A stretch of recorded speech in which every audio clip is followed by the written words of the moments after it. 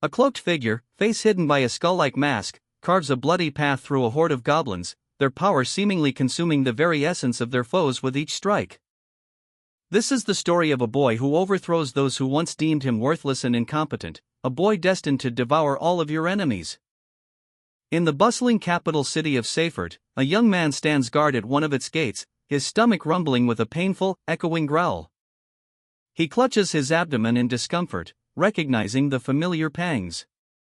The young man, Fate, curses his own ability, thinking to himself that the skill gluttony is quite active again today, lamenting what he perceives as a complete failure of a skill. After his shift, Fate is confronted by a group of holy knights led by Veric. She confirms he performed his duties, then contemptuously throws his wages onto the dusty ground, ordering him to pick it up. As Fate kneels to retrieve his coins, Veric viciously stomps on his hand, crushing it under her armored boot. She mocks him, remarking on how dirty his hand is. The bullying escalates as Veric and her companions begin kicking the downed Fate, calling him useless trash and telling him to be grateful for his job. Just as the assault intensifies, a powerful voice shouts for them to stop at once. The command comes from another holy knight, a young woman with long blonde hair. She stands authoritatively, declaring that their actions towards the people they are meant to protect are unbefitting of holy knights. Recognizing their superior, Roxy Hart, Veric and her group reluctantly depart. Roxy approaches the injured Fate, addressing him by name and asking if he is all right. He acknowledges her, noting that this kind of abuse happens often. Roxy tells Fate he doesn't need to thank her, explaining that as fellow gatekeepers and a holy knight, it is her duty. She offers to help if they bother him again, but as she speaks, Fate's internal thoughts reveal his despair, believing her help will ultimately be no good. Despite Roxy's intervention, Fate tries to dismiss her, insisting that she shouldn't bother with him. Internally, he believes she must not get involved with someone like him and should focus on her own path without distractions. Later, at a tavern, Fate eats a meager meal. The bartender, a kind man, asks about his hard day as a gatekeeper and suggests he eat some meat for a change, noting that Fate has forgotten what it tastes like. The bartender then offers a grim warning, telling Fate that at his current rate, he will end up like his predecessor. He explains that the only thing awaiting him after such hard labor is a bad end, and he prays Fate doesn't die from overwork. Walking through the city at night, Fate reflects on his 5 years of hardship and feels he won't live long. His thoughts are interrupted when he spots several hooded figures, whom he identifies as bandits, scaling the city wall in an area not visible from the gate. He realizes he must hurry and warn Roxy. Fate sprints back to the eastern wall and calls out to Roxy. He urgently informs her that bandits have infiltrated the city, though he admits he has no concrete evidence. To Fate's surprise, Roxy looks at him and states, "I'll believe you." She asks if he can guard the gate in her place while she deals with the threat, handing him her large weapon. Fate accepts, watching as she departs. While guarding his post, Fate anxiously listens to the sounds of battle, clanging, crashing, and shouting until they abruptly cease. Wondering if the fight is over, his attention is caught by the sound of approaching footsteps echoing from the dark corridor. A wounded, hooded figure stumbles into the light, gasping for breath. It's one of the bandits, attempting to escape. The man glares at Fate, who stands in his path. Fate resolves that he cannot let the man pass. Believing it would cause trouble for Roxy, who had placed her trust in him, he reasons that even he should be able to defeat a wounded opponent and lunges forward with the spear, driving the weapon through the bandit's back. The man coughs up blood and collapses. As Fate expresses his relief at having managed to defeat him, a dark energy begins to emanate from the fallen bandit's body. Fate watches in shock as a mysterious voice echoes in his mind, announcing, "Gluttony skill activated." The voice continues, stating that new skills, mind reading and appraisal, have been added to his status, leaving him to wonder if this power is a blessing or a curse. In this world, there are two kinds of people, defined by a single difference, whether or not they possess a special power granted by God. Those who receive a powerful skill battle monsters, gain levels, and become successful, while those without are relegated to the status of losers. This was supposed to be the established truth. Waking up, a young man named Fate Graphite realizes the events of the previous night were not a dream. He uses the appraisal skill, confirming his new status, level 1, with high stats and the skills gluttony, appraisal, and mind reading. Fate focuses on the mind reading skill, which allows him to read the minds of those he comes into contact with. This new understanding triggers a painful memory of being beaten, and he realizes the reason behind the assault. His introspection is suddenly broken as someone calls out his name, Fate. The voice belongs to a blonde female knight, Roxy, who rushes towards him with a look of concern. She takes his hands in hers, asking if he is alright and internally noting how pale he looks. Startled by his new abilities, Fate quickly reassures Roxy that he is fine. As she expresses her relief, his mind-reading skill activates, revealing her genuine gladness that he wasn't hurt in her intention to report the incident to her superiors. The sudden influx of her thoughts leaves him momentarily stunned. Regaining his composure, Fate makes a request. He asks Roxy to take all the credit for defeating the goblins. He explains that most of the fighting was done by her, and if word got back to Raffle that he had helped a holy knight, his situation would become much worse. Roxy agrees to his terms, but she insists that she couldn't have handled all the goblins without his help and feels she must do something to thank him. Internally, Fate worries that any association with him will only cause trouble for her. As her form of thanks, Roxy offers him a job working for her family, House Hart. She correctly deduces that he has no desire to continue working for the Verics for the rest of his life, leaving Fate surprised by her insight. Fate contemplates his two potential futures. On one hand, he could remain with the Verics and be overworked to death. On the other, he could accept a new, potentially rosy life working under Roxy, even though he feels it might bring her trouble. Deciding there is nothing to consider, Fate bows and formally accepts her offer, stating that he looks forward to working for her. Roxy beams, replying, "Me too." Having agreed to Roxy's terms, Fate is instructed to go to the Hart family's house the next day at noon. He accepts and walks away through the city streets, his mind already elsewhere. He contemplates the true nature of his unique skill, gluttony. He now understands that it not only causes a constant, gnawing hunger but also allows him to consume the souls of his defeated enemies, granting him their stats and abilities. The realization dawns on him: the more he kills, the stronger he will become. This newfound power ignites a desire for revenge against everyone who has ever looked down on him. Resolved to grow stronger, Fate determines that his first priority is to acquire a weapon. As he walks through the market, a friendly voice calls out, asking if he is looking for one.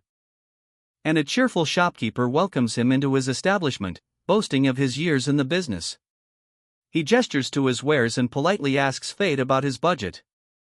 The shopkeeper's friendly demeanor vanishes instantly upon seeing Fate's meager funds. With a look of disgust, he scoffs that it was a waste of time trying to help someone so poor and dismissively shoos him out of the store. Humiliated, Fate Graphite reflects on his meager savings. After 5 years of work, he only has 2 silver coins to his name. The weapon shopkeeper, seeing his poverty, contemptuously directs him to a barrel of trash weapons, stating that's all he can afford. Looking into the barrel of rusted and damaged swords, Fate resigns himself, thinking it's better than having no weapon at all. Using his appraisal skill, he confirms his suspicions: most of the blades are on the verge of breaking. He pulls out a particularly grimy black sword, noting it's covered in dust and oil, treated like trash. He feels a sudden kinship with the neglected weapon, seeing it as a reflection of himself. A mysterious voice suddenly speaks directly into his mind, saying, "Hey you!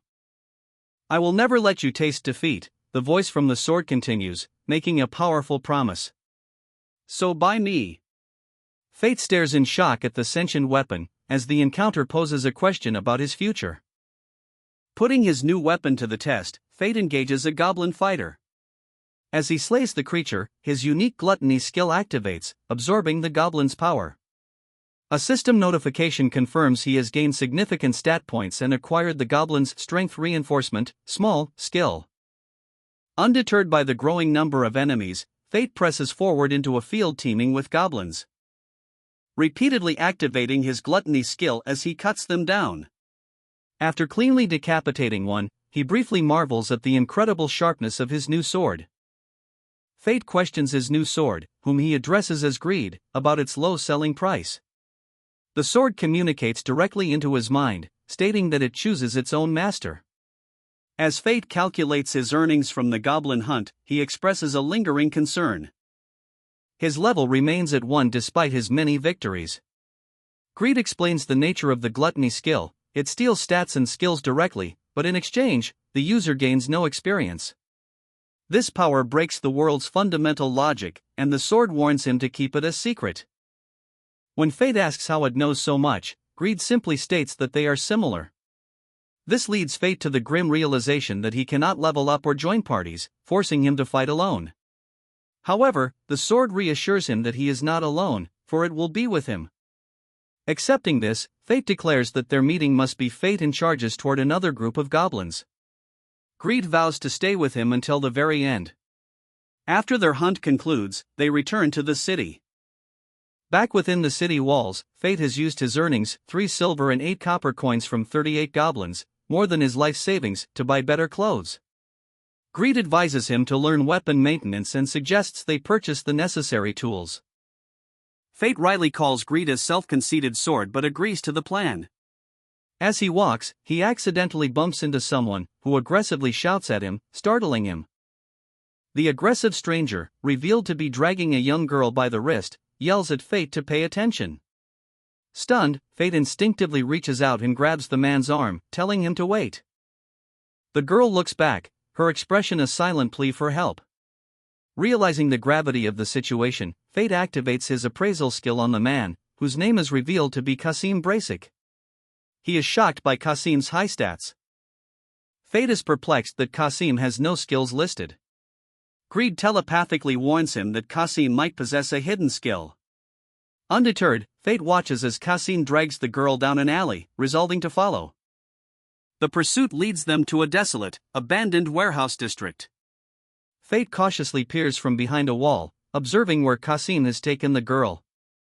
Greed advises Fate against intervening, stating that his opponent is formidable and he shouldn't overdo it.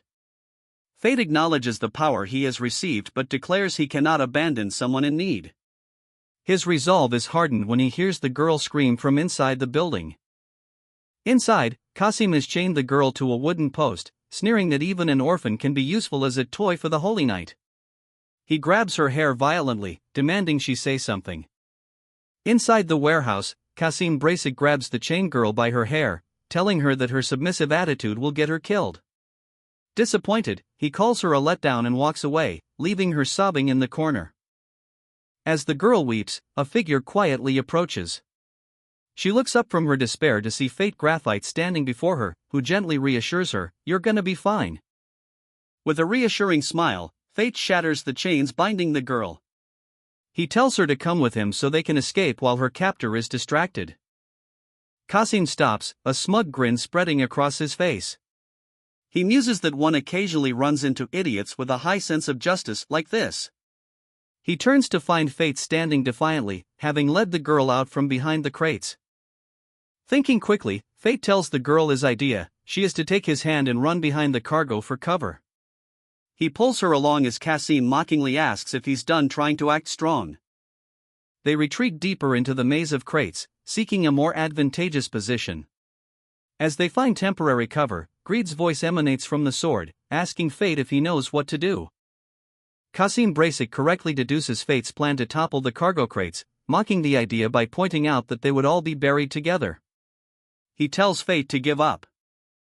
The kidnapper continues his taunts, explaining his cruel method: when a would-be hero appears, he kills them in front of the captive child, which makes the child obedient. As he speaks, Fate suddenly breaks into a sprint, charging directly at him. Kasim sneers, assuming Fate is simply attacking out of desperation now that his initial plan has been exposed. However, Fate internally confirms that this was his true intention all along. And before Kasim can react, Fate's blade strikes him down. The kidnapper stares in disbelief, unable to comprehend the speed and power of the attack that has mortally wounded him. Standing over the fallen man, Fate pins him to the ground and furiously demands to know the name of the person who hired him. With his last breaths, Kasim reveals the name of his employer, Berserk. The name is instantly familiar to Fate, who is stunned with shock and rage. Grinding his teeth, Fate realizes that the man he just killed, Berserk, was the mastermind behind the kidnapping. As the body dissolves, his gluttony skill activates, absorbing the man's power. A system notification confirms a massive increase to his stats and the addition of new skills: skills concealment, one-handed sword, and the art, sharp edge. Fate reflects on how dangerous the fight could have been if Chad had used his art. His thoughts are interrupted by the young girl he rescued. Realizing they are still in danger, he knows they must leave before Chad's accomplices arrive. And he leads her away, only to find a nun weeping nearby. The girl runs to the woman. As Fate watches them, his sentient sword, Greed, remarks on how unusual it is for him to act this way. Fate brushes it off, claiming he simply feels compelled to help other weaklings. Greed warns him that a life of looking out for others will only bring him strife, a path he is not in a position to walk. The warning strikes a chord with Fate, who resolves to return to his duties for Roxy's family. Suddenly, an imposing man in a uniform, Roxy's father, a high-ranking figure in the capital, appears, calmly asking if Fate is nervous. Before Fate can process the man's unnerving presence, the man wishes him luck, dismissing him as merely a weapon. Fate arrives at the gates of the Hart family estate, a massive and opulent mansion that leaves him in awe. As his stomach rumbles with hunger, he steels himself for his next task, greeting the head of the family. Before he can proceed, he is greeted by Roxy, who welcomes him back. Fate is momentarily stunned into silence, blushing at the sight of her in an elegant dress instead of her usual armor. And he shyly tells her she looks very pretty. Flustered by the compliment, Roxy explains that she sometimes wears dresses and invites him on a short tour of the grounds. As Roxy leads him on, Fate notices they are walking away from the main mansion. He follows her past a fountain and into a more secluded, wooded area, growing confused about their destination. She brings him to a stop before a lone gravestone marked with a sword and shield. Roxy solemnly explains that her father was slain 5 months ago while fighting the Imperial Dragon forces in the territory of Gaul. She elaborates that Gaul is a continent ruled by powerful demons, and the war to repel them has been difficult. Fate is struck with guilt, realizing that while he was consumed by his own struggles, he never noticed the profound pain Roxy was enduring. Seeing his expression, she gently takes his hand and tells him not to make such a face. To help her cope with her family's tragedy, Roxy asks Fate to stay and liven things up in the Hart household. He looks at her with determination and accepts the offer, stating he would be delighted. Sometime later, Fate is hard at work as a gardener on the Hart estate. An older groundskeeper calls out to him, suggesting he take a break. The other gardeners reflect on the week since Fate's arrival. They admit they initially found him strange for talking to his sword and were taken aback when he trembled while eating meat. Fate, mortified by their gossip, internally exclaims that it was his first time eating meat in 5 years. At that moment, his stomach lets out a loud growl, prompting the gardeners to ask if he has eaten lunch. He quickly lies, claiming he's just having a growth spurt. Just then, a maid arrives to inform him that Lady Roxy has invited him for tea. As he follows the maid, Fate reflects on his new situation. The job is fulfilling and the food is good, but despite these comforts, he clutches his stomach, unable to ignore the insatiable hunger caused by his gluttony skill. Internally, Fate struggles against the overwhelming hunger of his gluttony skill. He feels it spiraling out of control, fearing the pain will soon consume him entirely. The scene shifts to a garden table where he is having tea with Roxy Hart. She asks him what is wrong, explaining that he had been completely unresponsive to her calls. Fate attempts to deflect, claiming he is still not used to his new name. Roxy is unconvinced. She stares at him intently and remarks that he looks awfully pale. Her concern growing, Roxy stands from her chair and leans over the table, asking if he has a fever, and reaches a hand toward his forehead to check his temperature. The sudden proximity and gesture startle Fate, triggering a visceral, negative reaction. He violently recoils, knocking his chair over as he shouts that he is fine. Without another word, he lurches away, leaving his stunned Roxy to realize that something is deeply wrong. Immediately after fleeing, the overwhelming hunger from his gluttony skill causes Fate to feel dizzy and collapse. Roxy cries out his name in shock as he falls unconscious, internally cursing his skill. Fate awakens sometime later, groaning as he sits up in bed. He recognizes the surroundings as his own room and realizes someone must have carried him there. On his desk, he finds a note from Roxy, telling him to take the next day off. Touched by her concern, his thoughts quickly return to his worsening condition. Clutching his stomach, he addresses his black sword, Greed, noting that his hunger is growing stronger each day. Fate tells Greed he doesn't understand what's happening to his body, as he's never felt this level of hunger before. The sword responds, explaining that the die has been cast. Once the gluttony skill tastes souls, there is no turning back. It creates a vicious cycle. The more souls he eats, the stronger he'll get, but the more he'll want and need to eat. And if he can't satisfy the hunger, he will eventually starve, lose himself, and attack anyone in his path. Greed states that while a normal life is a fine desire, Fate cannot forget his purpose. The horrifying implication dawns on Fate: he would become a monster. To make him understand, Greed tells him it will teach him what he needs to know. It instructs him to look into the mirror and imagine his hunger reaching its absolute limit. As Fate grapples with the terrifying truth of his power, Greed's voice echoes with finality, stating once more that the die has been cast. Driven by the intense hunger of his gluttony skill, a hooded Fate graphite ventures into the city streets at night to hunt. He grimly notes his own changed demeanor, a new face for this new life. His path is blocked by 3 warriors who mock his worn equipment and presume his level is low. Calling him a trash newbie, one of them aggressively reaches out and grabs his hood, only to recoil in terror. Beneath the hood, Fate's eyes are glowing with an unnerving light as he pants from overwhelming hunger, causing the warrior to shriek in fear. Later, outside the city, Fate sits alone, recovering from the encounter. He reflects on the warrior's terrified expressions and chides his sword, Greed, for laughing too much at the incident. Greed explains that the warrior's fear was natural, as they were confronted by a man with a glowing red eye. Fate admits he was struggling to suppress the urge to attack them because they smelled delicious, a sensation Greed confirms is a side effect of the active starvation boost. Greed explains the full effects of the starvation boost. It provides a basic stat increase, the ability to detect prey by smell, and activates night vision through the reddened eye. As a side effect of the gluttony skill, it also instills a powerful craving for souls and paralyzes those with inferior stats with fear. Fate now understands why the warriors were so terrified of him. As he laments the money spent on equipment, Greed interrupts, stating the boost is merely a temporary power that raises the efficiency of devouring souls, and that Fate's new gear will soon see use. Looking out at the field of goblin corpses, Fate wonders aloud how many of them he needs to eat in order for the effects of the starvation boost to finally subside. Greed informs him that his hunger is too great to be satiated by mere goblins. He advises Fate to hunt a higher species, such as hobgoblins, and points him toward his next destination, the Western Forest, also known as the Hobgoblins' Forest. Upon arriving, Fate scouts his new prey, 2 hobgoblin fighters. He assesses their stats, confirming they are level 12 with significantly higher vitality and strength than regular goblins, and possess skills like strength buff, medium, and dual wielding. Driven by his insatiable hunger, Fate immediately engages the hobgoblins, decapitating the first one with a single, decisive strike.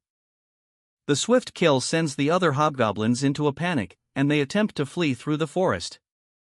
Fate relentlessly pursues them, cornering one and vowing internally, "I won't let you escape." After easily dispatching the small group, he notes that they are more valuable than goblins, but his hunger is still not satisfied.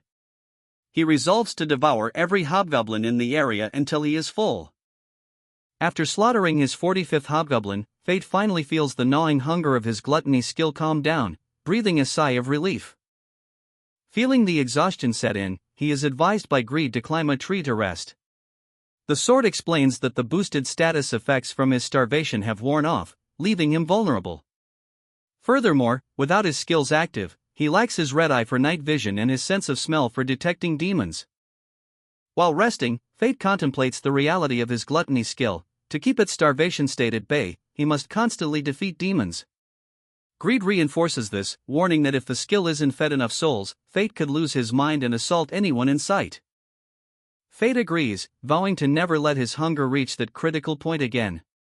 His resolve is abruptly broken by a sudden rustling sound from the nearby woods, revealing a gruesome sight, a monstrous, clawed hand holding a bloodied victim. Fate turns in shock, his eyes locking onto the shadowy figure responsible for the carnage. He is confronted by the towering silhouette of a massive, unknown creature, leaving him to wonder about the identity of this terrifying new threat. While traveling through a forest, a young man is startled by a massive creature, twice his height, that shakes the ground with each step. It is the first time he has ever seen such a being, and he immediately uses his appraisal skill to assess the threat. The appraisal reveals the creature to be a level 30 goblin king. Its stats are formidable, with strength at 24,000 and vitality at 21,000. Most notably, it possesses the skill auto-recovery. The young man, Fate Graphite, compares the monster's stats to his own. Despite being only level 1, his own attributes are remarkably high, nearly on par with the Goblin King's. Seeing the rare monster and coveting its auto-recovery skill, he decides to follow it. Unaware it is being watched, the Goblin King settles against a tree, casually snapping and crunching on a bone, a display of its raw, brutish power. While observing his target, Fate is repulsed to see one of the lesser goblins consuming what appears to be a human arm. The voice of his sword, Greed, chides him for his fear, explaining that to goblins, humans are merely treats. Greed instructs him to approach slowly and quietly. Acknowledging the command, Fate begins his stealthy advance on the resting Goblin King. With Greed's encouragement to go get him, Fate abandons stealth and dashes forward, his black sword raised to strike the unsuspecting monster from behind. And in a spray of blood, he successfully severs the Goblin King's arm at the shoulder. Fate feels a surge of triumph, believing his preemptive strike has succeeded. His victory is short-lived as Greed urgently screams at him to get back. A powerful shockwave erupts from the Goblin King's position, catching Fate completely by surprise. The Goblin King rises to its feet, seemingly unfazed by the loss of its arm. It turns to face Fate, its eyes filled with rage, revealing the true extent of its monstrous resilience. Roaring in fury, the one-armed Goblin King retaliates, swinging its massive club with enough force to shatter the ground, forcing Fate to desperately evade the devastating impacts. Greed warns him that he cannot win by running, and Fate acknowledges he must find a way to neutralize the weapon. Greed confidently dismisses the club as nothing and tells Fate to simply trust him. Stealing his resolve, Fate agrees, stating, "Okay. I'll trust you." In a desperate gambit, the Goblin King hurls its club through the air directly at Fate. The club lands harmlessly as Fate has already closed the distance. Greed shouts the command, "Now! Finish him," prompting Fate to dash forward for a decisive counterattack. Unleashing a powerful upward slash that smashes into the Goblin King's remaining arm, shattering the wooden club on impact. With the Goblin King disarmed and its remaining arm severed at the wrist, Fate stands ready to press his advantage. As the massive creature, roaring in agony, finally collapses to the ground, defeated.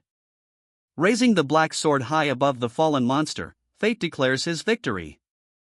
The gluttony skill activates, absorbing the Goblin King's power. A system notification confirms that immense stats have been added to Fate's status, and he has also acquired the auto-recovery skill. He reflects that he managed to win, somehow. Feeling an unprecedented sense of accomplishment, Fate is praised by Greed. The sword informs him that with the stats he has accumulated, they can now unlock its first form. When Fate questions this, Greed confirms that there will, of course, be a second and third form as well. Greed explains the conditions. Unlocking new forms requires a special mental state, more status points, and the sacrifice of all stats Fate has gained since meeting him. Fate is stunned by this revelation, realizing that to grow stronger with Greed, he must first give up all the power he just fought so desperately to obtain. Presented with Greed's ultimatum, Fate considers the paths before him.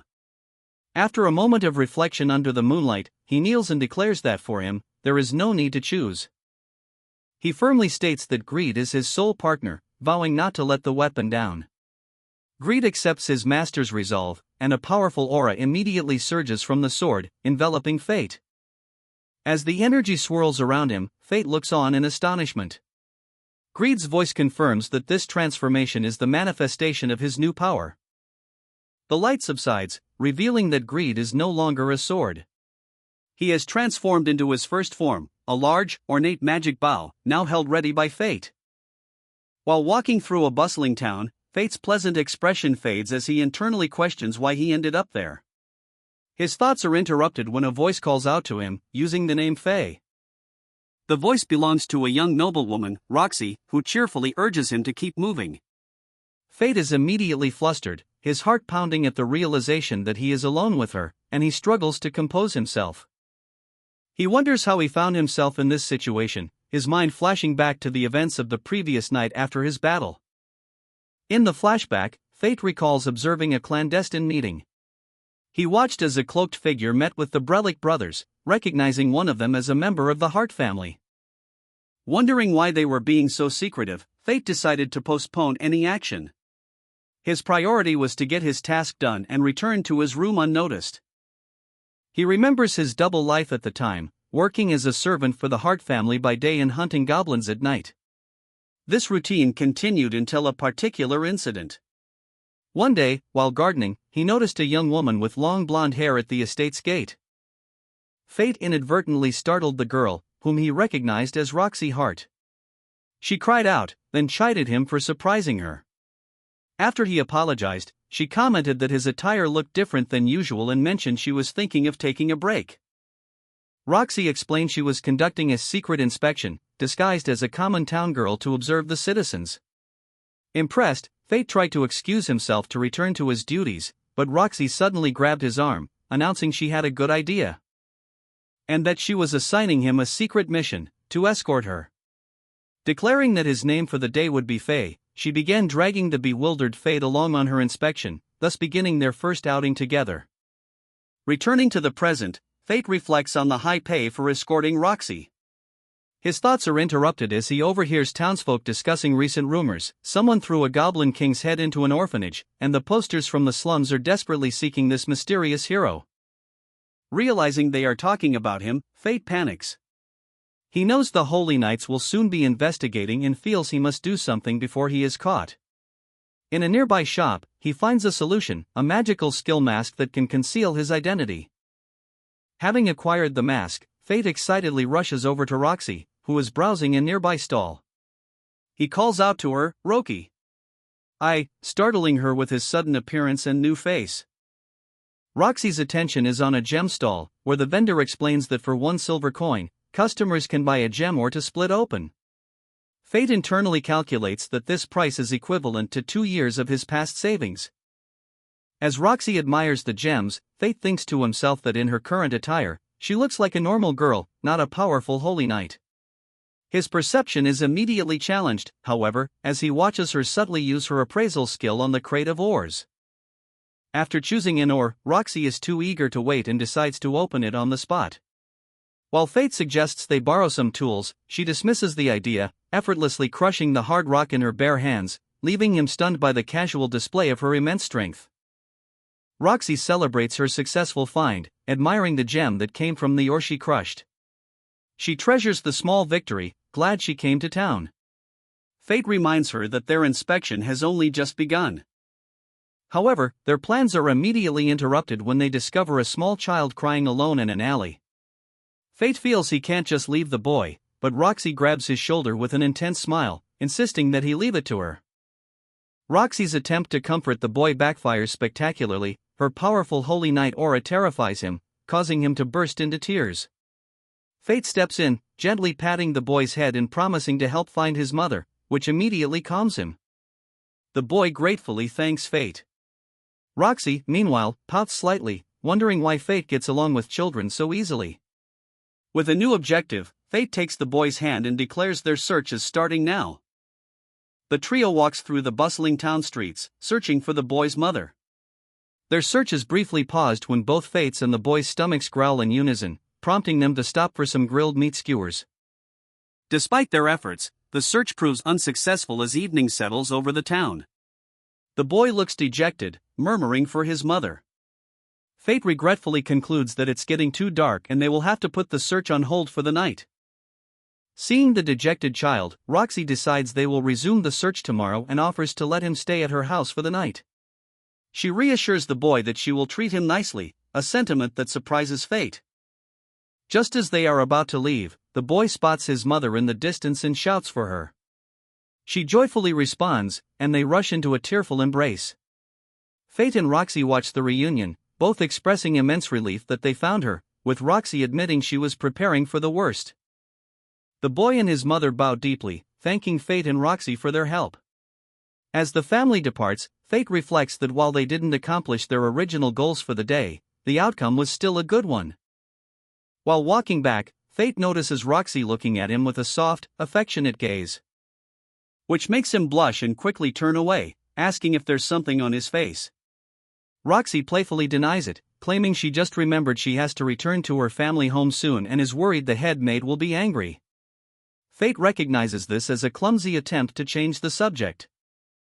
Roxy then earnestly asks if Fate will be with her when she gets scolded, and he immediately agrees. With the matter settled, they continue their walk home, and Fate silently wishes that these happy, peaceful days with Roxy will continue forever. Panic erupts in a field where a monster lies slain. A group of men, including a holy knight, recoil in fear from a hooded figure. They question if it's him again and wonder when the holy knights will take action, shouting warnings that he's here. This feared individual is known as Mukuro the Lich. As he continues to hunt and gain power, his shadowy figure, standing over a pile of defeated monsters, has become a symbol of terror. Beneath the skull mask is Fate. He reflects that he has been showing himself intentionally, making himself stand out to draw the attention of his true target, a holy knight named Hado, from the Veric family, who is renowned for monster subjugation. Later, traveling in a carriage, Fate appears flustered. His companion, a young blonde woman, observes that he doesn't seem very excited. When she asks if he dislikes the idea of visiting her territories, he gasps and quickly insists that isn't true, claiming he is looking forward to it. As they travel, Roxy notes Fate's interest in food. Fate, maintaining his cover, expresses great enthusiasm for helping with the harvest. Roxy explains that the rich land is the pride of the Hart family, cultivated over generations, but it also has its downsides. She reveals that every year, kobolds invade the land during the harvest season, and it is her duty to return and subdue them. Confident in her abilities as a holy knight, she assures a concerned Fate that there is no problem. Internally, the mention of kobolds piques Fate's interest. Suddenly, Fate's stomach growls loudly, a symptom of his gluttony skill craving souls beyond the goblins he has recently consumed. Roxy playfully teases him about his large appetite as their carriage approaches the Hart family estate. Arriving before a grand mansion, Roxy is greeted at the entrance by her mother, whom she chides for coming outside. Her mother, looking somewhat frail but feeling well that day, immediately notices Fate and asks who he is. Roxy introduces Fate as a servant she recently hired. Fate bows respectfully, giving his name. The woman introduces herself as Aisha Hart, welcoming him warmly. Fate is inwardly relieved by her friendly demeanor. Without warning, Aisha bluntly asks Fate if he likes Roxy, shocking him. She clarifies she is asking from the perspective of an employer, but the question causes Roxy to become intensely flustered, demanding to know why her mother would ask such a thing so suddenly. Addressing Aisha, Fate acknowledges the vast difference in status between himself and Roxy. Despite this, he places a hand over his heart and declares that he deeply admires Roxy and, if permitted, wishes to serve her until his life burns out. Overwhelmed by his earnest declaration, Roxy blushes intensely, fidgeting as she is unable to process her emotions. She quickly announces she is going to her room to rest and flees, leaving a confused Fate behind. Fate wonders if he said something wrong, but Aisha reassures him, attributing Roxy's behavior to exhaustion from the journey. She then pivots the conversation, explaining that in addition to her duties in the capital, Roxy has faced significant hardship due to the sudden change in family leadership following her father's death. Aisha continues, expressing pride in how Roxy has become a fine holy knight, trusted by many in the capital, and is also doing an excellent job as a lord. She then fondly reveals a secret from Roxy's past: she used to be a crybaby, much to Fate's shock. As Aisha recalls how even a small insect would make a young Roxy cry, she suddenly becomes dizzy.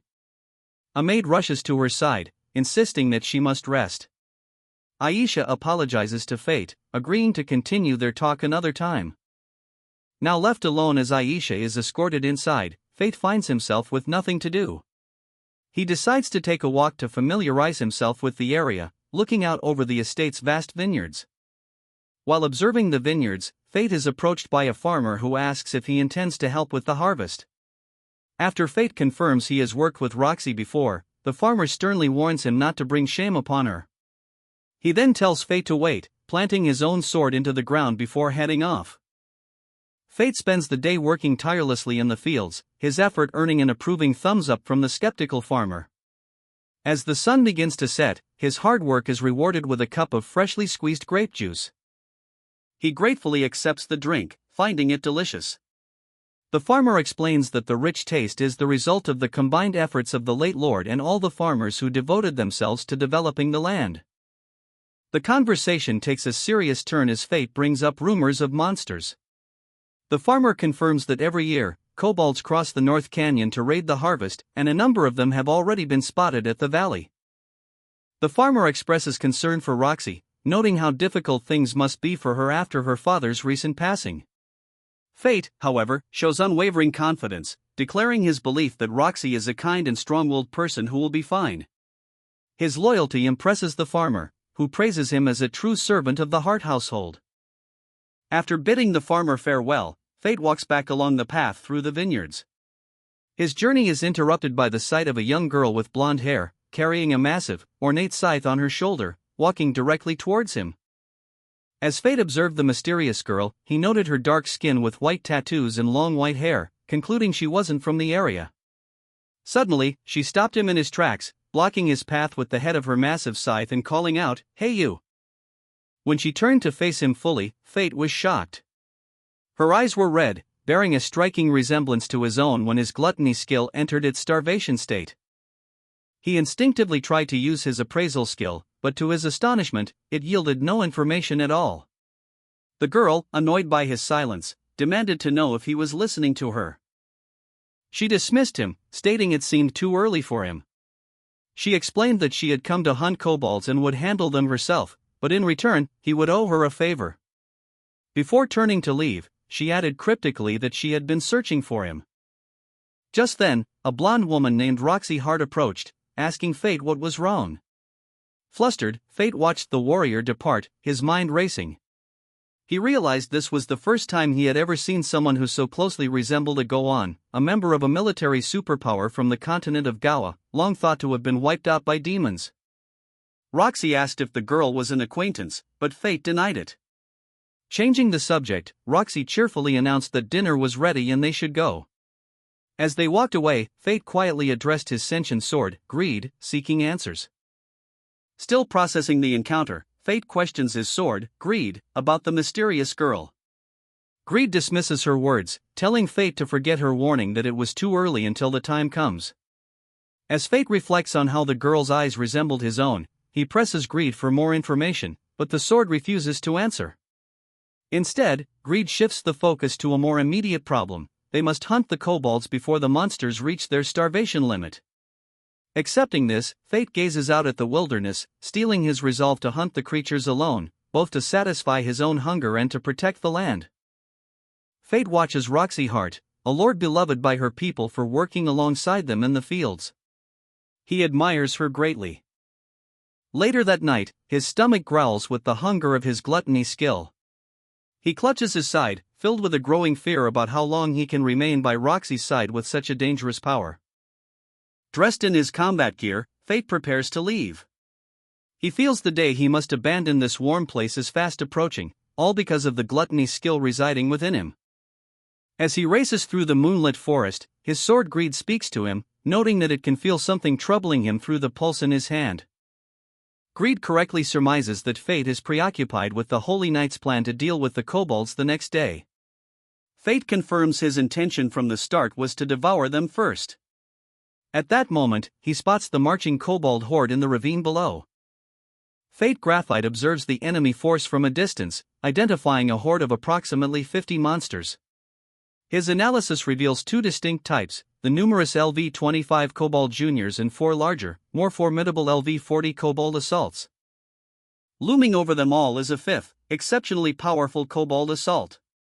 At LV-50, its stats dwarf the others, and it bears the unique title, the Harbinger of Grief. Fate immediately recognizes the immense danger this specific monster represents. He identifies the leader as a crown monster, a particularly strong variant. Fate understands with grim certainty that this horde is far too powerful for the local holy knights to handle, and that if he fails to stop it here, the entire territory will be annihilated. And while a glance at his own LV1 status confirms he cannot win in a conventional fight, his thoughts turn to Roxy Hart and the people she protects, reminding him of what is at stake. His resolve hardens with the declaration, "I can't let Roxy-sama die like that." He tells Greed they are moving out. When Greed inquires about his plan, Fate smirks, stating that it's simple. Standing poised to strike, Fate reveals his strategy: he will fight like a glutton would.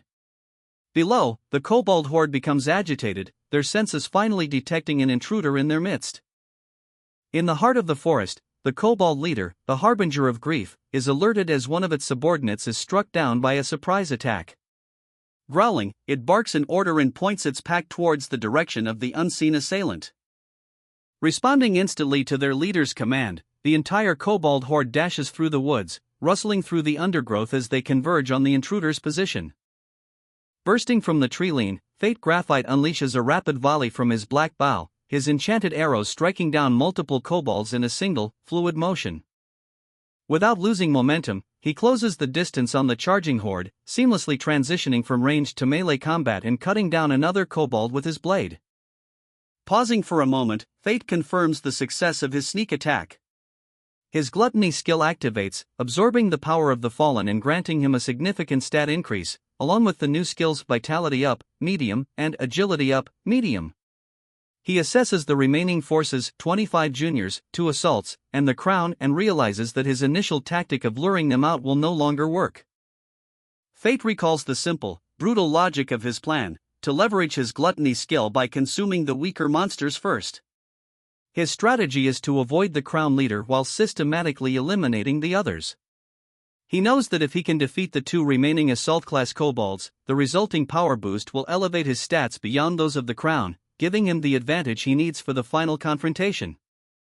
The harbinger of grief moves with blinding speed, its crowned head a blur as it lunges toward Fate.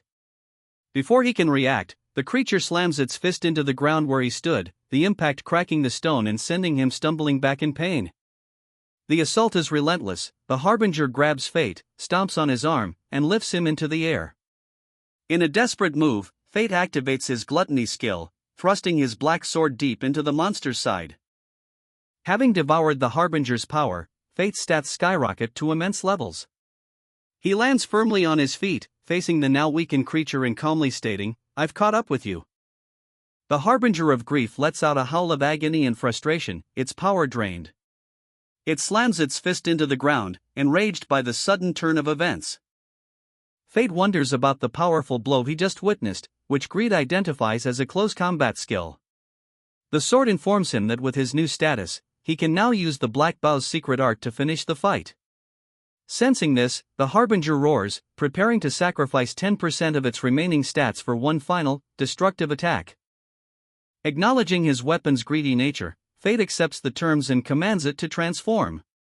The black sword morphs into an ornate bow of dark energy, which he draws back, unleashing a screaming, powerful projectile with the command, "Take it." Unleashing the Black Bow's secret art, Fate fires the bloody ptarmigan, a devastatingly powerful arrow of dark energy that engulfs the harbinger of grief in a massive explosion. The blast tears through the landscape, carving a massive trench into the sky and earth, leaving only crumbling remnants of the monster behind as Fate stands alone in the aftermath. Holding the intricately transformed bow, Fate addresses his weapon, Greed, who confirms his presence with a simple reply. Fate looks down the enormous path of destruction, realizing with some concern that the attack not only defeated the harbinger but also annihilated all the kobolds in its path. As he processes this, his gluttony skill activates to absorb the souls. A system notification confirms a massive increase to all his stats and the addition of the close combat skill. However, the influx of power is too much. Fate is suddenly struck by an overwhelming sensation, a throbbing feeling of intense exaltation that brings him to his knees. He clutches his head in agony, realizing the feeling is not pleasure but a descent into madness. Greed's voice warns him to bear the surge and swallow the power, lest something worse than the starvation mode emerges. Fate collapses, screaming as he fights the overwhelming influence of his own skill. At a desolate, rocky riverbed, a group of knights investigates the aftermath of a battle. They examine the corpses of goblins, noting they were killed by a combination of blade wounds and what appears to be a magic arrow. A blonde woman in ornate armor listens to their report, acknowledging that there seems to be nothing left alive in the area. Surveying the path of destruction carved through the landscape, the blonde knight is taken aback by the sheer scale of the carnage. She quietly wonders who could have been responsible for such an overwhelming display of force. Later, the blonde knight and her retinue arrive back at a large mansion. A young, dark-haired man greets her, welcoming her back. She responds that she is home. The scene shifts to an earlier moment, where the knight explains to the young man that he was fast asleep when she tried to wake him in the morning. He sheepishly apologizes, admitting that he only woke up at noon. The blonde knight, Roxy, reports her findings. They found battle traces and numerous kobold corpses, but no survivors. Overcome with emotion, she laments the destruction of the beautiful landscape and apologizes to the people of the territories. The dark-haired protagonist, Fate, nervously asks if she found the culprit, to which she replies that it's only a guess. Roxy speculates that the perpetrator was a Galian girl, citing rumors that Galians possess fighting abilities superior even to a holy knight. Internally, Fate is immensely relieved, silently thanking the unknown Galian for providing him with a perfect cover. Roxy decides they will wait 2 days to ensure the area is safe before she informs her people and they depart. After 2 days, their luggage is packed for the return to the capital. As Fate handles the last of the bags, a woman calls his name, asking for a moment of his time. He turns to see her approaching in the hallway. Roxy expresses concern for the woman, Aisha, who is suffering from a severe coughing fit. Another woman, her guardian, dismisses Roxy's worries. However, Aisha quietly tells her guardian that she feels she won't live much longer. Fate overhears this grim confession with a look of shock. Aisha's guardian explains to Fate that Aisha's eyes always light up when she is with him, and she asks him to become her support. Fate protests, saying he is just a mere servant, but the guardian insists that his position, status, and even strength are unimportant. Gently tapping his chest, she tells him the only thing that matters is the heart that wants to be with Aisha. Fate is left blushing and utterly bewildered by the profound request. Aisha's guardian attempts to ease Fate's concerns about his social standing, revealing nonchalantly that she was also born a commoner. She expresses her confidence in him, noting that despite her origins, she was still able to support her husband, who was a holy knight. Their conversation is abruptly interrupted by Roxy, who startles Fate by appearing suddenly. She questions what they were discussing so secretly, prompting Aisha's guardian to playfully ask if she is jealous. Flustered, Roxy insists she only came to check on Fate because he hadn't returned with the luggage. As Roxy and Fate prepare to leave, they exchange goodbyes with the guardian. She asks Fate to return whenever he is free and to give her his answer to her request when that time comes. Fate acknowledges her words as their carriage departs. While traveling, Fate reflects on the guardian's words that the heart is what's most important, but he is plagued by self-doubt. He questions if he, who hides his monstrous secret behind Roxy's kindness, truly has the qualifications to help someone like Aisha. His thoughts drift between his sincere desire to serve by Roxy's side forever and the wicked starvation that compels him to slaughter monsters. He feels trapped between these two conflicting aspects of his life. Suddenly, a voice echoes in his mind, taunting him that low-level monsters can no longer satisfy his hunger. A searing heat erupts in his eye, and Fate clutches his face in agony, realizing that his gluttony skill is finally undergoing a forced, painful evolution. As the pain from his gluttony skill intensified, a voice in Fate's mind, greed, identified his condition as a half-starvation mode. It was a clear warning that his time limit was approaching and he needed to consider his next actions carefully. Sometime later, having returned to the estate grounds, Fate spotted Roxy returning from the palace. He found it strange that she was still wearing her full armor, something she would normally change out of immediately upon her return. Curious about her unusual behavior, he followed her from a distance, only to find her sitting alone and somber before a gravestone marked with a sword and shield. Fate recognized that Roxy was clearly troubled by something that likely happened at the palace, but he knew she would never answer if he asked directly. Seeking a place to think, he headed to a local bar. At the bar, he was greeted by the owner, an acquaintance who expressed relief at seeing him, having thought him dead. The bartender was surprised to learn Fate was now a servant for the Hart household, but his expression turned grim. As he revealed the reason for his concern, the Hart household has once again been chosen for the perilous Galia's continent expedition.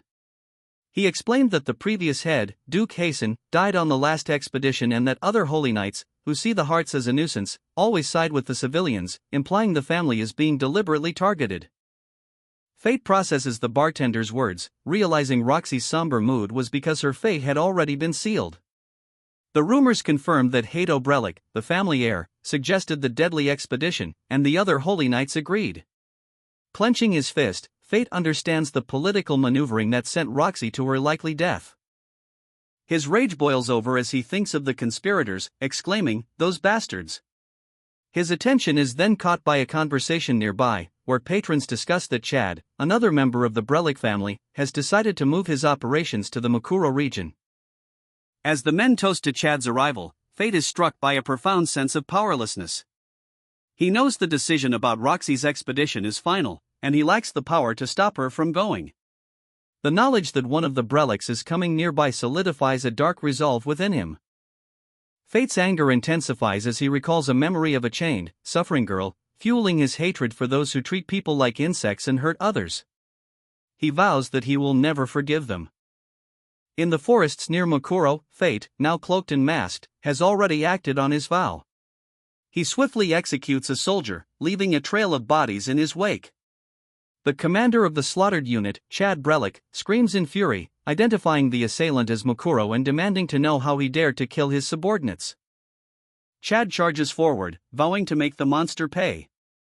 In response, the masked figure calmly states it's time to settle things once and for all, removing his mask. Chad freezes in disbelief, recognizing the face of the one he considered a weakling and questioning how he could possess such power. With a chilling smile, Fate declares his intention to begin his retribution with Chad Berserk. He stares down at the stunned Holy Knight, demanding an answer and highlighting the vast power gap that now exists between them. Sometime after his confrontation, Fate is seen traveling by wagon. A young, dark-haired companion inside the carriage notices him sitting pensively on the back and calls out his name. The companion asks if Fate is spacing out or feeling homesick. Fate denies it, clarifying that his thoughts are consumed by the memory of the night he fought Chad Berserk. The flashback shows the intense moment of their confrontation. Chad's face is a mask of fury and disbelief, while Fate wears a cold, confident smirk. As Chad, standing over the bloodied bodies of his men, demands to know how a thrash could wield such immense power. Fate coolly dismisses the question, stating he has no reason to explain himself, leaving Chad to groan in utter defeat. Enraged, Chad Berserk declared his identity as the second son of a noble family and a holy knight, questioning how Fate could get away with his actions. Fate calmly challenged him to demonstrate the power he was so proud of. A status appraisal revealed Chad to be level 30, with formidable stats and the skills Holy Sword and Strength Up, large, along with the Art Grand Cross. Fate mused that he would never lose to an artificial Holy Sword like Chad's. The skill's description noted it increased damage and allowed the use of high-power arts. Confident in his victory, Fate planted his own sword into the ground, preparing to face the Holy Knight unarmed. Seeing Fate's apparent arrogance, Chad charged head-on, incensed that a lowly peasant would face him so brazenly. He began to channel his power, screaming for Fate to vanish as he initiated his Grand Cross technique. As Chad brought his glowing sword down in a powerful overhead strike, Fate moved with impossible speed, appearing behind the Holy Knight in an instant and calmly stating, "Too slow." Fate deflected the blow with his sheathed sword before catching the blade of the Holy Sword with his bare hand, stopping the attack completely. Chad could only stare in utter disbelief at the impossible feat. With a condescending smirk, Fate advised Chad to improve his technique as he effortlessly snapped the Holy Sword in two. The terrified knight stumbled backward, his weapon and his pride shattered, as Fate began to walk toward him. The flashback continues with Fate looming over the terrified Chad Berserk. His calm demeanor has vanished, replaced by a cold fury as he tells the fallen knight that it's time for his favorite educational guidance stance, stating that a bad dog needs to be punished. The sounds of a brutal, one-sided assault echo through the forest as fate unleashes his rage upon Chad, leaving the holy knight battered and bleeding. Fate holds him aloft by the throat as Chad weakly begs him to stop, but Fate is incensed, questioning how he dares to even speak. Fate's inner thoughts reveal the source of his rage. Chad and his ilk treated others like insects, even kidnapping and torturing a young girl. Most grievously, he blames trash like Chad for causing Roxy-sama to be sent to the land of death. Demanding to know what they did after he gave them a warning, Fate abruptly shoves off the ground, launching himself high into the air to create distance from his target. From afar, he prepares a devastating attack, relishing the feast to come. He notes that the 3 shots he is about to fire will consume 30% of his status, unleashing the blast upon the horrified Chad. In the dark forest, the immense power Fate unleashed slams into the ground, leaving a trail of destruction, pinning the grievously wounded Chad Brelic against a massive boulder. As Chad mutters about that girl, Fate stares back with a cold, unwavering gaze. Fate reflects on his motivation, questioning if this is truly revenge for Roxy. He recalls her selfless nature, certain she would sacrifice her own life for the kingdom and its people, bearing her burdens alone. He remembers Chad's desperate pleas, his promises to change his ways and apologize to Roxy. Fate's internal response is absolute: it doesn't matter. Chad's repentance has nothing to do with Roxy-sama. With a furious expression, Fate declares that this revenge is his alone and activates his gluttony skill to deliver the final blow. The memory fades, and in the present, Fate examines the result of that battle. His weapon has taken a new form. He identifies it as a scythe, its second form, which possesses a curse allowing it to cut anything. Realizing he must return soon, he resolves to test its power at a later opportunity. The next day, Fate reflects on his actions. He admits to himself that while he used Roxy's status as a justification for killing Chad, the thought of Chad's status flowing within him made him shudder. He realizes that as he is not a holy knight, the palace would never have accepted him, and he would not have received the holy sword skill. His thoughts drift back to the day Roxy-sama departed from the Hart estate. As a mere servant, all he could do was bid her farewell from a distance, watching as the other staff members murmured their belief that she would not be coming back. Now, possessing a new, darker power, Fate resolves that while he cannot reveal his identity to her, he can still support her from the shadows as a warrior. After saying a difficult farewell to the people who had taken care of him, Fate sets out on his own path, intending to travel south to Galia. He solidifies his new purpose: he will protect Roxy with his own strength. Traveling with a merchant caravan, Fate eventually arrives at the southern logistics bastion of the kingdom, the city of Tetra, where all the local products of the southern area are gathered. He notes that the city hasn't changed much, recalling that he passed through here 5 years ago when he was banished from his hometown on his way to the capital. His stomach growls, prompting him to decide his first course of action: find a bar to eat and gather information. Upon arriving in the city of Tetra, Fate witnesses a commotion. A man is violently thrown out of a building, with another shouting that no one will accept a subjugation quest for such a tiny reward. The desperate man on the ground pleads for mercy, crying that his village will be doomed without aid. His gaze then lands on Fate, and he questions who he is. The man, Sito, recognizes the cloaked figure, calling out Fate's name. Fate internally reflects that it has been 5 years. Sito confirms it has been a while, his weary expression a stark contrast to his younger self as he laments how much everything has changed in that time. Fate recalls his past, beginning with his hometown, a poor village sustained by cultivating herbs. His mother died shortly after his birth, leaving him with only his father, who protected the village from monsters with his spear skill. Despite Fate possessing what was deemed a useless skill, his father's status allowed him to remain. However, his father eventually succumbed to illness and died.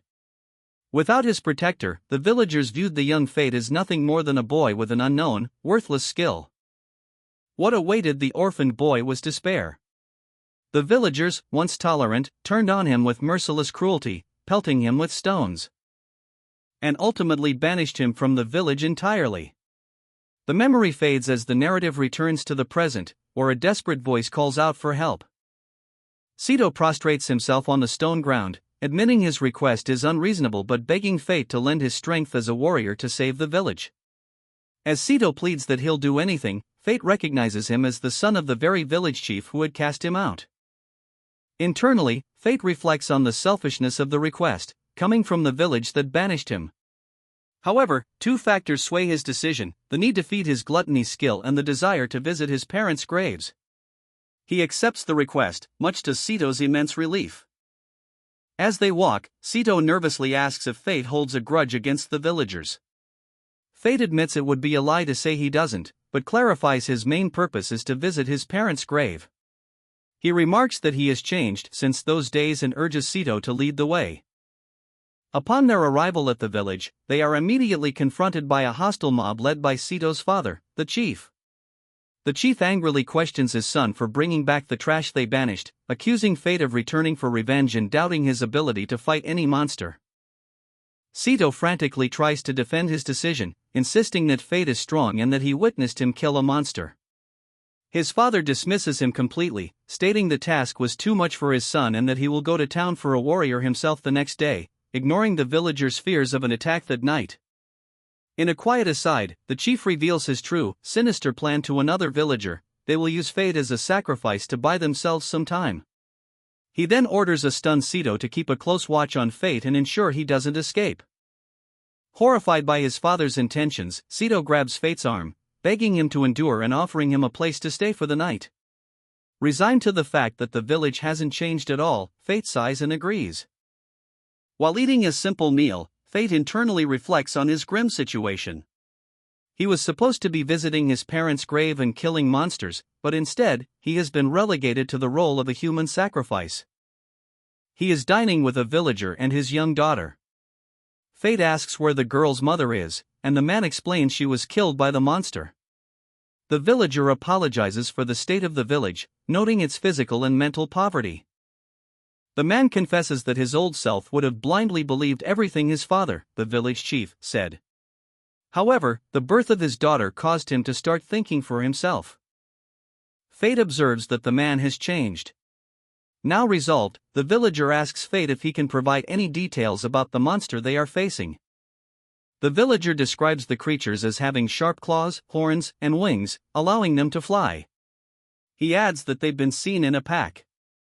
Fate identifies them as gargoyles, realizing they are intelligent creatures that first observe in small numbers before the entire pack attacks to destroy their target. As night falls on a moonless, cloudy sky, Fate wonders when the attack will come, speculating it could be that very night. His thoughts are interrupted by a scream and a loud explosion outside, confirming the assault has begun. He immediately orders the family to stay inside the house as he prepares to confront the threat. Fate surveys the chaos as swarms of gargoyles descend upon the burning village, their fallen comrades already littering the ground. He questions the scene before using his appraisal skill on one of the creatures, identifying it as a level 27 gargoyle Noah with the fire bullet skill. As he processes this, the voice of his weapon, Greed, warns him not to get distracted and reminds him to use the scythe. Fate deftly dodges incoming fire bullets as Greed explains the scythe's true power: the ability to erase a phenomenon upon activation. Fate realizes this makes it incredibly effective in magical battles, and notes that the gargoyles seem to be aware of this weakness. Adapting their strategy, the gargoyles shift their focus, targeting a specific building, Kato's house, with a combined, wide-area fire attack. Fate sees their clustered formation not as a threat, but as an opportunity. Greed asks if he intends to use a specific powerful technique, and Fate confirms with a determined shout. He leaps forward, charging towards the house and beginning a massive, sweeping motion with his scythe. Unleashing a devastating horizontal slash of dark energy that not only carves through the gargoyles' collective fire attack but also slices through the entire group of monsters in a single, decisive blow. As the wide arc attack concludes, the gargoyles disintegrate into scattered black particles. Fate observes with satisfaction that he eliminated them all in one go, a fact Greed confirms. With the lesser monsters gone, Fate realizes what's left. The pack leader. A massive, muscular gargoyle with large wings descends, letting out a series of howls. A system interface identifies the creature as a level 47 gargoyle Neo, possessing high stats and the skills Fire Bullet and Fire Resist. The pack leader, a gargoyle Neo, reveals its formidable stats. At level 47, it possesses skills like Flame Bullet and Flame Resist. Fate watches it intently, anticipating its first move. The gargoyle unleashes a massive, desperate attack, channeling a huge sphere of fire and charging directly at Fate, relying on its innate resistance to flames. Fate smirks, unimpressed by the long-range assault. He calmly raises Greed, confident that he can erase the attack before it reaches him. And with a single, precise swing, he cleaves the fiery projectile in two, the force of his attack continuing onward toward the shocked gargoyle. The follow-through from Fate's slash not only dissipates the flame bullet but also cleanly severs the gargoyle Neo's arm, leaving the creature maimed and reeling. Standing over the defeated gargoyle Neo, Fate declares that it looked down on the power of the Black Scythe. The gluttony skill activates, absorbing the creature's essence and granting Fate a massive increase in all his stats: vitality, strength, magic, spirit, and dexterity. Despite the victory, Fate looks upon the smoldering ruins of the village with a sense of melancholy. He reflects that even for a place like this, it feels lonely now that it's gone. He makes his way to a quieter, wooded area that he has cleaned up. Kneeling down, he places some flowers he has gathered and quietly announces, "I'm back." The location is revealed to be the graves of his mother and father. As he looks at the headstones, he begins to reminisce about his dad, a person who always kept smiling, even after his mother died and he had to raise Fate alone. Fate understands now that his father's smile was for his sake, a wish for his happiness. He recalls his father's advice: no matter how hard it is, if you keep smiling, one day, happiness will come. Fate reflects on the 5 years of hardship and frustration he has endured since. Now, standing before the graves in the present, he feels he can finally speak to his father again. As Fate walks away from his parents' graves, he is approached by a surviving villager named Sito. Sito asks if Fate is truly fine with leaving the village behind. Fate explains that with the village destroyed and so few survivors, rebuilding is impossible. Sito reveals his own father is dead and that he must now go to town to find work for his daughter's sake. He grips Fate's shoulder, his expression hardening with resolve. Suddenly, Sito asks Fate to punch him. He bows deeply and pleads, insisting that he needs this to settle his mind and move forward. Greed speaks to Fate telepathically, advising him to just hit the man, explaining it is a matter of pride. Fate hesitates, realizing that a punch with his full strength would undoubtedly kill Sito. After a moment of consideration, he decides he can hold back sufficiently and agrees. Sito braces himself, telling Fate to clench his teeth and hit him with his whole heart. Fate's fist connects with a powerful crack, the force of the blow sending Sito's body tumbling violently through the air. Despite his attempt to restrain his power, Fate is shocked by the result and momentarily fears he may have killed the man. A young girl calls out to Sito in concern. However, the man pushes himself up from the ground, wiping his bruised face and managing a pained smile. His resilience and expression remind Fate of his own father, leaving him momentarily speechless. Having resolved his conflict with the villager Sito, Fate shakes his hand, promising to take care of his daughter. Sito, in turn, wishes him well on his journey. Sometime later, Fate is serving as a guard for a merchant's carriage, feeling bored from the lack of action. The driver, a skeptical older man, questions if a young kid like him is truly strong enough for the job. Fate confidently replies that he is, at least stronger than a novice holy knight. The driver laughs at his bravado but then grows serious, warning Fate to never say such things in the next city, which is the territory of the holy knights. He explains that such talk is considered blasphemy, and they would both be executed if overheard. Greed telepathically suggests that fighting a holy knight would be a good way to test their skills, but Fate immediately dismisses the idea, fearing they would be relentlessly hunted. The driver, overhearing Fate's muttered refusal, flinches and begs him to be careful as they continue on their way. Suddenly, a group of bandits blocks the path, demanding the travelers stop and surrender their belongings. The terrified driver grabs onto Fate in a panic, mistakenly calling him "my dad." As the bandits laugh at the scene, Fate calmly assesses the situation and, with a single push, launches himself from the carriage. Soaring high into the air towards the cliff where the bandits stand. While the driver continues to panic, the bandits look up in disbelief, surprised by the boy's sudden and aggressive counterattack. Fate crashes to the ground with an earth-shattering impact that sends the bandits flying. Stunned by the force of his own landing, he finds one of the dazed bandits has landed directly on his back. Before he can react further, a blonde woman wielding a massive, ornate scythe appears through the dust cloud. With a calm, focused expression, she looks toward Fate and declares, "Found you." Fate recognizes her as the infamous red-eyed Galian. The woman approaches the carriage and tells the driver she needs to ride along, framing it as a favor she is owed for saving them. Ignoring Fate's protests, she boards the carriage. Now inside the moving carriage, the woman ignores Fate's questions and instead asks for his name. He introduces himself as Fate Graphite, to which she responds with a startling question, confirming if he is Fate the Gluttony. Fate is utterly shocked, his mind racing as he wonders how she could possibly know about his secret skill. The woman then turns to him and formally introduces herself, "I'm Mine the Wrath. Nice to meet you." An artistic depiction shows Fate in his hooded combat attire, wielding the formidable scythe Greed with an aura of dark power. A somber memory or thought surfaces for Fate, showing him standing before two weathered gravestones, a hint at a past loss that drives him. Inside the carriage, Fate sits beside Mine, contemplating her sudden appearance and knowledge of his secret skill, while she remains composed and observant. Mine is shown in full detail, her striking appearance marked by intricate tattoos and the formidable polearm she carries. Upon arriving at their destination, a large town governed by a holy knight, Fate is immediately struck by the oppressive feeling emanating from its high white walls. He senses a suffocating atmosphere of rejection and speaks to his weapon, Greed.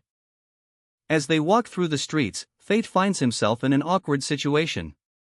Mine has fallen asleep, forcing him to carry her on his back, which draws whispers and stares from the local townspeople.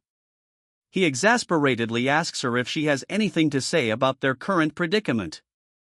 Internally, Fate laments having to carry Mine, realizing that waking her forcefully would likely result in her destroying the town in a tantrum.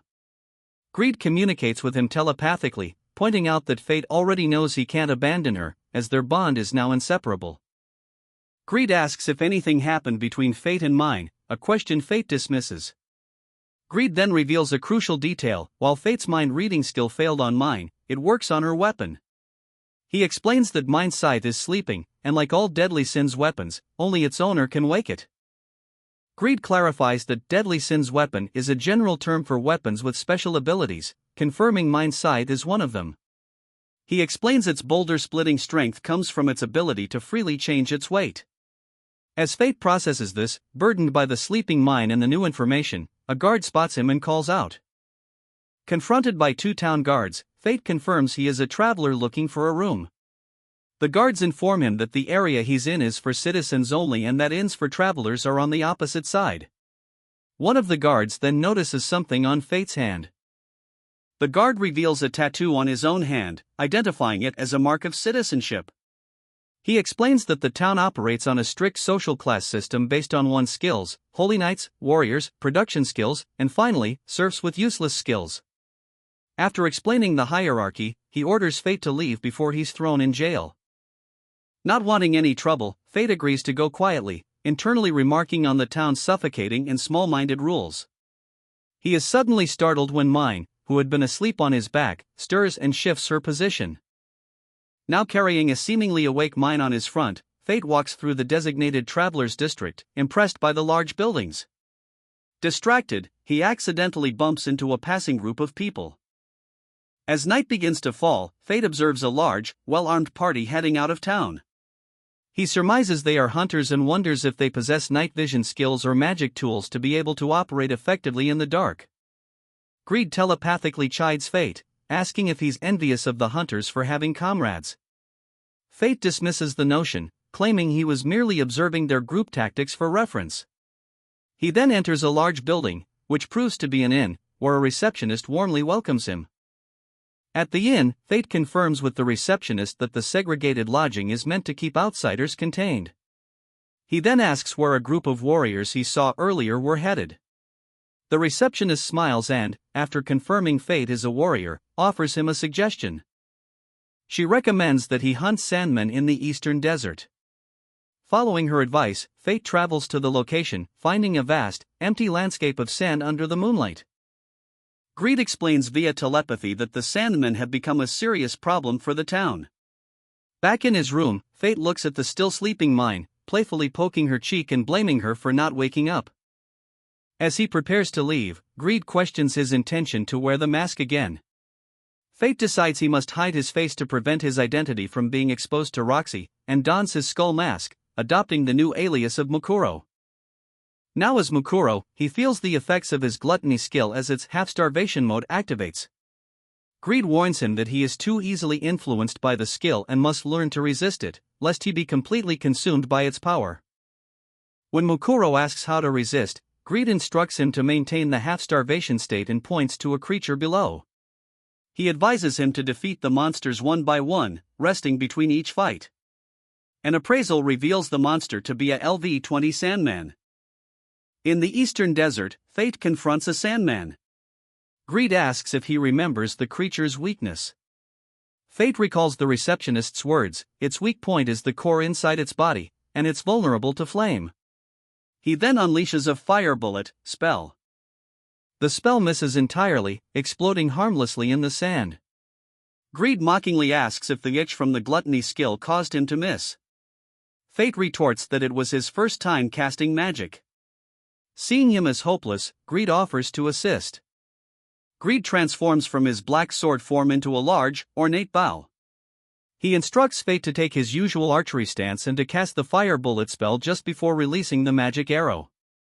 And following the instructions, Fate looses a flaming projectile that streaks across the sand and strikes the Sandman directly, causing it to detonate. As the creature is consumed by magical fire, Fate expresses his amazement that his magic was successfully added to the arrow. Greed boasts confidently as a system message announces, "Gluttony skill activated." Fate feels a surge of power as his stats are massively increased, and he is notified that the skill, Spirit Up, has been added. Greed asks if the hunger has calmed down, and Fate confirms it has. He decides to take a break before hunting the next one. Fate resolves to undertake Greed's harsh training plan, to suppress his gluttony skill and maintain a half-starvation mode to grow accustomed to the hunger. Believing only in Greed, he prepares himself for a long night in the desolate desert. Several hours pass, and the training takes its toll. Fate is mentally and physically exhausted, feeling an intense thirst that can only be slaked drop by drop. Greed notes that for his first time, he is doing well. Panting, Fate asks if they can stop, worried that pushing himself too far will cause him to go berserk. Greed confirms this is a real danger that will happen if he's consumed by the skill, stating it will be their next task to manage. Suddenly, Fate's senses, sharpened by the hunger, pick up a scent on the wind. Greed observes that the training has already yielded results, allowing Fate to distinguish the smell of monsters. Fate locates 3 Sandmen to the north, calculating he'd need about 30 to be satisfied, but then abruptly turns and sprints in the opposite direction, startling Greed. Fate explains that he senses the group of warriors they saw earlier struggling against a powerful opponent, a crown monster, the exact main dish he was looking for. As Greed questions if he intends to save them, Fate dashes off toward the conflict. He coldly clarifies that he has no intention of saving anyone. With his half-starvation training complete, his only desire is to satiate his hunger by consuming the powerful monster, which he views as his main course. A party of warriors is on the verge of collapse. One man is pinned under a massive sword strike while another clutches a wounded leg. Their leader, despite being urged to flee, adamantly refuses to abandon his comrades. They are completely overwhelmed by a powerful crown monster. The warriors feel there is nothing they can do against such a strong foe, and even their leader admits his shield is at its breaking point. Suddenly, the ground begins to rumble and shake violently, catching both the warriors and the monster by surprise. As a mysterious, dark-clad figure lands with immense force in the middle of the battlefield. The warrior leader cautiously asks if the newcomer is there to help, but the masked man coldly tells them all to get away from here. He declares, "This one's mine," and charges toward the beast, ignoring the leader's frantic warning that he cannot possibly defeat it alone. Inside his mind, the man has a conversation with his weapon, Greed, who advises using the black sword for the upcoming close combat fight. The warrior confirms this is his plan, stating he needs to practice his close quarters tactics. Greed identifies their opponent as the one surrounding the sand, a LV-60 monster with immense vitality and strength, warning him not to underestimate it. Fate Graphite nimbly dodges the massive, ground-shattering blows of the one surrounding the sand. Within his mind, Greed advises him to leap back and maintain his distance. The monster suddenly launches a piece of its own body as a projectile, catching Fate off guard and injuring him. Greed chastises him for underestimating the creature, revealing that its entire rock-like body functions as its core. Despite the wound, Fate grins, relishing the challenge as good practice. Greed instructs him to keep dodging and aim for the core, just as the monster unleashes a new ability, sand magic, swirling around them. Fate presses his attack, slicing through the monster's arm and successfully exposing its core. Seeing the opening, Greed yells for him to run it through and finish the fight. Preparing a powerful scythe attack, Fate channels 10% of his stats, but the monster counters by creating a sand vortex to trap him. Greed declares that 10% is insufficient and demands he commit over 20% of his power to break through. Fate agrees without hesitation, deciding to use 20% of his stats and imbue his attack with the fire element, causing a massive surge of energy to erupt from his weapon as he prepares to strike. With the battle concluded, Fate staggers under the strain of his activated gluttony skill. A system notification confirms his victory. He has absorbed the monster's power, gaining sand/dust magic and a colossal boost to all his stats. From within his mind, Greed comments that Fate has finally learned how to fight properly, sacrificing his stats without hesitation to achieve victory. As the effects of the gluttony skill subside, Fate wipes his face, noting that the fight felt similar to his battle with a crown monster. His relief is cut short when he turns and sees a large crowd of warriors has gathered, having witnessed the entire spectacle. He worries about how to explain the immense destruction he caused. Instead of fear, the crowd erupts in cheers. They surround Fate, praising his impressive display of power. One warrior identifies the defeated creature as the boss monster that had plagued the region for 100 years. Seeing the massive monster core, they offer to help him transport it back to the city. A red-haired warrior named Mine steps forward, clapping a friendly hand on Fate's shoulder and offering their help as a small thank you. Fate accepts the assistance. Mine rallies the group, announcing that if they leave now, they can make a triumphant return to the city by dawn. Sometime later, Fate awakens with a groan in a room at an inn. He vaguely recalls returning at dawn and collapsing onto the bed from sheer exhaustion. He notices a mirror on the floor and hears someone laughing, wondering what's so funny about his face.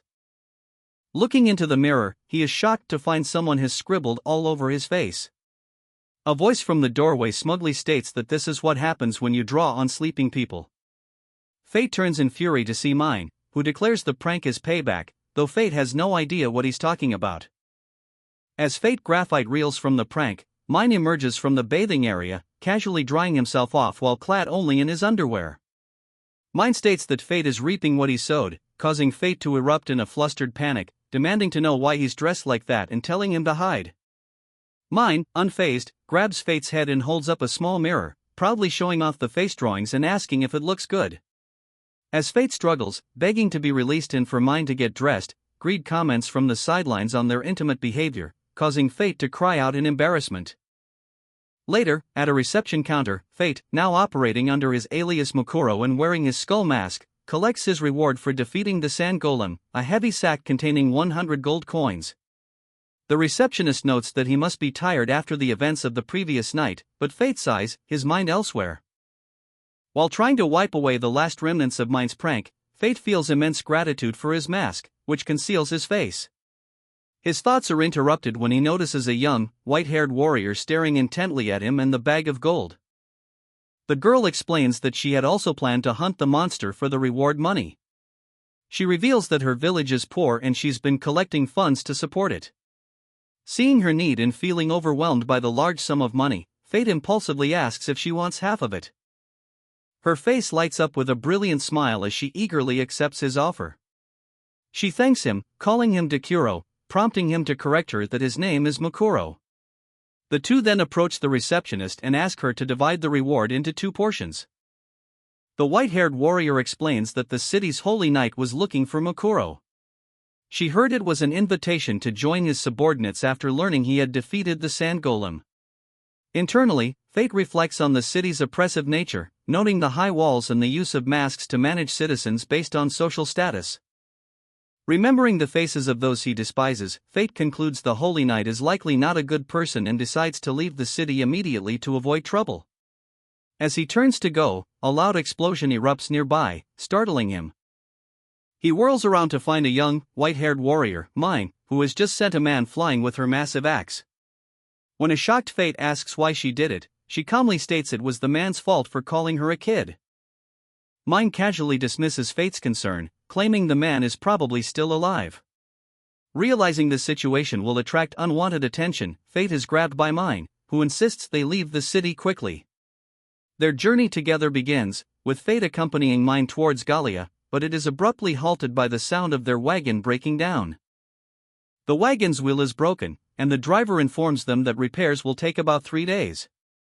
Fate agrees to pay for the repairs, relieved that they are close to a village. Mine yawns, unconcerned by the delay as long as Fate continues to help her. He observes her carefree attitude and tells her to arrange for a place to stay in the village. He then decides to explore the area himself while they wait. While waiting for the wagon repairs, Fate observes the quiet village, noting its peacefulness. He consults a map, realizing their location is precariously situated between the territories of Galia and Seifert, which makes the village's tranquility all the more unusual. Fate surmises that a powerful individual must be protecting the village. Deciding to enjoy this unexpected day off before dealing with the troublesome favor that is Mine, his brief moment of relaxation is cut short as a voice calls out to him, welcoming the young warrior. An older, white-haired man in a formal military coat suddenly appears, drawing his sword. He introduces himself as Aaron Barbados and, without any preamble, asks Fate if he would like to have a duel, leaving the young warrior utterly bewildered.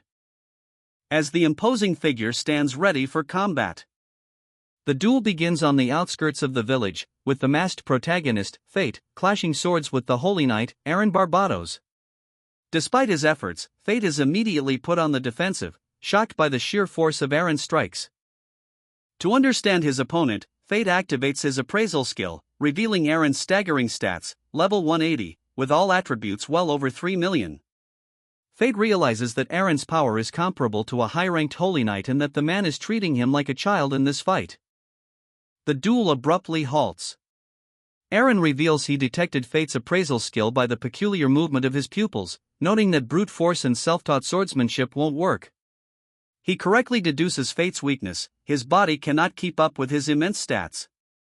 With this assessment made, Aaron proposes a condition for allowing Fate's friends to stay in the village. Aaron's condition is an offer to train Fate during his stay. Though suspicious of the old man's motives, Fate recognizes it as a great chance to learn how to properly fight. He accepts the offer, and the two shake hands, sealing their agreement. Fate clarifies that he is only staying for 3 days. Aaron accepts this and offers to guide him to his home. The chapter is titled Night of the Dusk, introducing a new, unknown young woman alongside Fate and Aaron. At a secluded house, the mysterious young woman sits wearily by a tree. In the distance, she watches as Aaron approaches, carrying an unconscious Fate over his shoulder. The training begins with intense, bare-handed combat.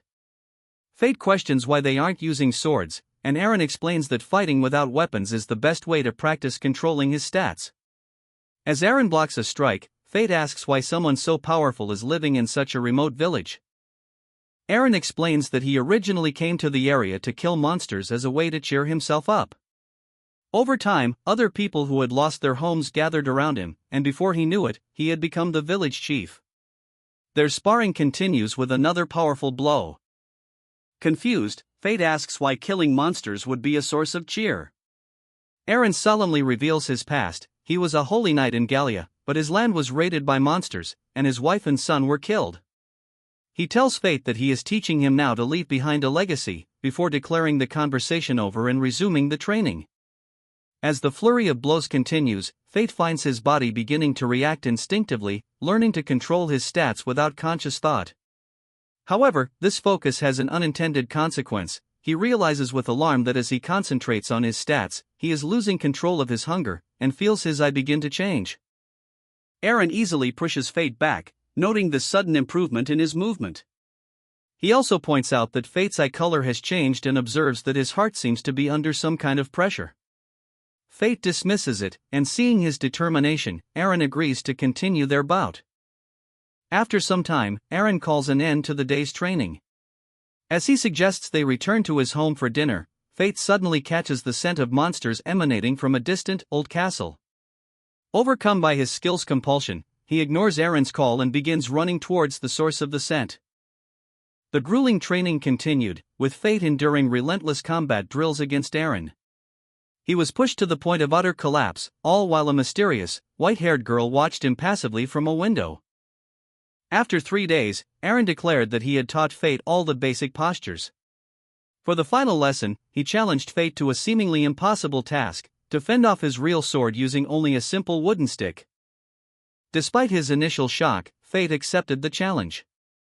As Aaron prepared to strike, Fate focused his mind, recalling his training to predict the sword's angle and trajectory, intending to let the blade slide along the edge of the stick.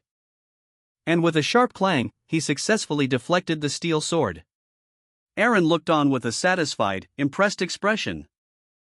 Aaron explained the core of the lesson: the stick would break with excessive force, so Fate had to learn to control his strength and parry with minimum effort. Having grasped this crucial concept, Fate bowed deeply, thanking his mentor for the training. Later, at a farewell meal, Aaron confirmed that Fate would be leaving for Galia the next day.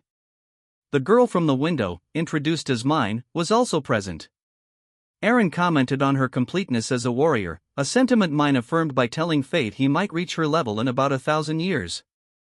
As Aaron and Mine discuss the limits of humanity, with Mine noting 1,000 years is too long for her, Fate questions if they are even human.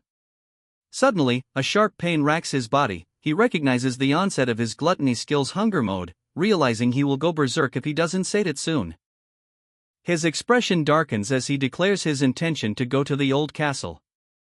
Aaron, noticing his grim appearance, asks what happened. Fate explains that his peculiar body requires him to kill monsters periodically, or it will affect his mind. He then confronts Aaron, accusing him of knowing about his condition and ignoring it. Instead of answering directly, Aaron looks out toward the distant castle and reveals the nature of the threat within. He explains that a powerful crown monster, known as the Harbinger of Deads, lurks there, controlling an army of the undead. Aaron then makes a somber confession: the old castle was once his home, and the remains of his deceased family are still there, presumably under the crown monster's control. As they journeyed under the full moon towards Hausen, Aaron's old castle, Fate confirmed his companion's resolve. He reminded Aaron that a crown monster was inside, along with the remains of his family. Aaron strode forward, recalling his last visit where he was powerless as his family and people were used as shields. He expressed gratitude for Fate's presence, viewing it as a destined opportunity to settle the score, and the two men broke into a run towards the castle. Upon reaching the castle's outer wall, they found it guarded by an army of the undead. Fate's appraisal skill identified the forces as level 36 skeleton knights, skilled with two-handed swords, and level 35 skeleton archers with sniping and charged shot skills. From their hiding spot, Aaron correctly deduced that Fate possessed a night vision skill based on his movements. Fate confirmed it but declined to reveal any other skills, a caution Aaron readily agreed with. Aaron then explained that these same skeletons also appear near the village, which is why he is unable to leave it unguarded. Mine suddenly appeared, offering to protect the village in their stead for a fee of 50 gold, which Aaron noted was remarkably cheap for a warrior of her level. With the village secured, Fate and Aaron finalized their assault plan. Fate would handle the archers while Aaron focused on the knights, with Fate questioning if Aaron could handle the arrows. Realizing he cannot deflect all the incoming projectiles, Fate reveals his weapon's new form, a black bow designed for long-range combat. Aaron watches, intrigued by the shape-shifting ability, as Fate declares there is more to it than just its form. Fate's shots are impressively accurate, striking down the skeleton archers. However, Aaron cautions him that physical attacks alone are insufficient, as the undead warriors immediately begin to reassemble themselves. Understanding that an elemental attack is necessary, Fate considers using fire but decides against it, fearing it would attract more enemies. Instead, he resolves to use a different, newly acquired power. he imbues an arrow with sand magic, creating a petrification arrow. The projectile strikes a skeleton, causing its bones to crack and turn to stone, permanently disabling it. Eren expresses his admiration, noting that controlling magic arrows is a highly advanced skill. With the ranged threat neutralized, they confirm their plan. Fate will handle the remaining archers, while Eren engages the knights on the ground. And with a determined cry, Eren charges forward, his sword glowing with power. Fate is shocked as he recognizes the technique. It is the same holy sword art he absorbed from the Holy Knight, Chad. Eren unleashes the holy sword art, Grand Cross.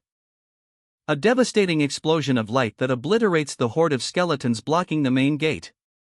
The protagonist is impressed by the power and range of the attack, as Eren urges them to press forward before more enemies arrive. As they advance through the city, with skeletons now appearing on the rooftops, the protagonist asks if Eren's weapon is an elemental sword. Eren clarifies that his Grand Cross art has a long cooldown and his sword is merely an imitation of a holy sword, but he will clear the way again. He explains that by infusing an attack with his spirit and the environment, it can become an elemental attack, a lesson he demonstrates by destroying the nearby skeletons. The protagonist recognizes this as a combat lecture and observes that the enemy must have waited for the city to be empty, given the minimal collateral damage. He concludes their foe possesses both strength and intelligence, a realization that excites his gluttony skill. The intense battle is pushing him to his limits, and he nearly stumbles as he feels the onset of starvation mode, a sign of his power's immense consumption. Their pursuit suddenly ends as they arrive before a large, foreboding building. The main doors are wide open, a clear, silent invitation from their enemy. Seeing this, Eren steels himself for the confrontation ahead. Eren and the protagonist step through the large doors, entering a grand but eerily silent foyer. As they proceed, the candles lining the hall extinguish one by one, plunging the path behind them into darkness. In the main hall, they are met by a large assembly of people. At the forefront stand a young man and woman. The protagonist is immediately struck by the young man's appearance, noting his hairstyle and build are similar to his own. He quietly asks Eren who these people are. Eren stares, his face a mask of utter disbelief and shock. He mutters that it's impossible, unable to comprehend the scene before him as the protagonist looks on with concern. The young man smiles and addresses Eren directly, saying, "Welcome back, father." The woman beside him adds that she has been waiting for him all this time. The protagonist's eyes widen in horror as he begins to understand the cruel nature of what he is witnessing. Realization dawns on the protagonist, who confirms to himself that this is a trap. He grits his teeth in anger, recognizing it as the worst and lowest kind of psychological attack imaginable, designed specifically to target Eren. Upon arriving at a grand estate, Fate Graphite is stunned to see a group of people he recognizes as Eren's family, whom he believed to be dead. His mind races, concluding it must be illusion magic, yet he notes how alive they appear. Overcome with concern, he shouts a warning, "Eren, get away." Eren, however, is not surprised. With a grim and steady expression, he confirms to himself that the apparitions are ready, and calmly draws his sword, preparing to engage them in battle as Fate watches in disbelief. He clashes blades with one of the figures, a man who speaks to him calmly, remarking that he was just reminiscing about the old days. Eren apologizes for the wait and declares his intention to free them. In response, a monstrous voice from the apparitions accuses him of abandoning them to die during a monster attack while he was focused on his work in the royal capital. The entire crowd of undead family members turns on Eren, their voices rising in a chorus of condemnation. They call him horrible for returning only to kill them and beckon for him to join them in death. As Fate stands frozen, a nearby woman asks him why he isn't going to help his master. Greed explains the horrific consequence of his skill. Souls consumed by gluttony are not granted peace but are instead damned to an eternity of suffering. This truth sickens Fate, reinforcing his hesitation to strike down the apparitions, just as one of them screams his name in accusation. Eren shouts for Fate to leave the apparitions to him and focus on finding the true culprit. His resolve broken, Fate agrees to defeat the crown monster and immediately dashes away, sensing its foul presence nearby. Searching through the crowd of undead, Fate's attention is caught by a faint glimmer of light. Pinpointing the source, he leaps into the air, shouting that he has found his target. Fate's attack lands, forcing a powerful, skeletal creature to reveal itself with a shriek of pain. He internally notes that gluttony's instinct was useful. The monster, a lich lord, coolly states that their game of hide and seek has concluded. A status screen reveals the monster's identity, the Herald of Death, Lich Lord, a level 100 foe with a total power level exceeding 10 billion. As Fate reels from the immense power, Greed's voice urges him to stop hesitating and apply his training, pointing out that the Lich's large scythe is ill-suited for close combat. Understanding the Lich's weakness, Fate immediately puts a plan into action. He begins weaving through the monster's wide, sweeping scythe attacks, determined to close the distance and gain an advantage. Fate closes the distance to the Lich Lord, thinking he has an opening, but his attack is parried with a sharp clang. The Lich Lord shrieks and leaps back, attempting to flee. Fate gives chase, shouting that it won't get away. Sensing Fate's hesitation to harm innocents, the Lich Lord employs a new tactic, summoning apparitions of villagers to stand between them. Fate is disgusted by the nasty move, realizing he can't attack them. The apparitions immediately swarm Fate, grabbing onto him and halting his advance. As he is being held, Barbados arrives, apologizing for the wait and explaining that he has dealt with his own family's apparitions by incapacitating them. The Lich Lord taunts Aaron, reminding him that these villagers are his people as well. Filled with regret, Aaron laments that if he had made his decision earlier, they wouldn't have to struggle, his resolve now hardened. With his mind made up, Aaron unleashes a brilliant, cross-shaped wave of energy that engulfs the entire crowd of apparitions, causing the Lich Lord's own form to crack and creak from the force of the holy attack. As the Lich Lord boasts that its link is unbreakable, Fate expresses his frustration. Seeing an opportunity, Barbados steps forward, offering his assistance. Fate's sentient sword, Greed, speaks to him, stating that he will make an exception and allow Aaron to wield him for this crucial moment. Fate and Aaron agree to end the battle together, their expressions grim and determined. They stand side by side, both gripping Greed's hilt as the holy sword begins to radiate immense power. And together, they unleash a synchronized attack, Grand Cross, X2. A colossal wave of sacred energy erupts from the blade, completely engulfing the Lich Lord, whose skull screams in agony as it is disintegrated. With the Lich Lord's physical form crumbling to dust, the apparitions of Aaron's family appear before him. Overcome with guilt, he kneels and apologizes for not being by their side when they needed him most. His family's spirits gently absolve him of his guilt, telling him it wasn't his fault and that by defeating the Lich, he has saved them now. They encourage him to do what he once believed in, and as they speak, their forms begin to dissolve into particles of light. Aaron accepts their words, vowing to live a life that won't make them ashamed. Holding their fading spirits, now 2 orbs of light, in his hands, Aaron asks them to wait for him, promising to follow after he has finished what he needs to do. He watches as they ascend, leaving him alone amidst the last remnants of the defeated Lich Lord. As the Lich Lord's skull cracks underfoot, Fate's gluttony skill activates, forcibly devouring the powerful soul. The sudden influx of power is agonizing, causing his body to pound as his stats skyrocket. He grits his teeth, enduring the pain by recalling his harsh training in the desert, as system notifications confirm the addition of new skills, illusion magic, mind up, and spirit up. The overwhelming surge of power finally subsides. As Fate catches his breath, Aaron watches from a distance, ensuring the final, peaceful parting of his family's spirits is not disturbed. He resolves not to let the gluttony skill tarnish this solemn moment. Sometime later, the two descend the steps of the Barbados estate. Aaron stops Fate and proposes a major cleanup, a complete wipeout of all the monsters that have infested the city. Aaron explains that he has promised to restart his life and intends to rebuild the city, with the monster extermination being the first step.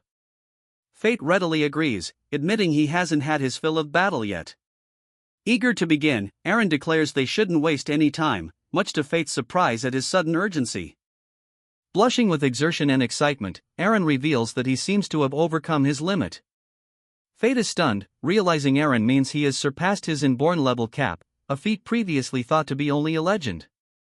Aaron believes he can grow 10 times stronger than before and theorizes it's because he fought alongside Fate. Aaron elaborates that fighting with the holder of a god's rule-breaking skill can have such an effect, but only for those to whom the holder opens their heart. Fate is shocked by this revelation, exclaiming that Eren should have told him something so important sooner. Unfazed, Eren simply turns and urges him to get started on their mission. Feeling a renewed vigor, Barbados proposes he take the vanguard, admitting a desire to go berserk. Fate, intrigued by the idea, immediately turns it into a competition to see who can defeat the most monsters. With the race declared, both warriors charge into the skeleton-filled streets, united in their goal to reclaim what was lost. Upon returning, Fate and Eren are met by a furious woman, her anger palpable. They immediately bow an apology, admitting they are one day late. Eren explains that after defeating the crown monster, they got carried away and wiped out all the other monsters in the area, causing the delay. As an apology, he presents her with a bag containing 100 gold coins, double the promised amount, leaving her utterly astonished. The woman, Mine, is instantly placated by the generous payment, much to Fate and Eren's relief. Eren then asks about Fate's plans, confirming he is heading to Galia but is now 3 days behind schedule. Before Fate can leave, Eren stops him, stating he has something important to discuss with him upon his return. Eren hands Fate a large sack, telling him to take it and that he will explain the details later. His only instruction is for Fate to come back alive. With Mine asleep nearby, the two men part ways, promising they will meet again. Sometime later, Fate and Mine traverse a desolate, rocky landscape. Carrying the sack from Eren, Fate looks ahead with grim determination, acknowledging that he has finally arrived at his destination, Galia. Upon arriving in the desolate, rocky landscape of Galia, the monster domain, Fate questions Mine about their exact destination. She cryptically replies that she has already told him, much to his frustration, as he is eager to find where Roxy is. Their conversation is cut short when an arrow flies towards them. Mine effortlessly deflects it with her weapon, thanking Fate for the distraction before reminding him that in Galia, they can be attacked at any time and he must not let his guard down. Before them stands a large horde of orcs, which Mine identifies as the most numerous and intelligent monsters in the region, capable of cooperating. As if to prove her point, the orcs unleash a coordinated volley of projectiles. Fate struggles to parry the incoming barrage with his sword.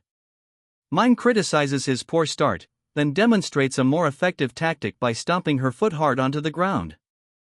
Unleashing a powerful shockwave that erupts from the earth, blasting rock and debris towards the orc horde and completely disrupting their formation. Using the resulting dust cloud as a smokescreen, both Fate and Mine charge into the disoriented group of orcs. Fate, impressed by her tactical move, begins to cut down their enemies. As Mine effortlessly dispatches the remaining orcs, she dismisses Fate's praise as nothing worth mentioning. Fate, having just finished off another orc himself, watches her and wonders if he embarrassed her.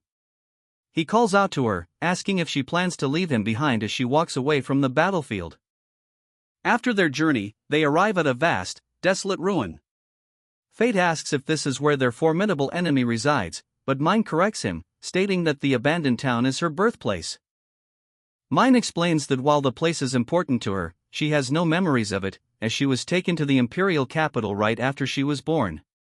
Fate is stunned to learn that her birthplace, Galia, was destroyed 4,000 years ago, forcing him to confront the reality of Mine's immense age. Suddenly, Mine stops, announcing she has found what she was looking for. Before them looms a massive, pulsating egg-like structure. Fate stares in disbelief, exclaiming, "An egg!"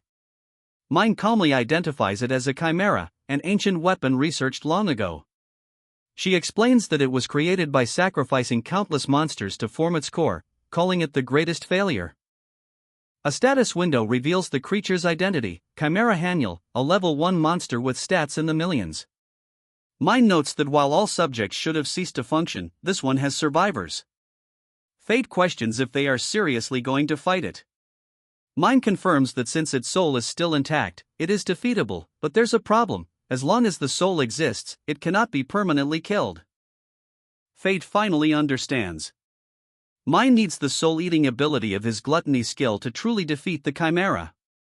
Mine confirms this is correct, explaining that the gluttony skill is the greatest of the 7 deadly sins, a power created by God that breaks the world's level rule. However, she warns that it is also a skill that consumes the holder's mind if they can't withstand it, a fact Fate is painfully aware of as he continues to struggle for control. Fate steels himself, acknowledging he's facing an overwhelmingly powerful enemy and that failure is not an option. Mine asks if he is ready, but he clenches his fist, telling her he doesn't need to be asked. Announcing it's time to begin, Mine leaps high into the air, raising her weapon above her head and descending upon the massive, stone-like form of the chimera Haniel. Her powerful strike smashes into the creature's outer shell, sending cracked spiderwebbing across its surface until it shatters completely. With its rocky exterior destroyed, the chimera's true form is revealed, a colossal, armored automaton. Embedded within its chest is a pale, long-haired girl, who appears to be its core. Fate flinches in shock at the sight of a human inside the monster. He notices her red eyes, just like his own when his starvation skill is active. Within his mind, greed warns him not to avert his eyes, telling him he cannot fight if he is frightened by his first look at starvation. Mine confirms that the girl is the core and states that as the holder of gluttony, Fate must be the one to deliver the finishing blow. She warns him not to be deceived by its appearance, insisting it is a monster wearing human skin, just as the core itself lets out a silent, agonized scream. The chimera Haniel declares that its opponent will be dead, unleashing a wave of energy that creates a molten circle of fire on the ground. Fate watches in alarm as the stone floor melts. Mine quickly identifies the attack as indirect magic using lava and warns Fate that his black scythe cannot cut it. She shoves him out of the way just as the ground erupts violently. With the immediate danger averted, Mine announces she will take the vanguard position. She instructs Fate to provide cover with his magic bow, and he hesitantly agrees. As Mine rushes forward, Fate circles to the chimera's flank, seeing an opportunity to immobilize it. Believing he's caught it off guard, he prepares to fire a special projectile, declaring he will use a petrification arrow. But his plan fails. Though the arrow strikes true and turns the chimera's leg to stone, the petrified limb immediately shatters and regenerates. Fate is shocked by this regeneration ability. Mine explains that the chimera is a military weapon built for long-duration combat and that he must keep supporting her until a true chance appears, as a missed opportunity will force them to restart. Mine confidently engages the chimera, landing a series of powerful blows that rumble through the creature's armored frame. From a distance, Fate observes her assault and wonders if her attack power has somehow increased. Fate observes the properties of Mine's weapon, Sloth. It possesses unbelievable attack power that increases with each swing, but at the cost of the wielder's agility. He wonders if the chimera has gotten slower, and greed confirms that it has, as it is focusing entirely on supporting Mine's slow, powerful attacks. Putting the plan into action, Fate leaps towards the chimera to draw its attention, creating an opening for Mine to land a direct, crushing blow to the creature's head. The chimera shrieks in agony, and Fate feels a surge of confidence, believing they will win at this rate. Suddenly, the chimera unleashes a wave of tremendous, suffocating pressure that stuns both Mine and Fate. The immense force causes Fate's entire body to throb as he realizes the situation has turned dire. He understands that the creature, knowing it cannot win in its current state, is forcefully trying to mature into its adult form, posing an even greater threat. As the chimera's armor cracks and trembles, Mine lets out a terrified scream. Fate watches with grim understanding, realizing the creature is trying to forcefully mature. A brilliant flash of light erupts, revealing the chimera's true power has been unleashed.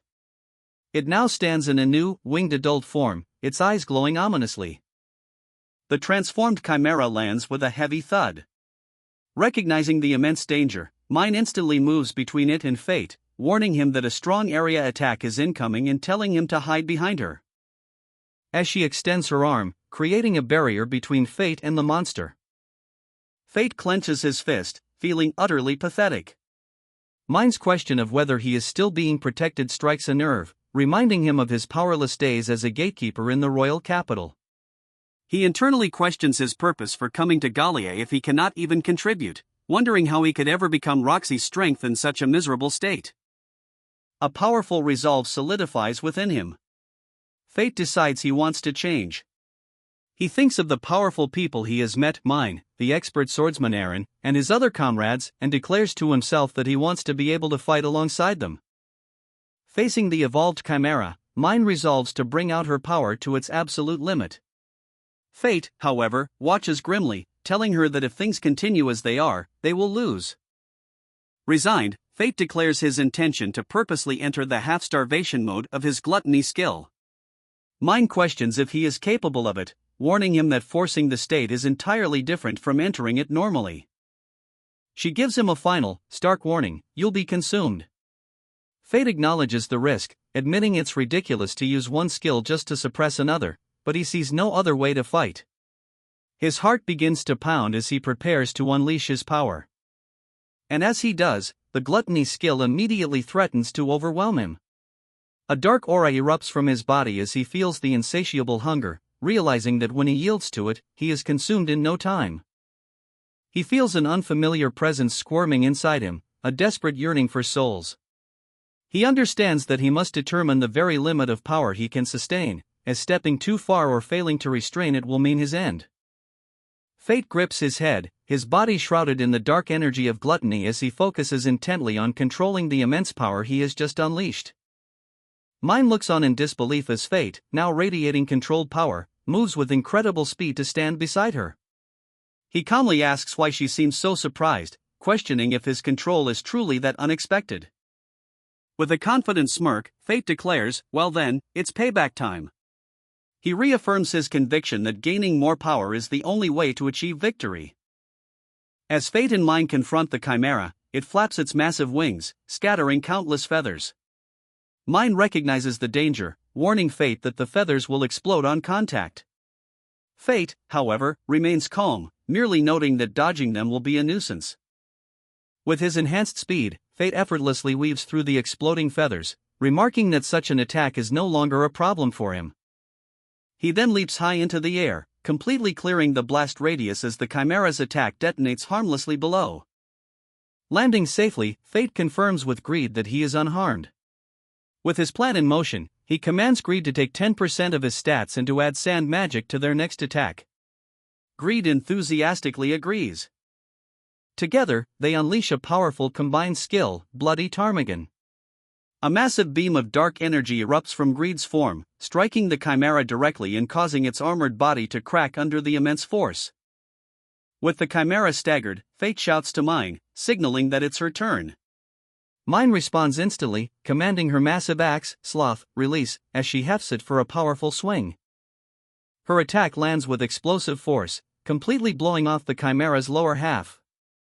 Fate is momentarily stunned by the sheer power, but Greed's voice urges him not to just stand and watch. Mind yells for Fate to press the attack before the creature can regenerate. As if on cue, the chimera erects a powerful barrier skill to defend itself. Undeterred, Fate declares it's the Black Scythe's turn and moves to strike. His scythe clangs harmlessly against the barrier, the force of the impact straining his arms. Greed admonishes him for his reckless attack, stating that he's only using half of Gluttony's power and needs to use his eyes to identify the enemy's weakness.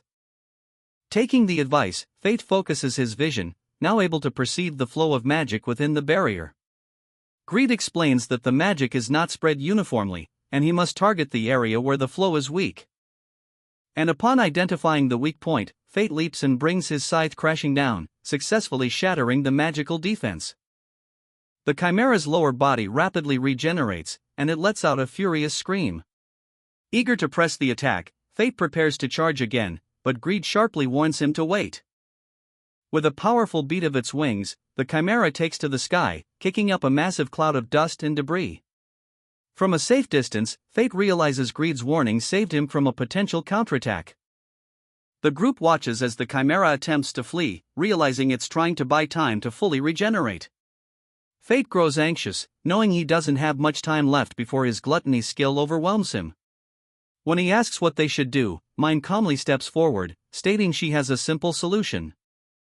Mind reveals her plan: she will throw Fate into the sky. Fate is aghast, protesting that he has no long-range secret arts and will be helpless. Unconcerned, Mind tells him to think of something while he's flying. Making good on her word, Mind swings the scythe and launches Fate high into the air toward the fleeing monster. As he soars, Fate desperately asks Greed for a solution. Greed informs him that he should now be able to use the second form's secret art, but it will consume 20% of his stats. Without hesitation, Fate accepts the cost. And as he closes the distance, Greed instructs him to use his enhanced perception to identify the source of the chimera's magic, the very heart of its core. As fate closes in, the chimera deploys a desperate countermeasure, creating a barrier that seals them both inside. Greed explains that the creature, though slowed, is using its self-regeneration skill to try and burn itself and fate together. Greed urges fate to kill the chimera before it can succeed. Stealing his resolve, fate shouts that he will destroy it before he is burned away. With a powerful cry, fate thrusts his weapon forward, plunging it deep into the chimera's exposed core, unleashing the secret art, Deadly Inferno. As the attack connects, the spectral image of a young girl with long hair appears behind him. Upon impact, Fate's mind-reading skill activates, flooding his mind with the core's memories. He sees visions of children in a sterile environment, and two young girls tearfully embracing for comfort. The gluttony skill triggers, absorbing a massive amount of stats from the defeated chimera. However, for the first time, Fate feels no pleasure from the consumption. Instead, he is struck by an overwhelming sense of loneliness and a sharp pain in his chest, realizing he has inherited the core's lingering emotions. As the chimera's core dissolves into nothing, Fate contemplates that the creature was, in some way, one of his own kind. The silence of the desolate landscape returns, a stark reminder of the battle's conclusion. A mysterious, white-cloaked girl suddenly appears amidst the rubble. She approaches Fate and asks if he was aware that the core of the chimera he just destroyed was once a girl. She explains that once the girl had turned into a chimera, there was no choice but to kill her to prevent more death. She identifies Fate's power, gluttony, as a skill that breaks through God's domain, noting that such immense power always comes with a high cost. Fate accepts this reality, vowing to pay the price when the time comes. He then makes a solemn request to the girl, whom he calls mine. Knowing he will return to the city while she wanders Galia, he asks her to kill him if he is no longer himself the next time they meet. He explains his fear, stating that he believes mine is the only one who could stop him if his power causes him to go on a rampage. In response to his plea, mine wordlessly closes the distance and embraces him. Holding him, mine agrees to his request. When that time comes, I'll kill you, she promises. She then pulls back slightly, teasingly suggesting that he will probably die from some other cause before they even have a chance to meet again. As Fate reels from the pact, mine stabs him with the pommel of her axe, causing him to cry out. She explains that this is how she releases the second form of her weapon, a process that resets her stats.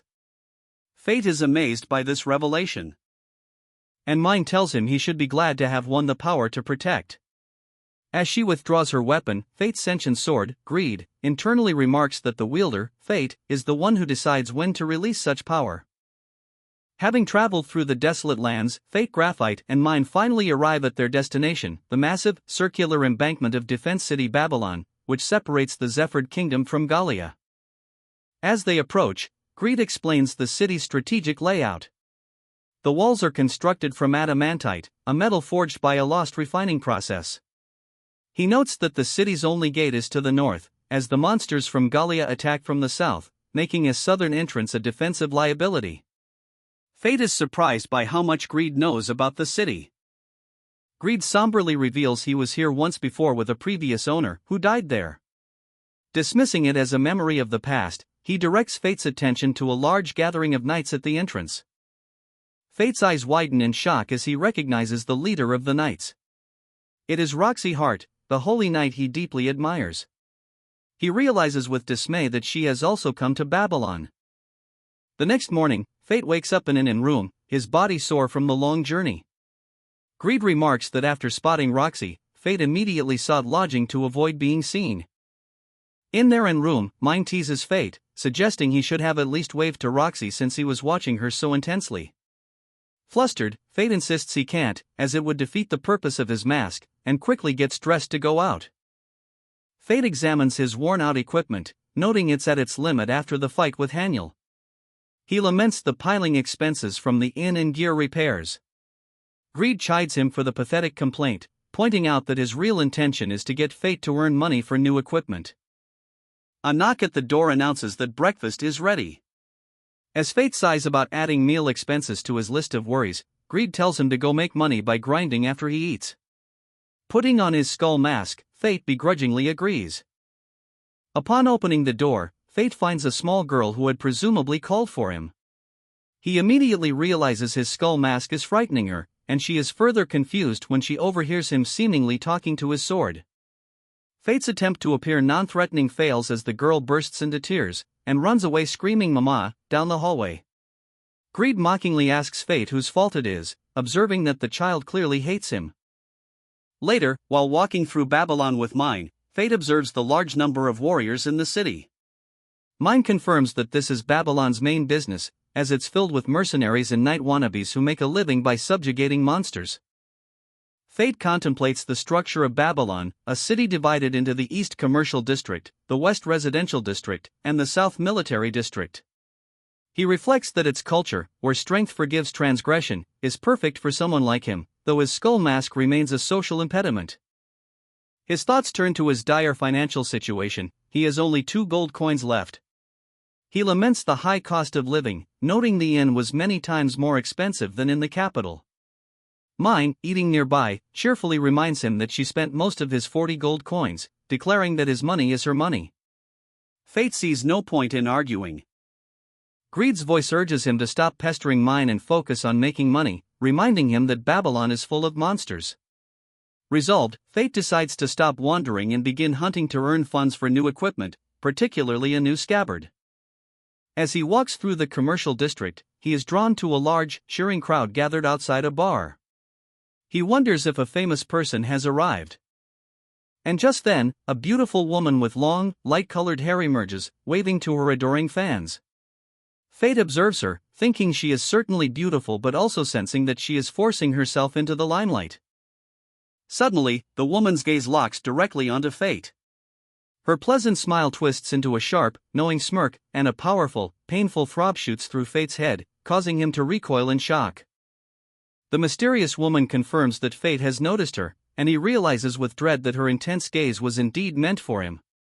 The surrounding crowd chatters, oblivious to the tense exchange. She smiles and introduces herself as Alicia, explaining that she came to Babylon ahead of time specifically to wait for him. Alicia's expression hardens as she reveals she has been watching him since his time in the capital.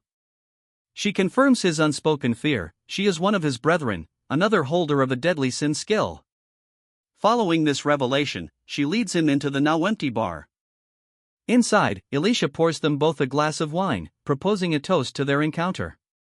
When Fate asks if she is the owner, she dismisses the idea, stating she is merely a part-time freeloader and that the bar's master is currently away restocking supplies.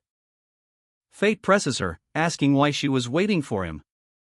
After taking a sip of wine, Alicia formally reintroduces herself not just by name, but by title. She is the guardian of this kingdom and the holder of the deadly sin of lust. Alicia elaborates that she has known about both Fate and Greed for some time. She had been thinking of getting in touch with him ever since his gluttony skill awakened, and she correctly predicted that he would eventually leave the capital while chasing after Roxy Hart, creating this opportunity to meet. She thanks Fate for subjugating the chimera, Haniel, admitting it saved her a great deal of trouble. Annoyed, Fate asks if she knows everything. Alicia clarifies that while Greed was right about the chimera's origin in Galia, she does not know who planted the egg. She then reveals a chilling fact. Besides the barrier-type Haniel, there are 6 other types of chimeras still sleeping in their eggs. As Fate internally processed the troubling news about the 6 chimeras, Alicia sighed, interrupting his thoughts. She told him he was forgetting something far more dangerous than the chimeras, the strongest monster in all of Galia, a creature that kills anything it encounters, be it human or monster.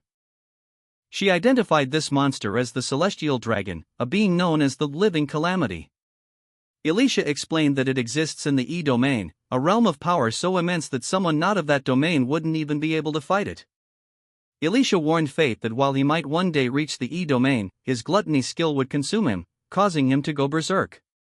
Paradoxically, she revealed the celestial dragon's presence helps the kingdom by thinning the monster population. Fate realized that even Mine avoided this creature, and fighting it would mean preparing for his own death. Despite the overwhelming odds, Fate's resolve hardened, thinking that he would face any threat to save Roxy.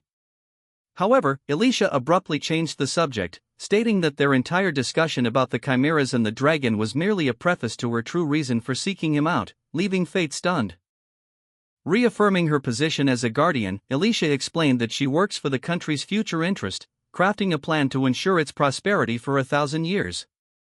When Fate angrily demanded to know what she meant, she uttered a name that made him jolt in his seat, Roxy Hart. With cold finality, Alicia revealed the shocking core of her plan. For the kingdom's future, Roxy Hart needs to die in the land of Galia. On the battlefield, the remaining goblins are brutally crushed under an immense force, their bodies exploding into gore as an unseen combatant declares the slaughter complete. Watching the carnage, Fate is overcome with disgust. His weapon, greed, tells him to stop, finding his words grotesque. As the gluttony skill activates, absorbing massive amounts of stats from the fallen, greed instructs Fate to collect the monster cores. Nearby, Mine observes Fate's gloomy expression and asks what's wrong, to which he replies that anyone would be down after hearing what he has. Inside a building, Fate slams his fist on a table, angrily confronting Mine about her earlier statement that Roxy-sama needs to die. He passionately argues that Roxy is the only one among the Holy Knights who truly cares for the people of the kingdom. Mine, completely unfazed, calmly introduces a concept she calls the hate phenomenon. Mine begins to explain the phenomenon, confirming Fate's basic understanding that it's what causes other monsters to target someone who has recently killed a monster. However, she reveals a critical truth: the hate doesn't simply reset after a day. It accumulates over months and years, eventually coalescing to give birth to a powerful crown monster. The most shocking part of her explanation comes next: the hate phenomenon also applies to humans. Mine elaborates that the tyranny and discrimination caused by the Holy Knights have generated immense hatred among the populace. This accumulated hate, she claims, will be directed at Roxy, the last of the beloved Hart family, and will empower certain individuals, transforming them into the new pillars of the kingdom, leaving Fate horrified by the implication. Mine coolly asks if the situation isn't wonderful. Enraged, Fate grabs his mask and retorts, questioning how it could possibly be wonderful if it means Roxy has to die.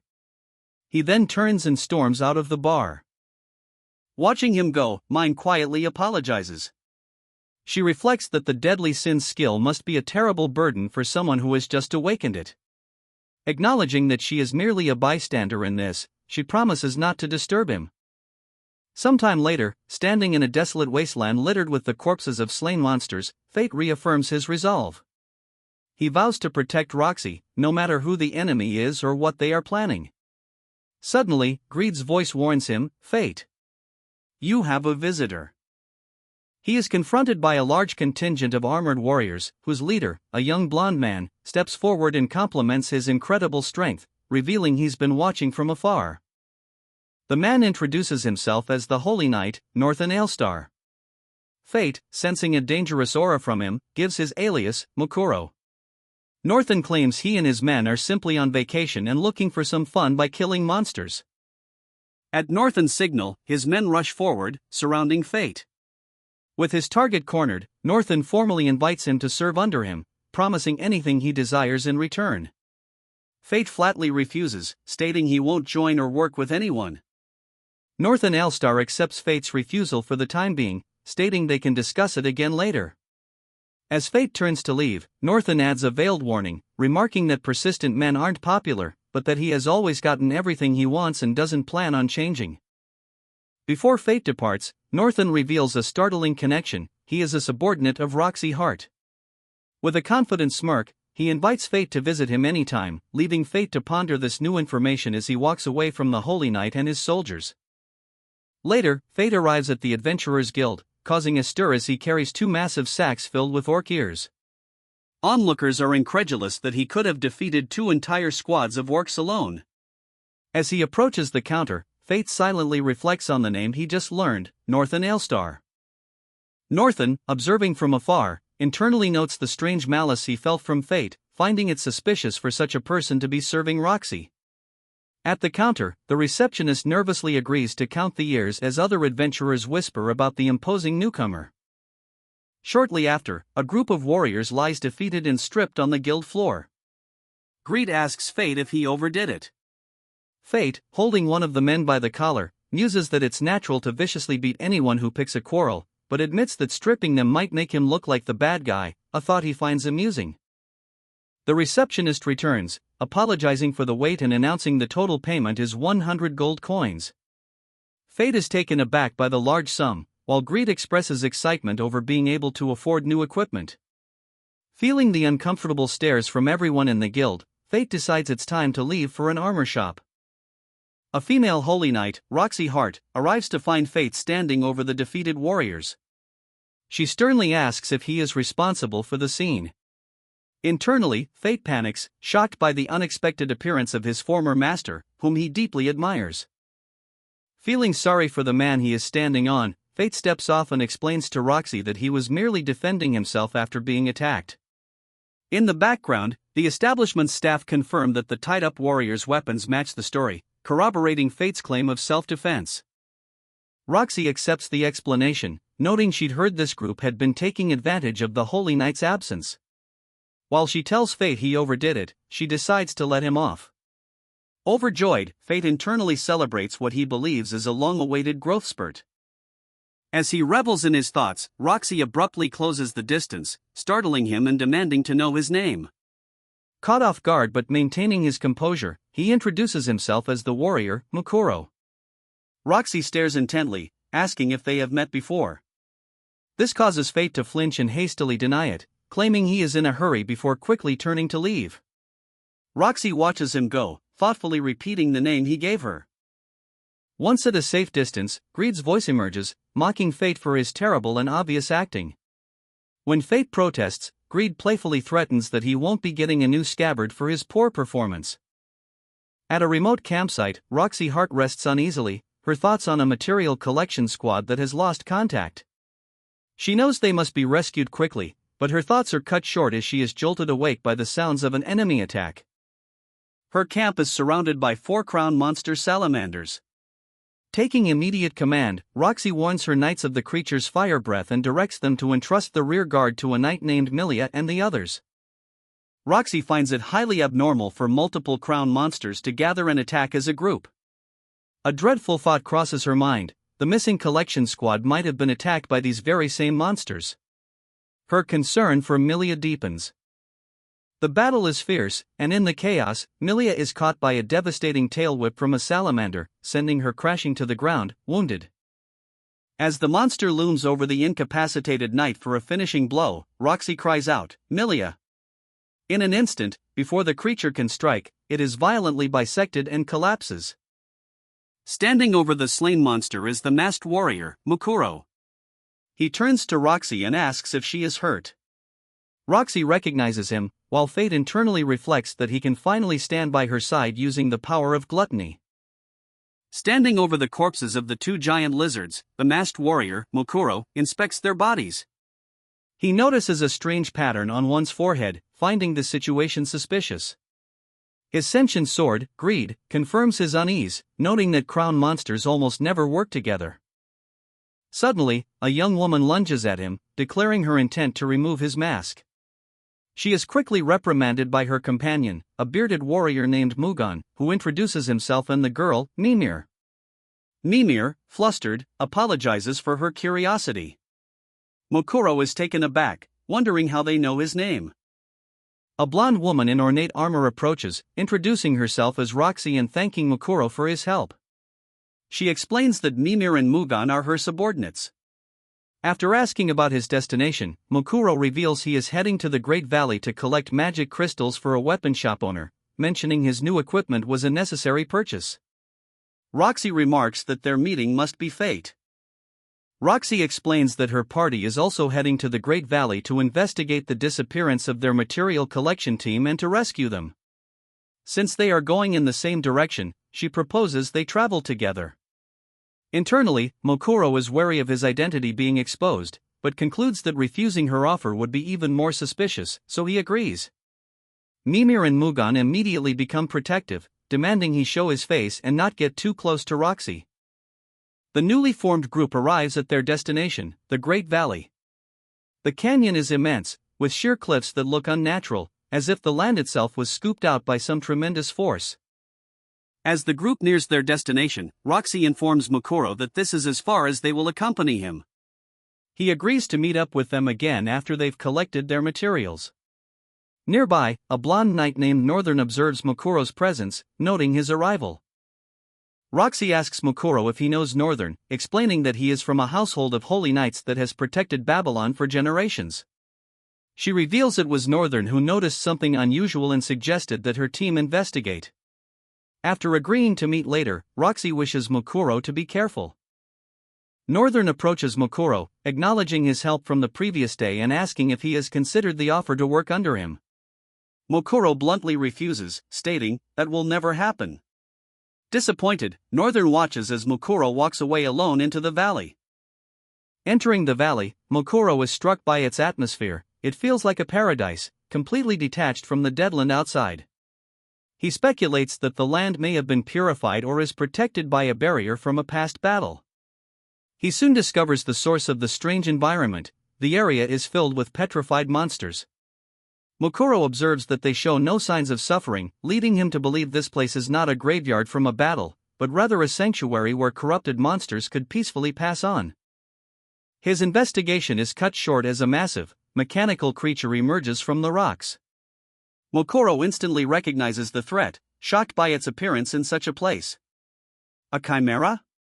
Why is it here? Mokuro examines the defeated chimera, identifying it as a non-functional prototype because its core is missing. Nearby, he discovers crumbled bedrock and a set of footprints, deducing that 3 other chimeras must have awakened and moved on. Realizing a battle must have started, he concludes that the opponents can only be Roxy and her subordinates. Seeing an opportunity to collect magic crystals, he immediately sprints towards the sounds of conflict. From a distance, Mokuro observes the chaotic battle. He notes that the active chimeras seem to be using other monsters as their cores. He finds it curious that 3 have appeared, wondering if it's merely a coincidence.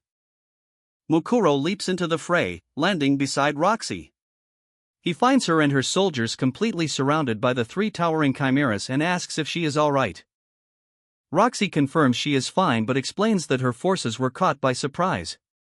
A soldier named Mugan was injured protecting another, Milia. She reveals the chimera's weakness, the cores embedded in their chests. Mokuro quickly forms a plan, instructing Milia to slow one down while he and Roxy handle the others. With the strategy set, the trio launches their counterattack. Mokuro and Roxy move in tandem, coordinating their movements to strike at the mechanical beasts in a swift, synchronized assault. With the immediate threat contained, Roxy takes command, ordering Milia to evacuate the injured soldiers to a safe location and report back to the other team. Milia accepts, wishing Roxy safety as she and Mokuro prepare to eliminate the remaining chimeras one by one. Mokuro moves with incredible speed, leaping past one chimera's defenses and striking it down before it can react. He lands and turns his attention to the final monster, declaring it the last one remaining. Refusing to let them escape, the final chimera roars and slams its fists into the ground with tremendous force, shattering the very earth beneath them in a way that even surprises the beast itself. The ground gives way completely, plunging both Mokuro and Roxy into a newly formed, dark chasm. As they fall into the seemingly bottomless pit, Mokuro realizes Roxy is in danger. Acting quickly, he reaches out and grabs her, pulling her close to protect her from the impact of the fall. As they plummet into the darkness, Roxy cries out Mokuro's name in alarm. He calmly reassures her, stating his confidence in his own durability. Trusting him, Roxy agrees to leave their survival in his hands. Suddenly, Mokuro's consciousness is transported to a vast, white void. Before him stands a girl with long, pale hair. He realizes he has finally connected to something and identifies her as the core of the mannequin he fought. But before he can get answers, the girl struggles to speak a single word, furs, tea. The ground beneath Mokuro in the strange dimension vanishes, and the sensation of falling returns with a jolt.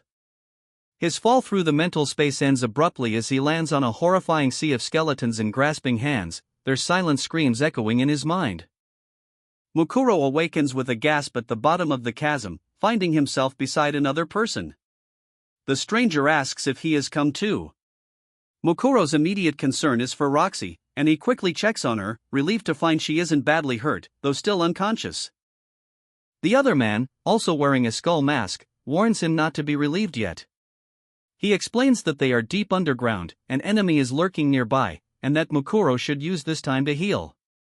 He gestures to the vast, dark cavern before them, ominously declaring that their fun exploration is about to begin. Resting after their battle, the man in the skull mask asks Roxy if she is alright. She replies that she only has minor injuries and will recover after a short break. When she asks about his own condition, he reveals he has a passive self-recovery skill, which she notes is typical for a holy knight. To aid her recovery, he conjures a warm orb of light. Roxy feels its warmth and thanks him, remarking that he is quite versatile to possess not only a rare skill like recovery but also magic of this caliber. He deflects the compliment, saying she flatters him. Roxy stares at him intently, making him uncomfortable. She apologizes, explaining that the atmosphere around him reminds her of someone she knows. She finds it strange, as this person is supposed to be back at her mansion, yet she feels his presence nearby. Roxy's thoughts drift to this individual. She internally reflects on the circumstances that forced her to make him her servant, questioning if it was a beneficial arrangement for him. Now that they are apart, she wonders if he is truly happy. Hearing her concern, the masked man reassures her, stating that the person she is thinking of must be happy to be on her mind so much. He then clenches his fist and fiercely declares, "I'll personally beat anyone who says otherwise." Roxy sincerely thanks the man in the skull mask, who tells her it was nothing. As they sit together in the cavern, he turns, sensing something is the matter with their surroundings. Observing the cavern walls, Roxy asks if they are made of petrified monsters, similar to ones found in the forest above. The masked man confirms this, explaining that the large cavity was formed over a long period as ancient, petrified monsters piled up. He elaborates that the creature that attacked them was an ancient monster, specifically a chimera created by Galia 4,000 years ago. Roxy asks if he learned this from a girl with a great axe.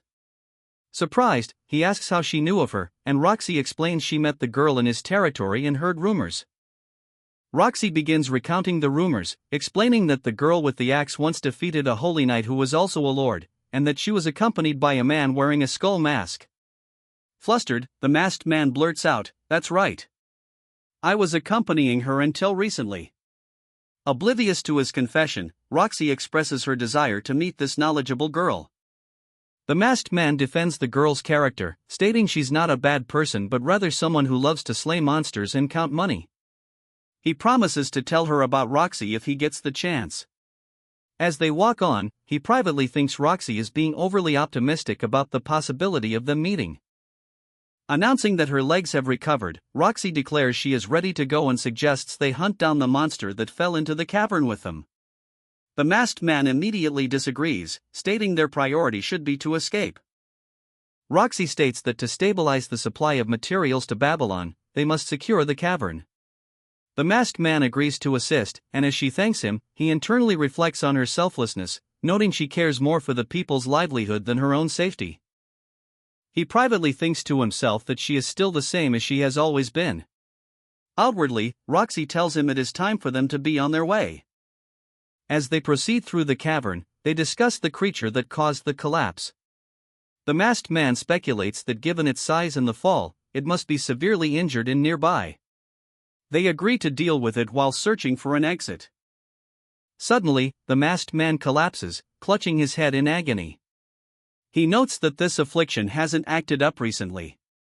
A concerned Roxy calls out his name, Mukuro-san. Roxy sees his glowing eye, but Mukuro desperately pleads with her not to look at it, thinking he never wanted her to see this. As he shields his face, he detects a strange smell wafting through the cavern. Identifying the scent, Mukuro realizes a chimera is approaching. He shouts for Roxy to stay where she is and immediately sprints ahead alone to intercept the monster, leaving her behind. Ignoring Mukuro's command, Roxy rushes into the cave, anxiously calling out and searching for him amidst the unsettling silence. She finds him standing over the dismembered remains of the chimera. His attention, however, is fixed on a dying, pig-like creature that was once part of the larger beast. As the creature stares up at him in its final moments, Mukuro is overcome with rage, shouting at it not to look at him. From a distance, Roxy witnesses his disturbing outburst. Roxy cautiously approaches, calling his name. After a tense silence, Mokuro turns away from her and, without a word, strikes a nearby cave wall with immense force, shattering the rock to reveal a hidden cavern beyond, filled with enormous, gleaming magic crystals. Roxy is stunned by the sight. Mokuro explains that magic crystals come from monsters and grow from the walls. Realizing her mission to find them is complete, Roxy's demeanor shifts as she asks him what happened to the golden squad she was supposed to find. Roxy explains the grim fate of the royal army members. They were ambushed and burned to death. She confirms this is how they encountered the 3 chimeras. Eager to move on, Mokuro states that with the chimeras gone, his goal is complete, and they should find an exit. As they walk, Mokuro's mind races, connecting the recent events, the unknown monsters from before, the strange device he saw, and the chimeras they just faced. He comes to a chilling conclusion, recalling Eris's warning. He realizes someone is actively aiming for Roxy's life, laying traps with full knowledge of her movements. Emerging from the cave into a forested area, they are immediately called out to by 2 figures. A woman and a man, Miliat and Mugan, cry out Roxy's name in relief. And Roxy rushes to embrace them, overjoyed to find her squad members safe. Milia explains they had just found the rift and were about to descend to find her. Observing the heartfelt reunion, Mokuro internally notes that Roxy has good allies on her side. Unseen by the group, a white-haired man watches them from the shadows. He internally resolves to protect Roxy, willing to fight anyone and anything to do so, deciding to spend a little more time with her. His intense gaze is described as menacing. Observing the remains of the golem, a man named Mugan approaches Fate, remarking on his impressive skill. Mugan identifies the creature as an artificial monster created with Galian technology and asks if it was alright to destroy it, noting that military researchers would have wanted to examine it. He explains that his own family, including his late father, has been researching this lost technology for generations. Mugan continues, explaining that his disposition wasn't suited for research, which is why he joined the royal army. He admits that seeing the Galian tech in action excites him. In a sudden shift in tone, he jokingly offers to introduce Fate to his daughter, causing Fate to recoil in surprise. Deciding it's time, they head off to rejoin the rest of the group.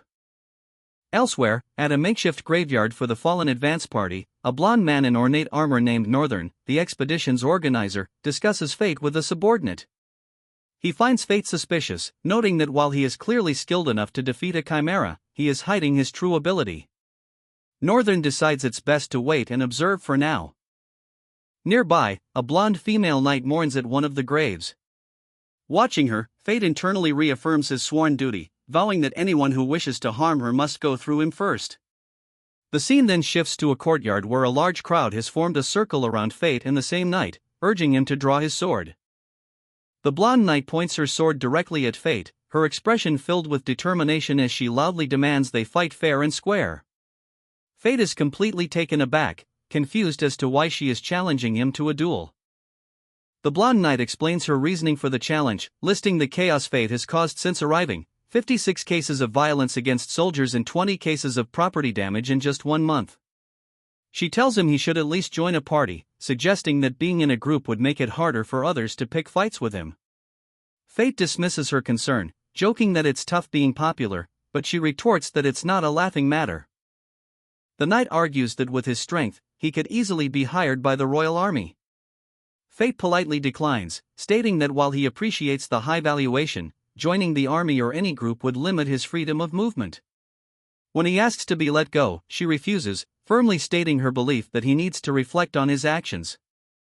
Fate asks what will happen if he refuses to comply. The knight draws her sword, declaring that she will have him reflect on his conduct in one of the military's confinement cells, an outcome she would rather avoid.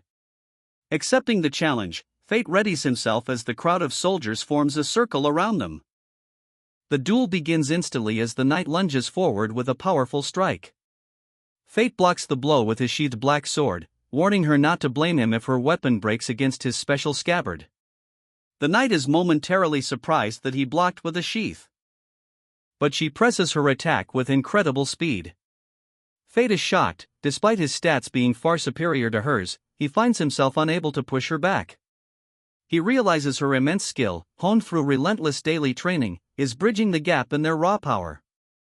Sensing that he is still not taking the fight seriously, the knight issues a new threat: she will peel the mask from his face. She immediately changes her attack pattern, aiming directly for his head. Fate panics, shouting for her to wait as he dodges the sudden, personal assault. The blonde knight challenges Fate to take the duel seriously if he wants to protect his identity. Seeing her resolve, Fate agrees to her wish.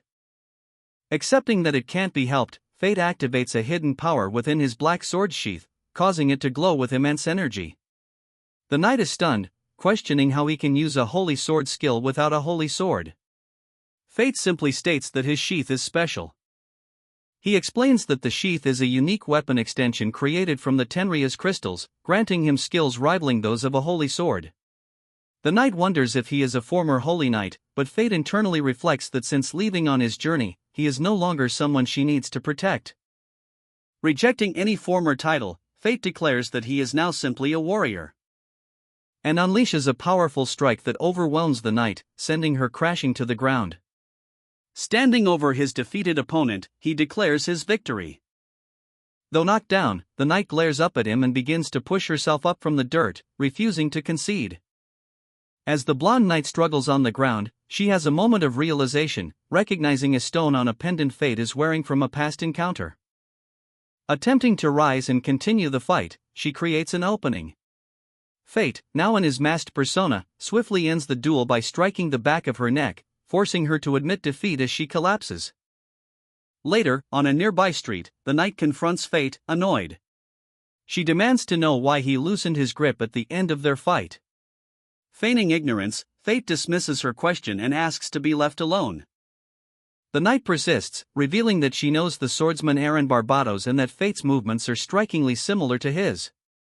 She recalls Heir telling her he had decided to shield his sword once again to protect a man he met on the way to Babylon, a man suffering from having more power than he could handle. She concludes that Fate must be that person. Fate denies her accusation, internally noting that her straightforward and gentle nature is precisely why he cannot reveal his identity to her. He warns her to worry about her own safety before turning to leave, bidding her farewell. As Fate walks away, a dark energy suddenly erupts from the knight's broken holy sword, causing it to completely disintegrate before her and the shocked onlookers.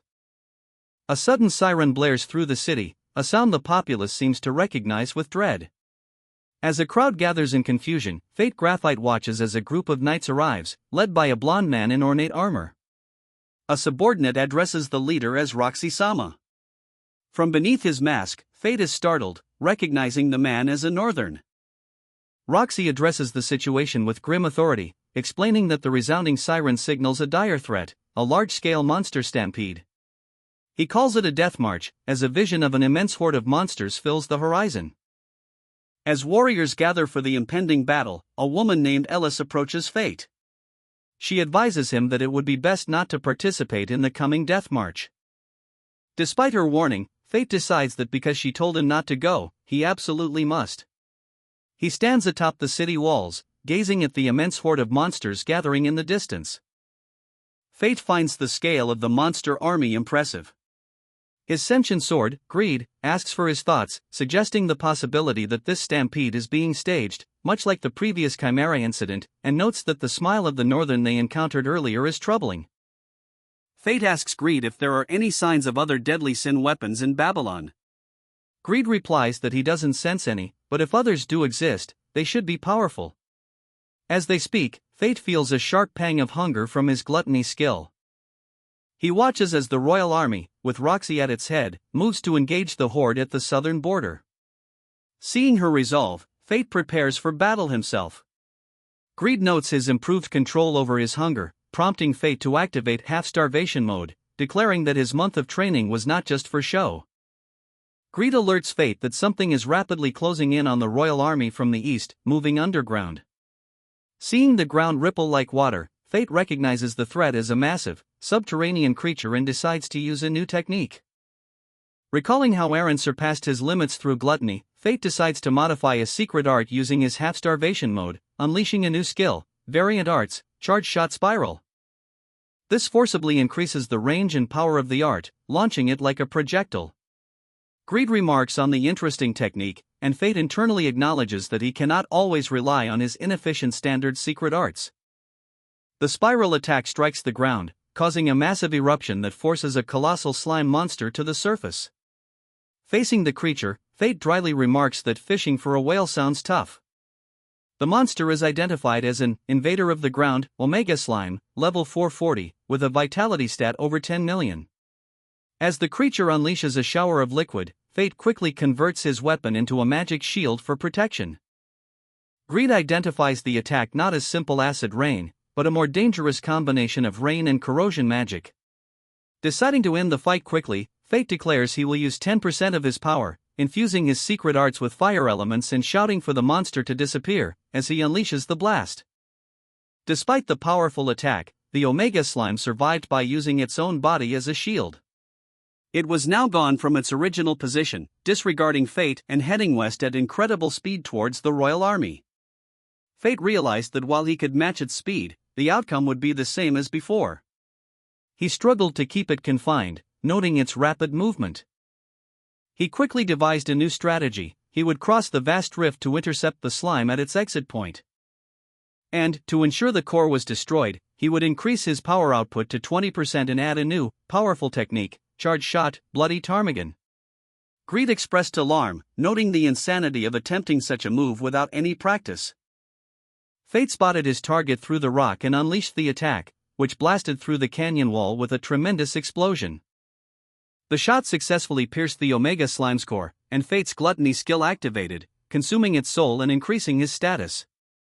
However, he immediately realized something was wrong.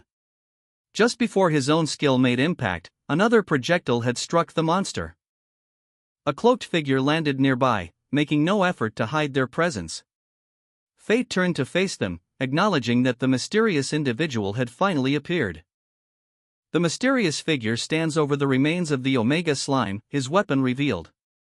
Greed identifies it as one of the 7 deadly sins weapons, the Black Bayonet, Envy. Greed internally notes that among all the deadly sins weapons, Envy is known to be the most different and troublesome of them all. Fate realizes the battle isn't over. The slime's body is regenerating even without its core, which apparently escaped. Greed warns that its unlimited multiplication makes it the worst possible matchup for Fate, urging him to counter as the creature lunges forward. But the slime's corrosive body splashes harmlessly against him. Fate is unfazed, having already mastered the slime's corrosion magic from the part he consumed earlier. With the slime no longer a threat, Fate activates his gluttony skill to consume the rest of its mass. The wielder of Envy watches from a distance, noting Fate's calmness and silently cautioning him not to overdo it. Fate feels a sudden, reckless increase in his status, which was already outrageously high. Ignoring the overwhelming power surge, his attention is now completely fixed on the man observing him, determined to hear his voice. The mysterious hooded man observes Fate, noting that the magic arrow was deflected and that Fate's red eyes are the same as mine's. He points out that Fate's stats have all reached 9,999,999, the absolute upper limit for a human. He explains that from this point forward lies the territory of E, a realm no longer human, which both he and mine have reached. He states that attacks from those below this territory are useless. While it might be possible for Fate to reach it in a day, Fate furiously rejects the idea of waiting. Declaring he can't wait, Fate lunges forward with his sword, but the hooded man effortlessly blocks the strike, dismissing it as useless. Fate retorts that the attack served its purpose, as he has now heard his opponent's voice. In response, the wielder of Envy aims his black bayonet and unleashes a powerful counterattack, blasting Fate backward across the barren landscape. Fate barely manages to defend against the blast, coughing up blood from the impact. He is stunned by the sheer power of the light counterattack, realizing his opponent is on a completely different level. Recognizing he won't get another chance, Fate resolves to reach the same territory as his foe right now. He is prepared to give up everything and pay any price, steeling himself with the dual resolutions to kill and be killed. As Fate makes this grim decision, the hooded man ominously declares, "This is the end." Resolved to reach territory E, Fate Graphite makes a desperate plea to his own sin skill. He shouts, demanding that gluttony give him power, even if it means letting the skill consume everything. A mysterious, hooded figure reels back, shocked by the immense power now radiating from Fate. He cannot believe the level of strength Fate is displaying. Fate, his body coursing with newfound energy, calmly thanks his opponent. He acknowledges that without this adversary pushing him, he would never have been able to reach this new level of power. With his resolve solidified, Fate leaps into the air, sword raised high. The battle within the realm known as Territory officially begins.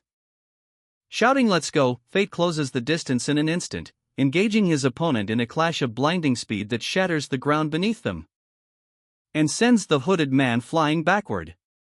As the figure retaliates by firing a volley of projectiles, Fate expertly deflects every single one, roaring at his opponent not to get in his way. Fate Graphite slides across the ground, narrowly evading a barrage of projectiles launched by the hooded figure. The projectiles embed themselves in the earth, marking the spot where he just stood. Realizing a direct confrontation is difficult, the hooded figure kicks up a cloud of dust, creating a smokescreen to obscure Fate's vision, and attempts to use the distraction for a surprise attack from behind. However, Fate anticipates the maneuver and counters with a swift upward slash. The force of Fate's blow shatters the attacker's skull mask. As the pieces fall away, Fate stares at the revealed face, recognizing his opponent with disbelief. The hooded figure is revealed to be Northern Alistair. When Fate asks what he means by being half correct, Alistair smirks and confirms the statement. Alistair produces a whistle and blows it, remarking that he isn't as sweet as someone named Ellis. He cryptically tells Fate he'll know soon, as Fate senses a powerful presence rapidly approaching. A massive, armored creature descends from the sky with a deafening roar. Fate recognizes the beast with dread, a Tenryu, a heavenly dragon. Fate realizes the dragon is heading directly for the royal army. Northern Alistair smirks, informing Fate he has about 30 seconds before dashing away, forcing a desperate pursuit. As Fate closes in, Northern intercepts him. He declares that both he and the Tenryu will go all out to kill her, challenging Fate to show his best defense as they clash.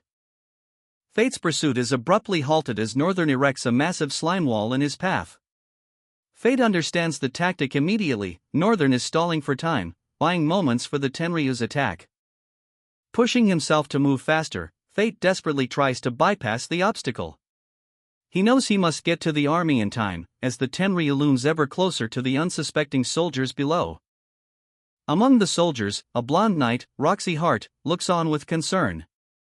Fate's singular focus is on reaching her as quickly as possible, while the Tenryu begins to gather energy for a devastating attack. The Tenryu unleashes its devastating energy beam, which crashes directly into the ranks of the royal army, vaporizing soldiers on impact. Roxy watches in horror as her soldiers are annihilated by the relentless blast. Suddenly, a dark figure appears in the path of the beam, intercepting the attack and bringing its destructive advance to a halt. The defender is revealed to be Fate, who endures the immense power of the blast. Watching from afar, Northern realizes Fate is purposefully avoiding fatal hits. As the soldiers rally to protect him, Fate screams at them to run away, insisting he is fine. With a final, desperate push, Fate successfully deflects the remainder of the energy beam, which dissipates harmlessly. He is left panting, having barely managed to defend against the attack. Struggling to his feet, Fate is shocked to see Roxy still on the battlefield. He asks why she didn't run away, just as she questions his presence. Inside his mind, greed warns him not to get distracted. Before Fate can recover, the Tenryu begins charging an even larger and more potent energy attack, forcing him back on the defensive. The immense pressure pushes him back, and as Roxy watches in alarm, Fate grits his teeth, refusing to yield. In a desperate move, Greed notes that Fate has forcibly unlocked the shield's secret arts, manifesting a massive, cross-emblazoned shield that completely nullifies the incoming blast. Watching his unwavering determination to protect her, Roxy calls out, questioning if he is Fae. Fate, realizing his mask is damaged and his identity compromised, understands he can no longer escape the situation. Turning to face her, he removes the broken mask, revealing his true face. He calmly greets her, "It's been a while, Roxy-sama," leaving her utterly stunned by the revelation. A man greets Roxy, noting that it has been a while. He is visibly shaken, his hand trembling as he recognizes the holy knight before him, while she appears distressed and unable to speak. He explains that his overpowering eyes are the reason she is unable to act. Internally, he laments that he too has become a monster. He urges Roxy to retreat with the army immediately, declaring that he will stall the enemies. With a final apology for lying and a heartfelt thank you for everything, he turns his back on her and runs off alone into the desolate landscape. As he departs, his thoughts are consumed by the name Faye, while Roxy is left behind, tears streaming down her face. Faye charges towards a large, armored creature, which he observes has been regenerating. His sentient sword, Greed, tells him to aim for the top of the creature's head. Suddenly, a mysterious hooded man appears atop the beast, putting Faye at a 2-on-1 disadvantage. Greed confidently tells Faye that they can handle it and to leave the fine-tuning of their power to him, allowing Faye to unleash a powerful technique, Variation Arts, Grand Cross, Returnable. He shouts that his foe will get a taste of an infinite prison as a cage of light materializes and traps the roaring creature. The hooded man leaps clear of the trap. He analyzes that the slime is dying from a previous attack and that the creature, Tenryu, is now immobilized by Faye's unfamiliar arts. With the battle now a 1-on-1 duel, Faye eagerly rushes to engage him. Despite his confidence, Faye is immediately pushed back. He wonders if his status is falling, but the hooded man explains there are 3 reasons for his weakness. He is near his limit from forcing himself into the territory of E, his power is being drained by the arts he just used, and a third, unstated reason. The hooded man scoffs, "I'm not even serious yet," and unleashes a blast of energy that shatters the ground. He then makes a swift retreat, prompting a surprised Faye to shout after him, asking if he is running away. The hooded man easily parries Faye's charge, criticizing the attack as hasty and reckless. He correctly deduces that Faye's impatience stems from a desire to keep him within the range of his arts, preventing an escape. And seeing the numerous openings in the desperate strike, he lands a devastating counterattack. Believing the fight is over, the hooded man declares himself the winner as Faye cries out in pain. Looming over the fallen Faye, the hooded man remarks that someone named Ellis had expectations for him, but he has been in the way. He offers a final, deadly reward, but is stunned when his blade only severs Faye's left arm. The unexpected outcome leaves him momentarily shocked and confused. Faye reveals his all-or-nothing gamble, explaining that he used illusion magic and intentionally sacrificed his arm. He states that confidence in victory creates openings, and as he speaks, he drives his own sword through the hooded man's chest. A system message announces that the gluttony skill has been activated. Faye finds himself in a vast, empty white space he recognizes from a previous vision. A mysterious woman appears, explaining that this is the spiritual world of beings consumed by gluttony, an empty space she created with her power. Within the spiritual space created by his gluttony skill, Faye observes the remnants of the monster he defeated and realizes the skill's negative side effects are diminished here. He had mistakenly believed his training was making it more docile. Turning to the mysterious woman, he asks why she, the core of the creature Haniel, helped him. She calmly introduces herself as Luna. Luna smiles, telling Faye not to look so troubled as she thanks him for killing her, explaining that she is happy now. As her form begins to dissolve into dark particles, she laments that it seems she will be unable to become his pillar. With her final moments, Luna delivers a stark warning: if Faye kills the Tenryu, he will no longer be himself. The gravity of her words shocks Faye, but before he can process them, he is suddenly seized from behind. A man with reddish-brown hair now holds Faye, complaining that he was at his limit. He explains that the Tenryu's binding will soon be released and they must return to the real world. Faye, stunned, recognizes the man's bossy tone and realizes with disbelief that this person is Greed. The man confirms Faye's suspicion, stating there's no time and they are leaving. Greed smirks, asking Faye to lend him his power.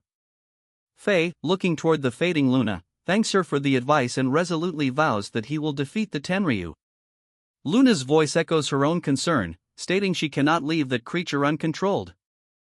Faye awakens back in the desolate, real world, his body whole and his arm restored. He wonders what happened to him. His black sword lies nearby, and from it, Greed's voice explains that the gluttony skill activated after the battle, causing Faye to lose consciousness. Greed then asks if he is ready for what comes next. As an enraged Tenryu approaches, Greed warns Faye that using a bow with his newly restored arm will be difficult. Undeterred, Faye decides to settle things with this one attack, pushing himself to his limit. To Greed's shock, Faye declares that an aerial stroll sounds fun and hurls the black sword high into the air like a javelin. Then leaps after it, using the airborne sword as a foothold to propel himself even higher towards the flying beast with the bare fist arts technique, Sun K. Faye retrieves Greed mid-flight, sarcastically noting he retrieved his throwing weapon properly. A quick glance at the Tenryu's status reveals its overwhelmingly powerful stats, all in the hundreds of millions. Faye accepts that this is an inhuman territory and resolves to do what he can. Positioning himself directly above the creature, Faye plummets downwards, screaming, "Die, Tenryu dash!" He lands squarely on the Tenryu's head amidst the shattered terrain below. Greed calls out his name in concern, but Faye confidently replies that there is no problem. Positioned on the Tenryu's head, Faye recognized this as his moment, channeling his power through Greed for a devastating downward strike combining strong arm and sharp edge. The resulting impact was cataclysmic, sending a shockwave that obliterated the ground below and threw Faye back from the sheer force of the blast, leaving a massive, smoking crater carved into the barren landscape where the attack landed. A system notification announces that the gluttony skill has activated. The backlash racks Faye's body with agonizing pain, and he struggles to his feet, determined not to be consumed by the power yet.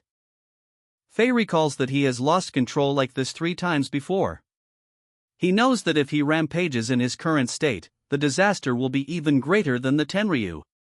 Realizing he must act before that happens, a sinister black aura begins to envelop his body.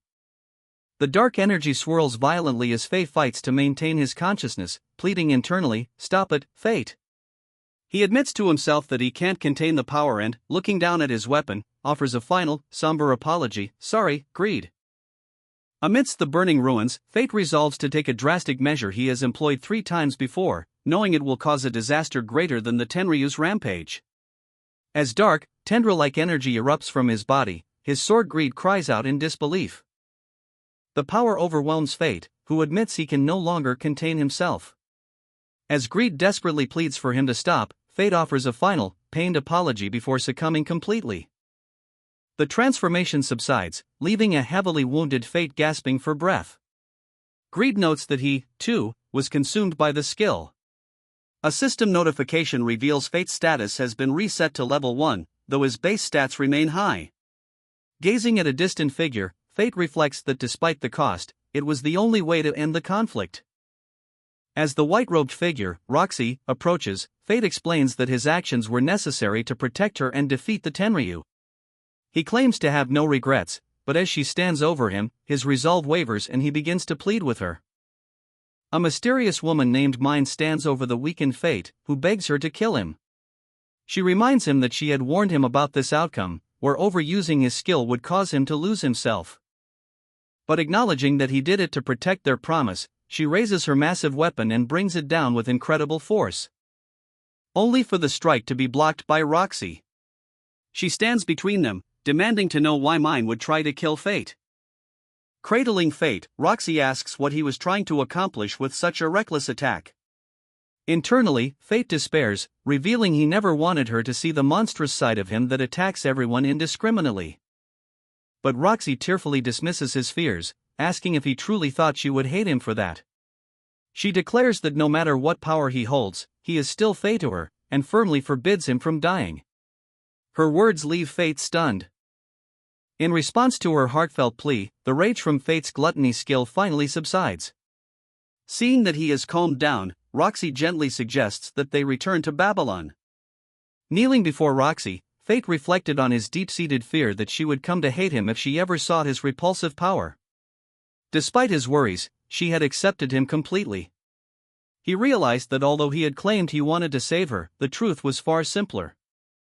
He had wanted her to save him.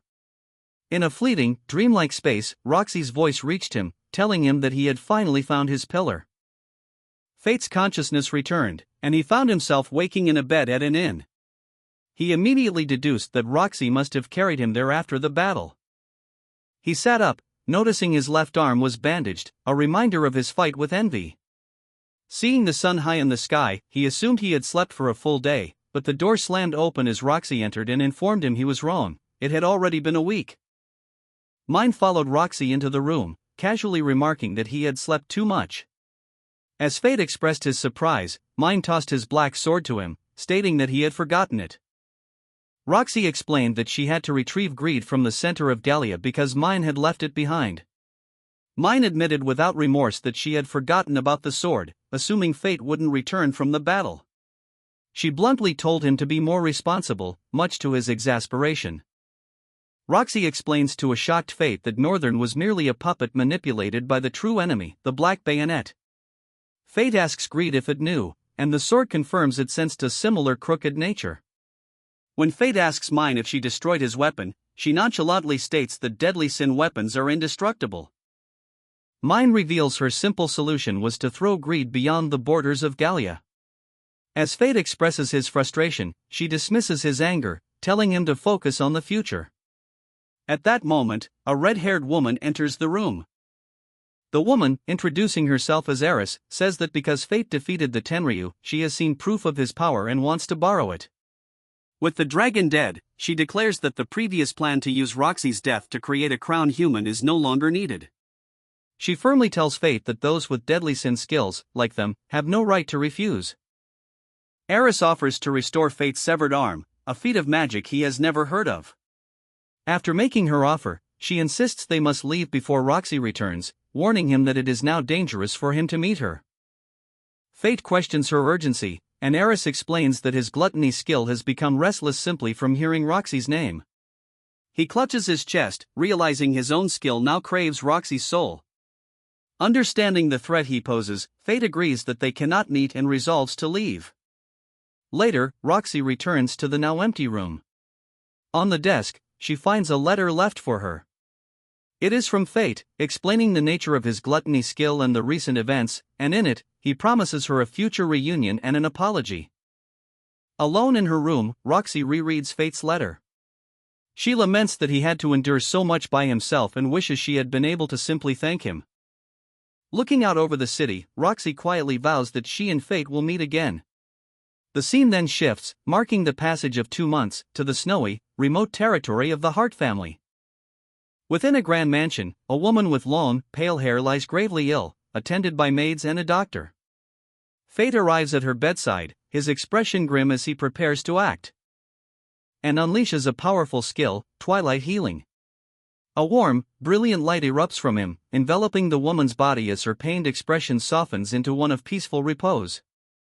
The attending doctor stares in disbelief, declaring that her condition was impossible to treat. Relieved that he made it in time, Fate explains that he learned this healing skill while training in a place he calls Hell, much to the doctor's confusion.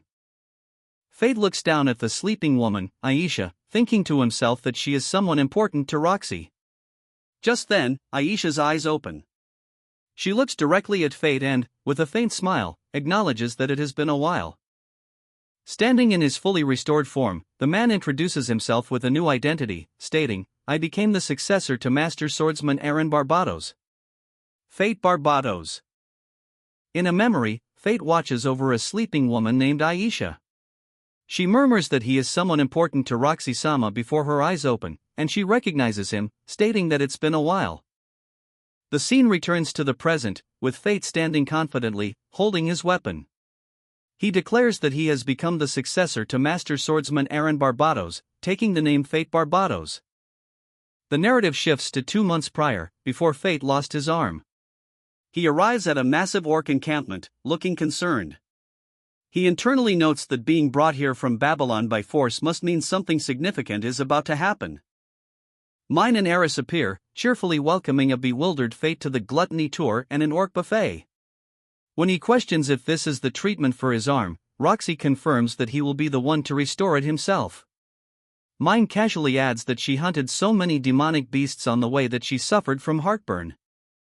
Roxy explains the method, the 4th stage secret art, Twilight Healing. She describes it as a technique that can treat any injury or illness, with its only limit being the resurrection of the dead. However, she clarifies that it's not easily handled, as it requires him to be in Area E with at least 40% of his previous status, and he must raise the skill's proficiency from the very first stage. Upon hearing these demanding conditions, Fate is struck with a bad feeling. As a massive horde of orcs charges towards them, Roxy commands Fate to use his secret art. Fate protests, questioning how he can possibly use a bow with only one functional arm, but quickly realizes he has no choice but to strike. And manages to manifest his black bow using pure magical power. His sentient weapon, Greed, judges the effort as merely a so-so and urges him to hurry before they are surrounded. Greed then adds a new condition to the training: he will not control the arrow's trajectory, forcing Fate to aim it himself. Fate is stunned by this sudden change, complaining that he should have been warned sooner. Roxy, Mine, and Eris lay out the harsh rules of his training: he must learn to fight and shoot rapidly on his own, and he is forbidden from eating at Roxy's blessing. Horrified by their callousness, Fate realizes he has been thrown into its special training of hell. The brutal regimen begins, with Fate forced to fire his secret art repeatedly into the advancing horde. Whenever he stops to rest, Eris prods him back to his feet, mockingly calling him the ragged cloth of Fate. The training continues relentlessly. At night, while Fate fends off Eris's advances, Roxy observes him with a serious expression. She explains a critical danger: by consciously suppressing the gluttony skill's desire for her, he has left himself completely open and vulnerable. 1 month later, Fate's grueling training concludes. To demonstrate his progress, he prepares to heal a self-inflicted burn, announcing his new skill, 4th stage secret art, Twilight Healing. He tells Greed to take the 40% of his power needed for the technique. And as Roxy and Eris watch, the flames on his arm are instantly extinguished, leaving his skin completely restored. Fate looks at his healed hand in surprise. With the training complete, the group prepares to part ways. Roxy expresses her gratitude, and Eris thanks them as well, casually mentioning she has already fired the slave driver. She tells Fate they will meet again in the royal capital in 1 month, as she has a small errand to attend to first. As they travel, Mine asks if they are heading to the capital, but Fate explains he must first fulfill a promise.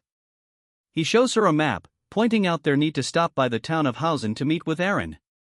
Mine suddenly dashes off, prompting a frustrated Fate to yell after her. Upon arriving in Hausen, they find the town heavily damaged but already undergoing reconstruction. Mine is surprised that Fate managed to run the entire way. Seeing the destruction firsthand, Fate realizes with certainty that it was Mine's power that had terrorized the town. As they walk through the rebuilding streets, a man calls out to them. It is Aaron Barbados, who greets them warmly. However, his expression turns serious as he reveals that something strange occurred recently. A voice in his head told him to re-evaluate his status, and when he did, he discovered something had appeared that wasn't there before. Aaron Barbados laughs off the mysterious incident that altered his status, remarking that he grew stronger from it. He then reminds Fate of his promise to tell him something important, gesturing to the sunstruck town and noting that while it's a disaster, it should recover. Stunning Fate, Aaron asks if he would like to be adopted and become the head of the Barbados family. He explains that Fate is highly capable and that his own relationship with the royal capital's holy knights is strained, making Fate a more suitable successor. Sensing Fate's hesitation, Aaron reassures him that the choice is ultimately his, encouraging him to live his life as he sees fit. Moved by this sentiment, Fate comes to a decision. Fate formally accepts Aaron's offer, and the two shake hands to seal the agreement. Following this, they spent a month helping with the town's reconstruction before Aaron departed on business, with plans for Fate to head to the royal capital where Eris awaited. However, while en route, Fate is struck by a powerful intuition concerning someone named Aisha. Trusting the instinct he honed in the E area, he tells Aaron he will join him in the capital later and immediately changes course. Now traveling through a snowy landscape, Fate reflects on the past 2 months. He apologizes to Mine for dragging her into his affairs. She leans against him, feeling cold, and tells him that if he feels indebted, he should do something about it, admitting she is not as good a person as he might think. While taking shelter from the snow with a sleeping Mine, Fate contemplates his journey to the royal capital. He recalls Aaron's words that his business there was related to him, sparking a sense of unease. Upon arriving at the magnificent royal capital, Fate and Mine are met by Aaron Barbados. As they walk through the grand halls of a palace, Aaron looks upon Fate with a concerned expression. Aaron questions Fate's decision to wear his skull mask. Fate explains that it is a replica created by Mine and that he has no intention of wearing it in public until he is able to face Roxy again. As Aaron walks ahead, Fate follows, feeling a sense of strangeness. He reflects on the irony of returning to the royal capital, a place he never expected to see again, now as a member of a noble family. They arrive before a massive, ornate door.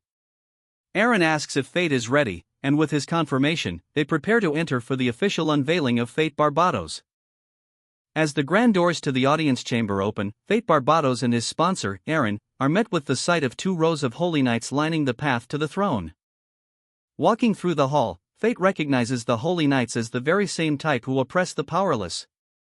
He scans the room, relieved to find that Raffaele is not among them, before kneeling respectfully before the throne.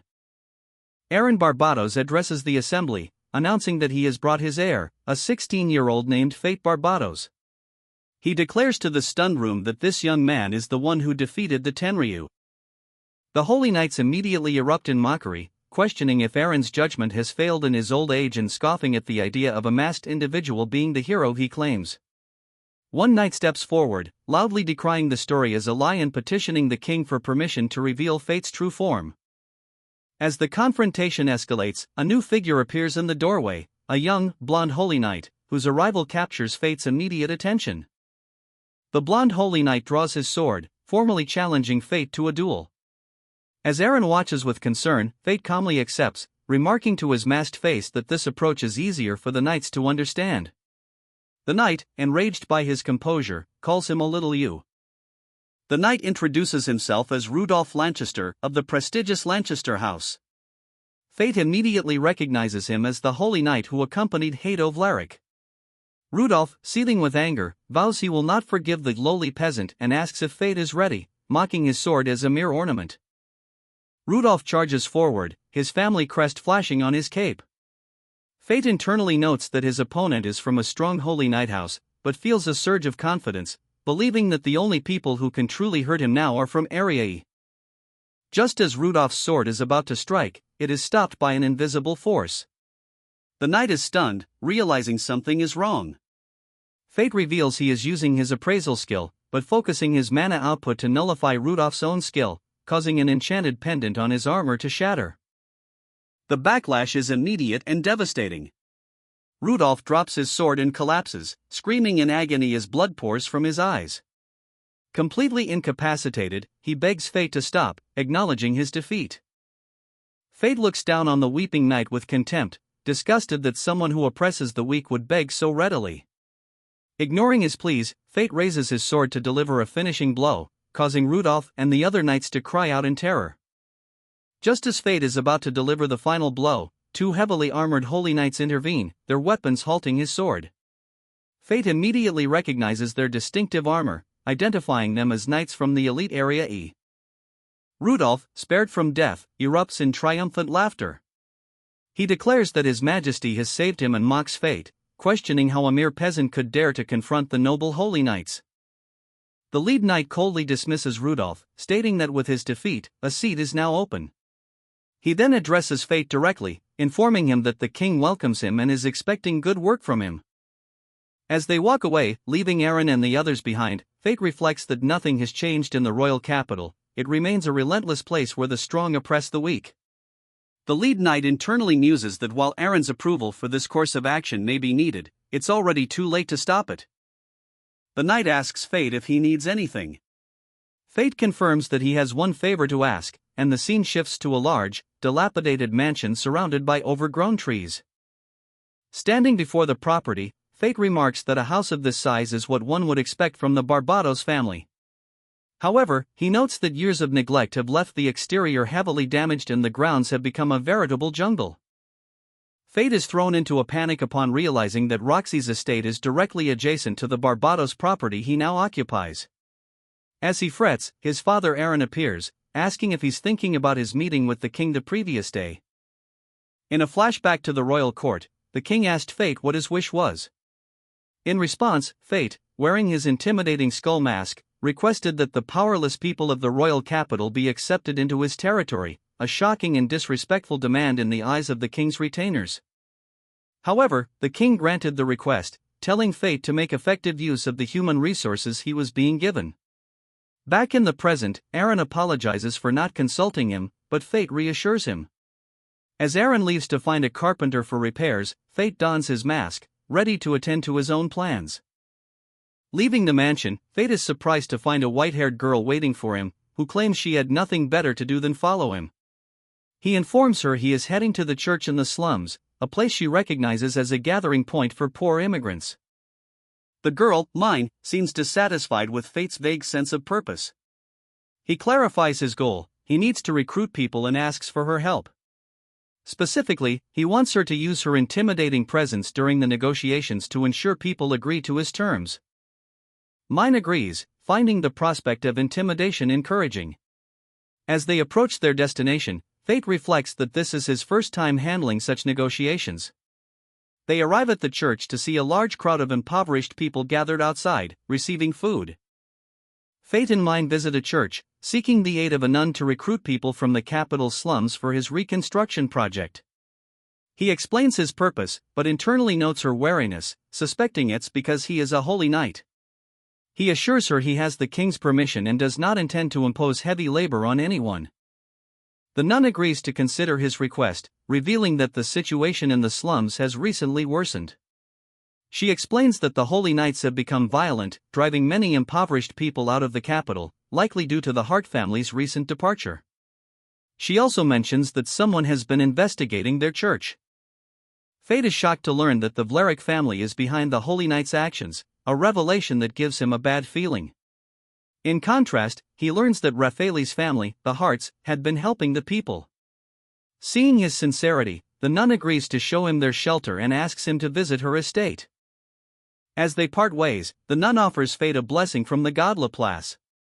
The mention of this name triggers a memory for Fate as he later looks out a window from his room. He reflects on the world's lore. The creator god Laplace gave special powers called skills to the people, but this created an absolute disparity between the chosen and the unchosen. To cope, people came to call these hardships trials from their god. This leads Fate to question if his own mortal sin skill, gluttony, is merely a trial he must overcome. He concludes that it feels like something far more sinister. His thoughts are suddenly interrupted as he notices something amiss outside his window. As Fate departs from the church grounds, the nun he just spoke with rushes back, calling out to him in a panic. He turns to see her running towards him, her face a mask of terror. She breathlessly explains that something has happened to the people in the slums, delivering an urgent and desperate plea: "Please, help us." Fate is visibly shocked by the sudden crisis. As Fate rushes through the capital at night, the nun explains the situation. The powerless people from the slums, passed over by the church, are sent to work in the military district. This was apparently a condition Veric imposed in exchange for allowing an investigation into the church. The nun grows more frantic, revealing that while people were taken before without issue, this time Veric's men took an extra 100 people, and none have returned. She managed to contact an escapee who confirmed that everyone else was killed. When Fate asks why Aaron or Mine weren't sent, she explains that Aaron is already assigned to report incidents to the capital and Mine is unsuited for infiltration, leaving Fate to handle the crisis himself. Fate arrives at the massive wall separating the Holy Knight district from the military district. He asks Greed for an assessment of his ability to scale it quietly, receiving a harsh score of 60 points. Greed dismisses the score, urging him to look over the wall instead. And upon doing so, Fate is stunned by the sight of the military district, a cityscape of modern, unfamiliar buildings. He recognizes the structures as utilizing lost technology from Galia. Greed speculates they use special plates to absorb atmospheric energy and warns Fate that the kingdom is likely hiding this technology to monopolize it, advising him not to investigate too deeply. Greed's voice echoes in Fate's mind, warning him that throughout history, nothing good has ever come from the meeting of humans and Galia's technology. Fate acknowledges the warning, focused only on not getting caught as he begins his infiltration, moving stealthily through the alleys and over the walls of the military district. He soon spots a remarkably large building to the north, correctly identifying it as Veric's research facility. Observing the entrance, he notes the tight security, realizing a frontal assault is impossible. Greed asks what he plans to do, and fate decides that if the front is too difficult, he will find another way. To create a diversion, fate throws a small object, causing a clattering sound that draws the guards' attention. As they turn to investigate the noise, he seizes the opportunity to scale the massive wall of the facility, unseen.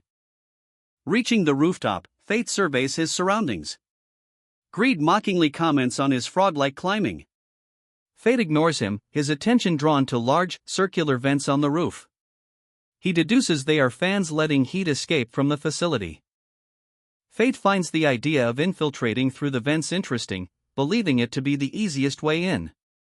However, Greed immediately warns him against it, stating that while Fate himself might be fine, destroying the propellers to get through would certainly alert the guards. Undeterred, Fate leaps into the shaft, expertly timing his descent to pass between the massive, spinning blades. He internally notes that dodging Mind's axe is much harder. As he falls, Greed praises his skill and directs him toward a larger hole below, explaining that according to the runaway nun, the captured people were taken underground immediately upon arrival. After descending through the ventilation shaft, Fate lands in a sterile, modern underground facility, confirming he has arrived at his destination. He finds the place both creepy and foul-smelling. As he proceeds, he encounters an automatic door that requires an ID card he doesn't possess, but Greed instructs him to try using the black sword against the access panel, which successfully unlocks the door. Fate is stunned by the futuristic technology, questioning how it could exist in this world. Greed explains that this is the result of Galia abandoning all ethics and going too far in its research. Moving deeper into a hallway, Fate observes several researchers transporting a large, covered container. A strong stench of blood hits him, and he realizes with dread what they might be carrying. Peeking into a room, Fate witnesses a horrific scene. The researchers are feeding a human corpse to a grotesque, monstrous creature. They casually remark that while the work is brutal and grotesque, the high pay makes it worthwhile, and one eventually gets used to it. One of the researchers smirks, callously stating that it's the victim's own fault for being useless fodder. Just as he finishes his sentence, an unseen force strikes him from behind, causing him to cry out in surprise.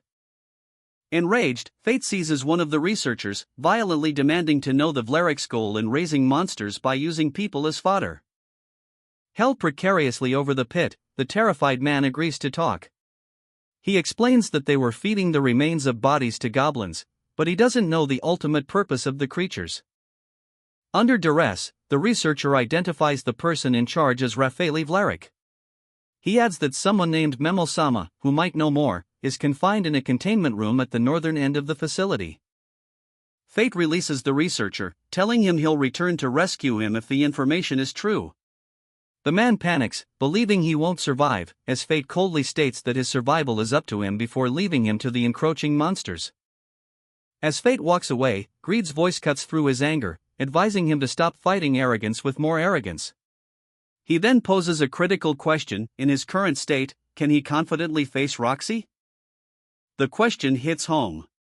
Greed warns that great power requires self-restraint, lest Fate be swallowed by it as he almost was in Galia. Realizing he nearly lost sight of what's important, Fate apologizes and resolves to find Memel to get proof of the Veric's connection to the facility. As Fate proceeds through the facility, Greed notes the unsettling silence. Despite their earlier commotion, there are no signs of people. Fate feels an uneasy sense of familiarity with the atmosphere as they pass by bloodstains on the walls, and Greed warns him to be careful. He continues down the empty corridor, peering into a vacant room that he presumes was a containment cell. At the end of the hall, he spots a door that looks different from the others, suspecting it's his destination. Inside, he finds an unconscious woman lying on a bed. He recognizes her as Memel. At Greed's suggestion, he uses his appraisal skill, which reveals her full name to be Memel Veric. Greed is stunned to see that all of her stats are over 5 million. Fate examines Memel's arm and discovers injection marks. Greed theorizes that she has been drugged with some substance as part of an experiment, which likely explains both her comatose state and her unnaturally high stats.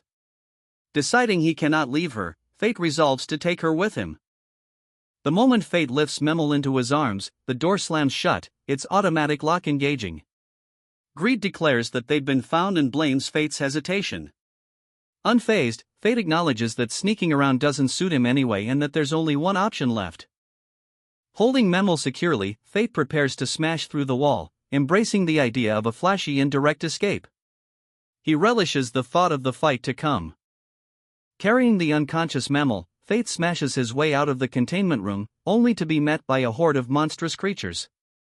He instantly recognizes them as goblin mutants and realizes he has walked directly into an ambush, sarcastically remarking on the grand welcome. Surrounded by a horde of grotesque goblin-like creatures, Fate questions their origin, wondering if they emerged from the same hole he did.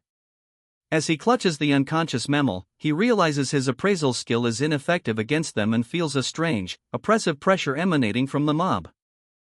Suddenly, Fate's gluttony skill activates on its own, causing him immense pain. As a creature lunges, his instinct is to strike it down, but Greed's voice urgently commands him, "Don't kill it." Greed explains the dire situation. He has figured out the creature's true nature. They are corpses animated by soul remnants, known as Nightwalkers. Their decayed souls are like a potent poison to Fate's gluttony skill, meaning that if he kills one, the backlash could be fatal. Greed urges Fate to break through the swarm and run, adding a critical warning: if he is bitten, he will become one of them, a rule that applies even within the supposed safety of Area E. Already charging into the fray, Fate expresses his frustration, wishing Greed had provided this crucial information before he engaged the enemy. Having bought some time by collapsing the ceiling on the Nightwalkers, Fate Barbados lands in a lower passage. He knows the overwhelming numbers of their pursuers mean they can't relax yet and must find an escape route quickly. He discovers a hidden room, which he quickly identifies as a research facility for the Nightwalkers. Examining the stasis tubes, he realizes the specimens contain diluted blood from people he presumes are the originators. Fate is disturbed to conclude that the Veric family, and by extension Galia, are involved in creating these bioweapons. Fate's investigation is cut short when he is stunned to recognize the man suspended inside the largest container, Veric, fully healed and seemingly preserved. Before Fate can comprehend how Hado is alive, the man's eyes snap open, glowing with a monstrous light. He shatters the stasis tube, his body transformed, and lunges forward with a guttural scream of Fate's name, landing a devastating punch that sends Fate flying. Fate is shocked by the immense power behind the blow. The impact creates powerful vibrations that travel upwards, alerting the White Knights on the floor above. The force of the explosion launches Fate and the unconscious Memel from the hidden lab to the desolate surface above. Disoriented, Fate gets his bearings and frantically searches for Hado, questioning what just happened. He finds him instantly. Hado has transformed into a monstrous, bloodthirsty creature, identified by Fate as a Nightwalker from Area E. The monster lunges, and Fate struggles to parry the incredibly heavy blow, crying out his former friend's name. Fate's situation worsens as he sees the other Veric family members Hado had bitten earlier rise as fellow Nightwalkers. He realizes he must stop this threat from spreading, but fighting them all alone seems impossible. Furthermore, he knows that using his gluttony skill to devour them would likely kill him in the process. Just as the Nightwalkers close in, a figure flashes past, cutting one down. It is Barbados, who apologizes for his late arrival, explaining his report to the king took longer than expected. Fate shouts his father's name in relief. Correctly deduces that Fate is hesitant to act because of his gluttony skill, guessing that killing the Nightwalkers would cause him to receive massive damage. Seeing Fate's predicament, proposes they team up like they used to, an offer Fate eagerly accepts. The two warriors immediately launch a coordinated assault. Fate leaps high into the air to attack Hado from above while engages the other Nightwalkers, vowing not to let them interfere. As he prepares a powerful downward thrust, Fate yells, "Get down!" Following their combined attack, Barbados remarks that it should have inflicted some damage on Hado. Fate, however, senses a rising pressure from the smoke and urges to watch carefully. From the dust emerges a transformed Hado, now with demonic wings. Identifies this as the collapse phenomenon, explaining that by crossing into Area E, Hado has lost his human heart and is now a being swayed only by power. Hato vanishes in an instant, his speed catching both Fate and Eren by surprise, and a powerful blast erupts where they were standing, forcing them to defend. Fate curses, noting his defense barely held in time. Hato has fled deeper into the facility. Following him, they enter a large, cavernous room lined with glowing tubes, each containing what appears to be a female specimen. Eren is stunned into silence as he recognizes the woman in one of the tubes. Fate asks if he knows her, pointing out a flower offering at the base of her container. Eren confirms that he does, identifying her as Lena Veric, a person who died over 10 years ago. A new voice interrupts them. A man named Raffaele appears, whom Fate recognizes with fury. Raffaele mockingly congratulates Fate on succeeding the Barbados family, laughing at the idea of a loser like him becoming a big deal, before revealing a shocking truth: she's my mother. Raffaele explains his lineage, revealing that the previous head of the Veric family, unable to have children, took his mistress as a wife. However, the head soon fell for another woman, who gave birth to Hato and Memir. Raffaele's mother, Lena Veric, was deemed powerless and cast aside. Fate is stunned by this revelation, but Raffaele dismisses it as an act, stating that he is actually grateful to Fate. With a sinister smile, Raffaele thanks Fate for killing Hato. He reveals that he merely repaired Hato using monster parts and his own blood, transforming him. He declares that unlike Hato's borrowed abilities, what he possesses is true power, sufficient to accomplish his goals. A dark, ornate spear materializes in Raffaele's hand as he declares it's time to discipline a loser. Inside Fate's mind, Greed screams a warning, recognizing the weapon and urging Fate to flee immediately. Eren intercepts the spear's powerful strike, the impact staggering him. Realizing they are at a severe disadvantage against the unknown weapon, he shouts for them to run, and they immediately begin their retreat. As they flee the chamber, Fate notices magic circles activating throughout the facility. He realizes with horror that Raffaele is controlling all the monsters within and is about to unleash them in massive numbers upon the capital. From a distance, Raffaele calls out to Fate, revealing the monstrous, winged form of Hato under his control. He announces that today is the anniversary of his mother's death, and he will make the capital, the world that made her suffer, pay for its sins. Enraged, Fate shouts at Raffaele, who taunts him by asking if he isn't happy with the situation. Eren quickly interjects, telling Fate they cannot defeat both Raffaele and the transformed Hato as they are. He theorizes that for Raffaele to manipulate bloodlines, he must have Nightwalker origins himself, leaving Fate to question what they should do next. Raffaele then makes a startling proposal. He explains that if they kill the originals, the rest of their kind will die, ending the current uproar. With a calm demeanor, he suggests to Fate and Eren that they should join forces to put an end to their shared connection with the Veric family, establishing the grounds for an unexpected intense alliance. The scene shifts to a chaotic battlefield where Fate is fighting a seemingly endless horde of monsters. As a winged creature attacks, a blonde-haired warrior intercepts it, declaring himself its new opponent. This frees Fate to focus on his primary target, a female knight, though he questions if it's right for him to be running from the main fight. Greed advises Fate that to counter the female knight's black spear and her space jump ability, he must bestow sandstorm magic on a dark arrow and fire it at the spearhead. Following the instruction, Fate launches the enchanted arrow as a feint, a move the female knight dismisses as merely annoying. The feint proves successful. The sand from the arrow interferes with the knight's space jump, just as Fate suspected. He identifies her weapon as Vanity, a mortal sin weapon prototype. He realizes that unlike his own weapon, it lacks a heart and instead endlessly consumes its user's blood for power, a process that will eventually turn its wielder into a mummy. The female knight presses her attack, declaring that Fate's limit has been reached. She mocks him, stating that he was powerless until recently and shouldn't get cocky, cornering him and leaving him with nowhere to go. Suddenly, a new enemy appears, a white-haired man flanked by monstrous creatures. He commands his minions, which Fate identifies as manipulated walkers, to bite Fate and make him their servant. The blonde warrior looks on, ready for battle.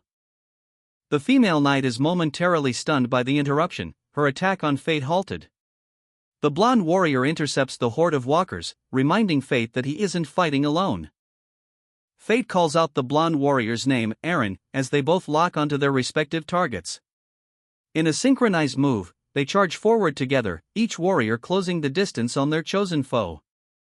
Eren leaps and unleashes a powerful attack, a brilliant flash of light that Fate recognizes as Eren's Grand Cross. Fate thinks to himself that with two of them, they can increase their kill rate, and he anxiously watches the dust cloud, wondering if Eren succeeded. As the smoke clears, the female knight stands over Eren, having impaled him from behind with her dark spear. A small, dark dagger is also lodged in his back. The female knight mocks Eren, questioning if his display was the full strength of a master sorcerer, but her taunt is cut short. She suddenly feels a sharp pain, wondering if this strange reaction is what Lena Vleric's blood had wished for, before screaming in agony. She stumbles, clutching her chest in pain, much to her own disbelief that this would happen at such a critical moment. From a distance, Fate and the wounded Eren watch, with Fate noticing that the red liquid dripping from her could be blood. The knight feels an uncontrollable urge emanating from Raffaele, comparing it to the starvation impulse of the gluttony skill. Realizing her opponent, Hato, is weakened, she sees an opportunity to attack and screams at him, demanding to know how long he plans to sleep. Eren, despite his severe injuries, urges Fate to pursue Hato. He explains that because Hato has been weakened, his movements and those of his underlings will be slower. Confident he can handle the situation with the approaching White Knights, Eren entrusts the female knight to Fate and tells him to go. Fate follows Hato's trail to a large hole leading underground, deducing it's an entrance to a hidden facility. Recalling Hato's earlier words about needing more blood, Fate realizes with a bad feeling that his foe requires a specific person's blood to sate his urge. Arriving in the chamber below, Fate is too late. Hato holds an unconscious woman, declaring that he has finished resupplying and that she has restored his power. The woman weakly utters the word brother, confirming Fate's fears as Hato smirks triumphantly. Fate confronts the female knight, asking if Memel is her sister. The knight scoffs at the idea, revealing she is the daughter of the people who drove Hato's mother away and that she never considered Memel a sister. She callously admits she only stayed near Memel, who was affectionate towards her, to find an opportunity to kill her. Enraged, Fate clashes with her. As their weapons meet, the knight continues her taunts, calling Memel a foolish woman and a useless person, just like her father. Fate is shocked to realize that her strength is on par with his, even while he is in his half-starvation mode. The knight challenges Fate, wondering if he can block her next attack before suddenly vanishing. Fate senses the space jump and prepares for an attack from behind, but the knight's voice declares him wrong, from another direction. Revealing her technique is a cascade jump, a rapid double teleportation. Before Fate can react to the second jump, her spear impales him through the chest. He coughs up blood, realizing he dodged the first feint but was caught by the follow-up. Laughing maniacally, the knight gloats, asking if this reminds him of the old days when he was weak. She admits that she is more like him than she first realized, as they both wield power fueled by raw emotion. Fate recognizes that she despises him so much that she has demanded more power than she can truly handle. However, Fate recalls his companions Roxy, Mine, and Eris, who taught him to focus his strength only to protect those precious to him. Thinking of them and someone named Raffaele, he looks at the knight, who has no one to stop her from being consumed by her power, and concludes that she is simply pitiful. The female knight suddenly screams in agony as her arm begins to petrify, an apparent side effect of her own magic. She curses Fate through her pain. Despite his own injuries, Fate calmly states that without her black spear, she has no chance of winning and is lost. The knight furiously refutes this, claiming she is just getting started and that she can still fight using her own blood. Her body begins to convulse and transform against her will, and she cries out that this isn't what she was promised. Fate watches, confused by the strange development, as a new, fully armored figure begins to emerge from within her. The new figure fully materializes, revealing himself to be a man named Raffaele. He casually addresses Fate as Gluttony-kun and Greed-kun, expressing his disappointment that the knight failed even after he lent her his power. He notes that a body filled with a desire for revenge is always a delicacy. Raffaele muses that the knight's body has not yet fully regenerated and wonders if he should fulfill her wish. He then taunts Fate directly, asking if he can be stopped and telling Gluttony-kun to hurry and get out. Before anything further can happen, a massive explosion erupts in the vicinity, shattering the ground. In the aftermath, a man with white hair is seen observing the destruction. Fate catches the unconscious body of the female knight, looking up at the white-haired man and wondering if he could be Nemel. As a nearby nightwalker dissolves into the ground, the man asks what happened, but Fate admits he doesn't know either. Despite the confusion, Fate's expression hardens with resolve, stating that he knows one thing for certain. A mysterious, horned woman appears before Fate and the white-haired man. She gazes at the swirling vortex of dark energy in the sky where Raffaele was and delivers a grave warning: if they do not stop the entity within Raffaele, the capital will be destroyed.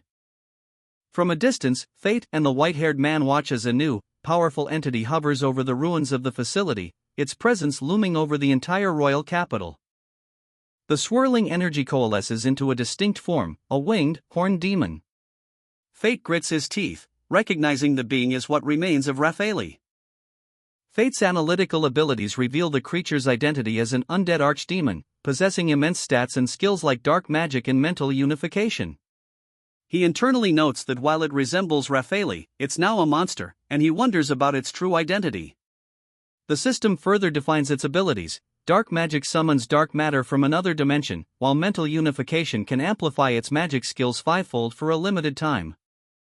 The horned woman explains that the archdemon's dark magic was the cause of the facility's destruction, but the real danger lies in the massive energy release when that dark matter is destroyed. Fate realizes with dread that the creature likely hasn't even used its mental unification skill yet.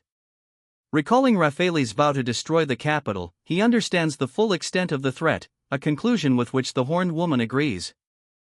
Just as Fate prepared to face the threat alone, an injured man with white hair, Barbados, arrived carrying a young girl. He apologized to Fate, stating that in his current state, he could go no further and would only be a liability. Entrusting the girl to Fate, he tasked him with evacuating the citizens from the capital. Suddenly, the horned woman, accompanied by a contingent of white knights, appeared on the scene. Fate was stunned, shouting her name in disbelief, Elise.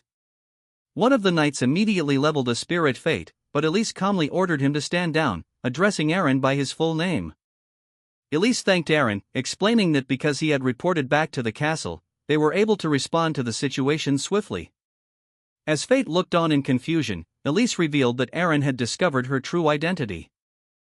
With a confident smile, Elise declared to the utterly shocked Fate that she is the ruler of the country. The revelation caused Fate to realize she must have been the one behind the curtains during a past event. Elise then summoned a demonic-looking blade, identifying it as the Sin of Envy.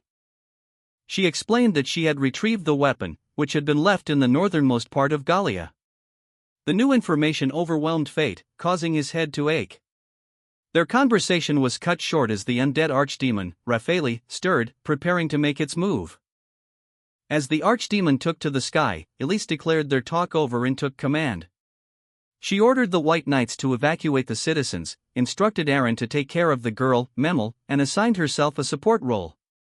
She then tasked Fate with fighting on the front line, a role he accepted, though he wished mine were there to help. The undead archdemon unleashes his power, causing dark cracks to spread across the sky. Fate recognizes it as dark magic, telling his weapon, Greed, that they must stop the distortions before they summon dark matter. Vowing to cut the distortions before the spell is complete, Fate leaps into the air, his scythe flashing as he swiftly slices through 3 of the magical fissures. But the archdemon moves to intercept him. From a distance, Elise provides covering fire, shouting, Fate! Do it now! This creates an opening for Fate to target the 4th and final distortion. As his blade strikes the last fissure, the concentrated dark energy destabilizes and erupts in a massive, blinding explosion. The force of the blast throws Fate backward through the air as the magical construct shatters around him. Watching from below, Elise cries out his name in alarm. Fate lands, confirming he is alright thanks to his shield, but quickly realizes the archdemon has vanished into the clouds. As he wonders if the foe escaped, he reveals that his right eye can perceive the magic inside the clouds, allowing him to track their target. High in the sky, the archdemon summons a massive swarm of dark, insect-like creatures. On the ground, Fate feels his sword, Greed, reacting violently to the immense energy. Elise recognizes the grave danger they are in.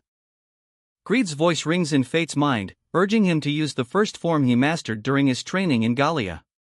Though hesitant about the risk of losing control, Fate realizes the royal capital will be destroyed otherwise and makes his decision, commanding Greed, "Take 10% of my stats."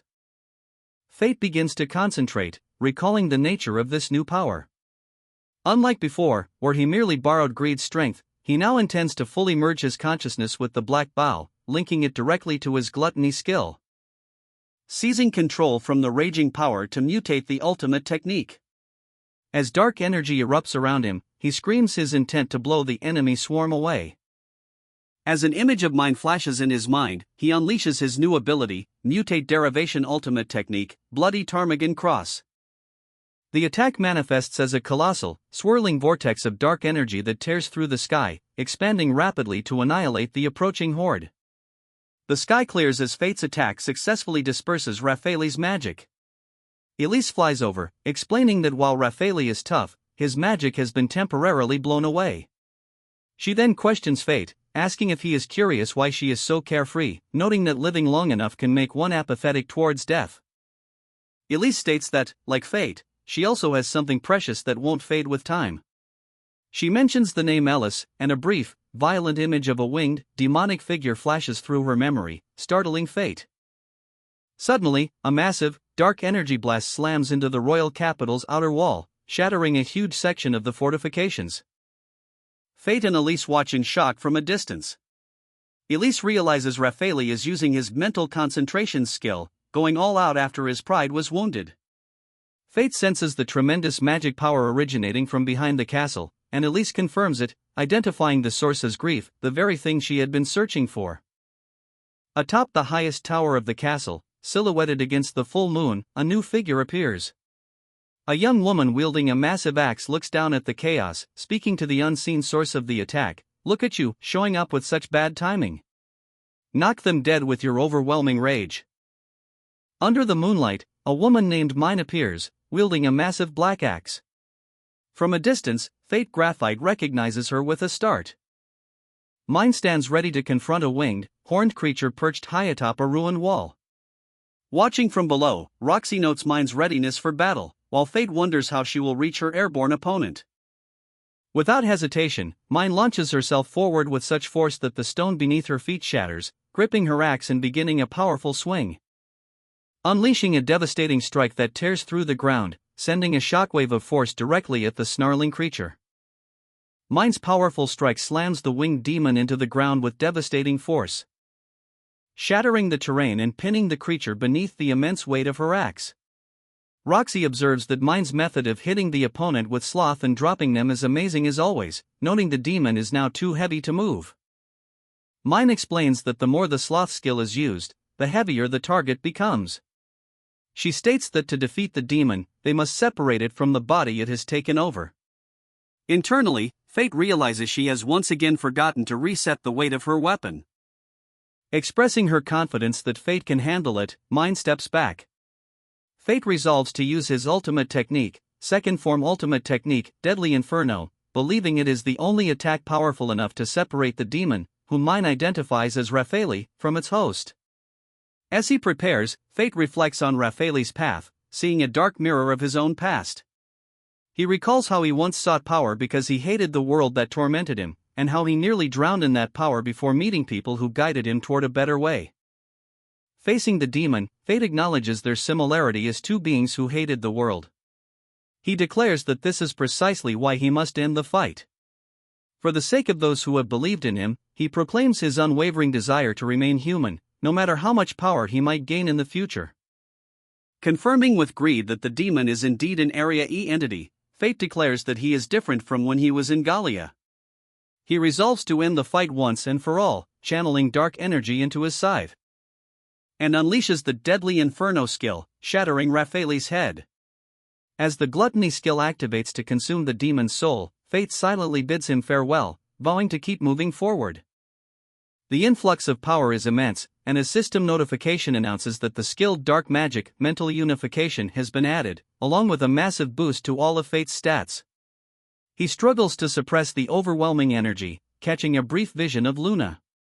He makes a mental note to thank her and to remain vigilant before composing himself. Suddenly, the demon's remains, which had coalesced into a large, dark sphere, begin to rupture. To Fate's shock, the sphere dissolves not into dust, but into a massive swarm of bats, which swirl around him as he questions if this is the separation mind spoke of. The swarm of bats converges, forming a single, humanoid silhouette. Mind identifies the creature as a unified lifeform, the progenitor of night walkers and an enemy linked to her personal goal. The figure solidifies into a man who introduces himself as Shin. He addresses Mind directly, commenting on her coldness despite their history as former allies, leaving Fate, Roxy, and Eris to look on in stunned silence. Shin casually remarks that it has been 2,000 years, a statement that shocks Fate. Mind, who believes Shin was dead, is confronted by him as he asks if she understands the situation. Shin explains his immortality, revealing that unseen parts of his being can possess humans, allowing him to revive. He declares victory in a past bet and offers Mind the choice to come with him or fight. Fate, observing them, realizes with frustration that in his current state, he is too weak to defeat them. Mind, ignoring the offer, lunges at Shin, demanding he open a door. Shin effortlessly blocks her attack, commenting on her unchanging aggression. He reveals that her destination is his as well, before suddenly appearing behind her and enveloping her in a shadowy aura, which dissolves them both into a swarm of bats. Fate cries out Mind's name in alarm. Shin's voice emanates from the swarm, surprised that Fate can speak but taunting him that it's useless, as he cannot stop Mind now. Overcome with a bad feeling, Fate grits his teeth, determined not to let Mind go despite his lack of strength. As she is pulled away, Mind reflects on her time with Fate, realizing it had been a long while since she had so much fun. With tears in her eyes, Mind turns back to give Fate a final, grateful smile, thanking him. He screams her name and reaches for her, but the darkness consumes her completely, lashing out and striking his outstretched arm. In the aftermath of Shin's departure, a vast crater scarred the city landscape, a testament to the power unleashed. At its center, a single point of light glowed faintly. Fate Graphite stood alone, gazing into the night sky, his thoughts consumed by a single name, Mind. In the aftermath of the battle, Fate stands alone in the cratered landscape, contemplating the small, glowing remnant left by Mind. The title for the chapter reads, Chapter 38, Fate and Roxy. A woman, Eris Seafort, approaches and asks Fate if he intends to chase after Mind. Fate reflects internally, remembering the powerlessness he felt when he disappeared from Galia and the pain it must have caused Roxy. He concludes that pursuing Mind now would just be a repeat of that failure, as he is still not strong enough. Fate asks Eris if everything is alright on her end. She apologizes, feeling she wasn't much use in the recent fight. They both turn their attention to the ruins of the military base, acknowledging that it will be unusable for some time.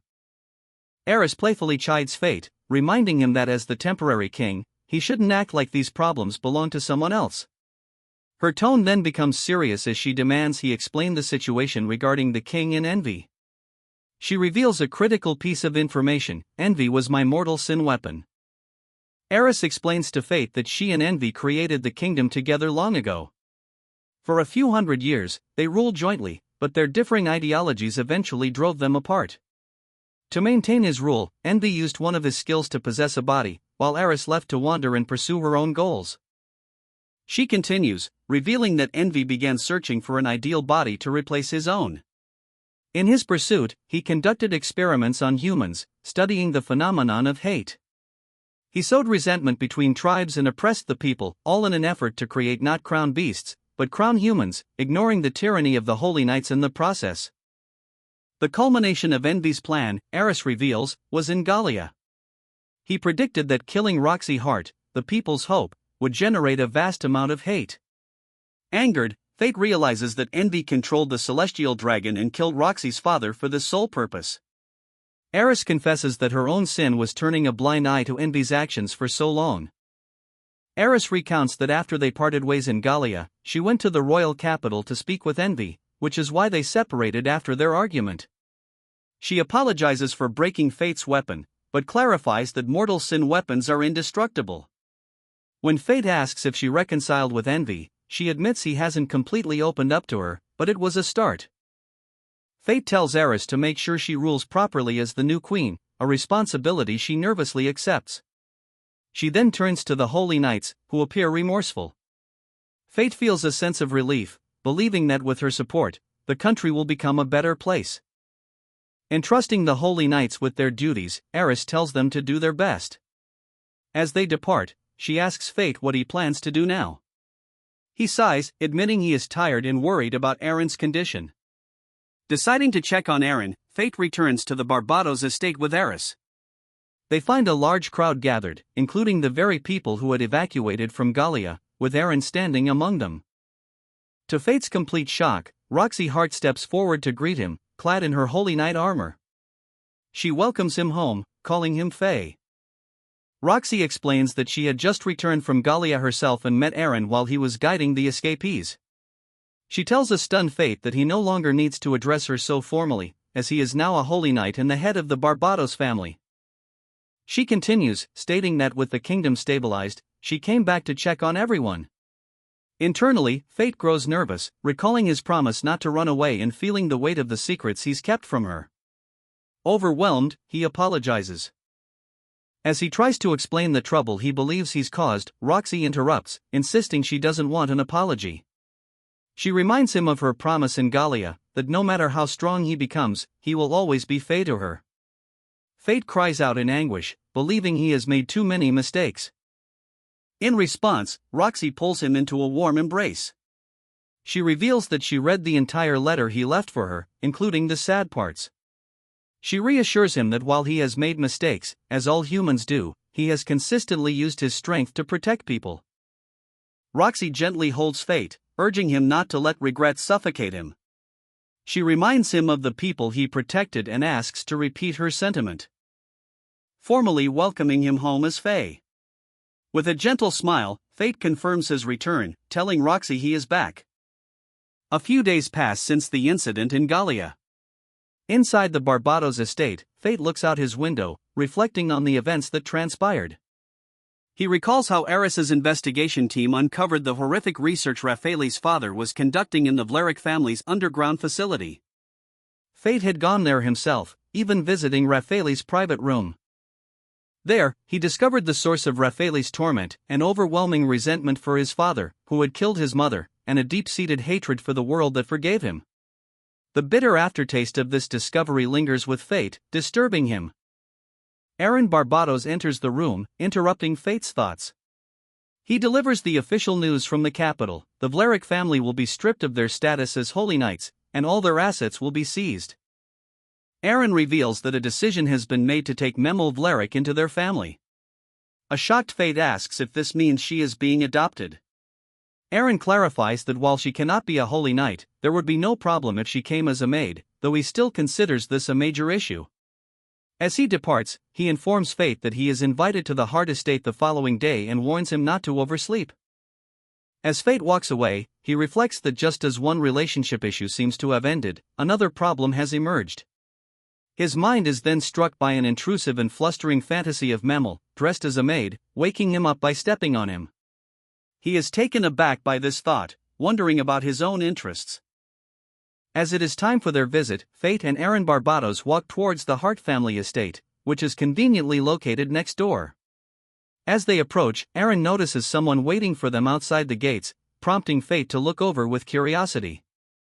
The figure is revealed to be a woman in a wide-brimmed hat. Erin reacts with shock, recognizing her as Aisha-sama. The woman, Aisha, simply smiles and announces her presence, leaving Fate completely bewildered by her sudden appearance. Inside the estate, Roxy Hart formally welcomes both Fate and Erin. While Fate stammers out a thank you, his mind is preoccupied with Aisha's cryptic arrival.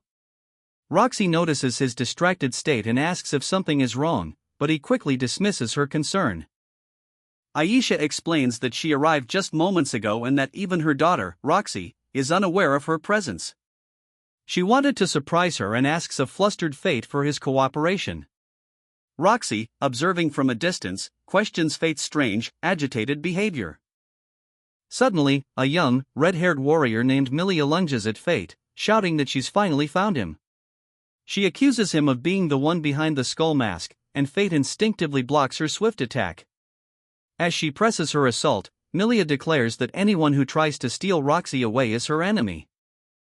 A large, bearded man named Mugan intervenes, grabbing Milia by the head and stopping her attack. He apologizes to Fate, explaining that Milia was supposed to be immersed in research in the military district. After confirming she's unharmed, he asks Fate to bring the other one over. As Fate turns, another woman appears. She immediately identifies his black sword as a mortal sin weapon, confirming she knew it. She introduces herself as Rain, Mugan's daughter, and reveals that she, like Fate, is a mind reader. Rain hands Fate a card with the location of her laboratory, explaining that her specialty is the study of Galia's legacies. She expresses a keen interest in both his sword and in him personally. Internally, Fate recognizes this as a crucial opportunity to learn more about greed in Galia that he cannot afford to miss. Later, inside the Hart estate, Roxy hosts a dinner party for all the guests. She thanks everyone for coming and proposes a toast, hoping they can dispense with formalities and enjoy themselves. The entire group, including Fate, Aaron, Aisha, Mugan, Milia, and Rain, raises their glasses. Amidst the lively dinner party, Fate notices Roxy Hart looking somber. He approaches her and the maid attending to her, asking if something is wrong. Roxy looks over the cheerful gathering, remarking what a delightful party it is, but internally, she laments that her mother, who is supposedly recuperating at home, cannot be there to enjoy it with her. Standing nearby, Fate feels a pang of guilt for his role in the deception.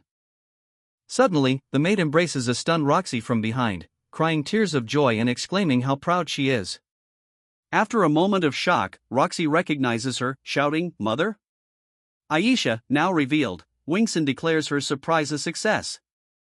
Roxy immediately turns on a flustered Fate, grabbing his collar and demanding an explanation. He stammers that he didn't know she would go so far as to wear a disguise, which only confirms for Roxy that he knew her mother was present. Meanwhile, Aisha explains to the other guests that she wanted to show them how much she had recovered from her grave illness. Letting go of Fate, Roxy announces to everyone that her mother's recovery is all thanks to him. As Fate recalls the event, Roxy looks at him with a new, profound understanding. Roxy explains that Fate used the power of his black spear, greed, to perform the ultimate technique, fourth form Twilight Healing, an ability that cures any illness by consuming the user's own stats. Fate confirms this, adding that he can recover his status with his gluttony skill. Overwhelmed, Roxy offers her deepest thanks for saving her mother's life, looking at him with immense gratitude. While the others look on, Roxy tells Fate that since he set her up for a surprise, she wants a favor in return. She asks if she can touch his sword, Greed, and Fate agrees without hesitation. Holding the black sword, Roxy is disappointed that her mind-reading skill doesn't allow her to converse with it. Greed, speaking through Fate, compliments her potential, but the connection suddenly causes Roxy to clutch her eye and begin dramatically imitating Fate's own moments of being overwhelmed by his gluttony skill, crying out for more as her own skill resonates. Fate is mortified by the accuracy of her impression, which Aaron and the others confirm was spot on. As Fate protests in embarrassment, Rain teasingly comforts him, saying it's a phase all boys go through. Roxy stops her act, stating that her performance was payback for his earlier surprise and that they are now even. Later, Aisha and Rain watch Roxy, remarking how the Holy Knight looks just like a normal girl in these moments. Fate observes them, sincerely happy that Aisha is feeling better and that Roxy can be herself. As the group leaves the Hart estate, Aaron announces he is returning to the royal castle for the night. Deciding it's time for him to go home as well, Fate bids farewell to Roxy and Aisha. Just as they were about to part ways, Aisha suddenly suggested that Fate stay at their place for the night. A stunned Fate stammered at the suddenness of the offer, but Roxy supported the idea, mentioning that their residence had no servants and that Aaron had been worried about him not eating properly if left alone. Despite her reasoning, a flustered Fate insisted he couldn't possibly impose on them any further. Roxy's demeanor shifted as she got close to Fate, intensely declaring that a sound mind dwells in a healthy body and that meals are important. Before he could process her words, both she and Aisha grabbed him and began physically dragging him back towards the mansion, completely ignoring his protests that his mind wasn't ready for this development.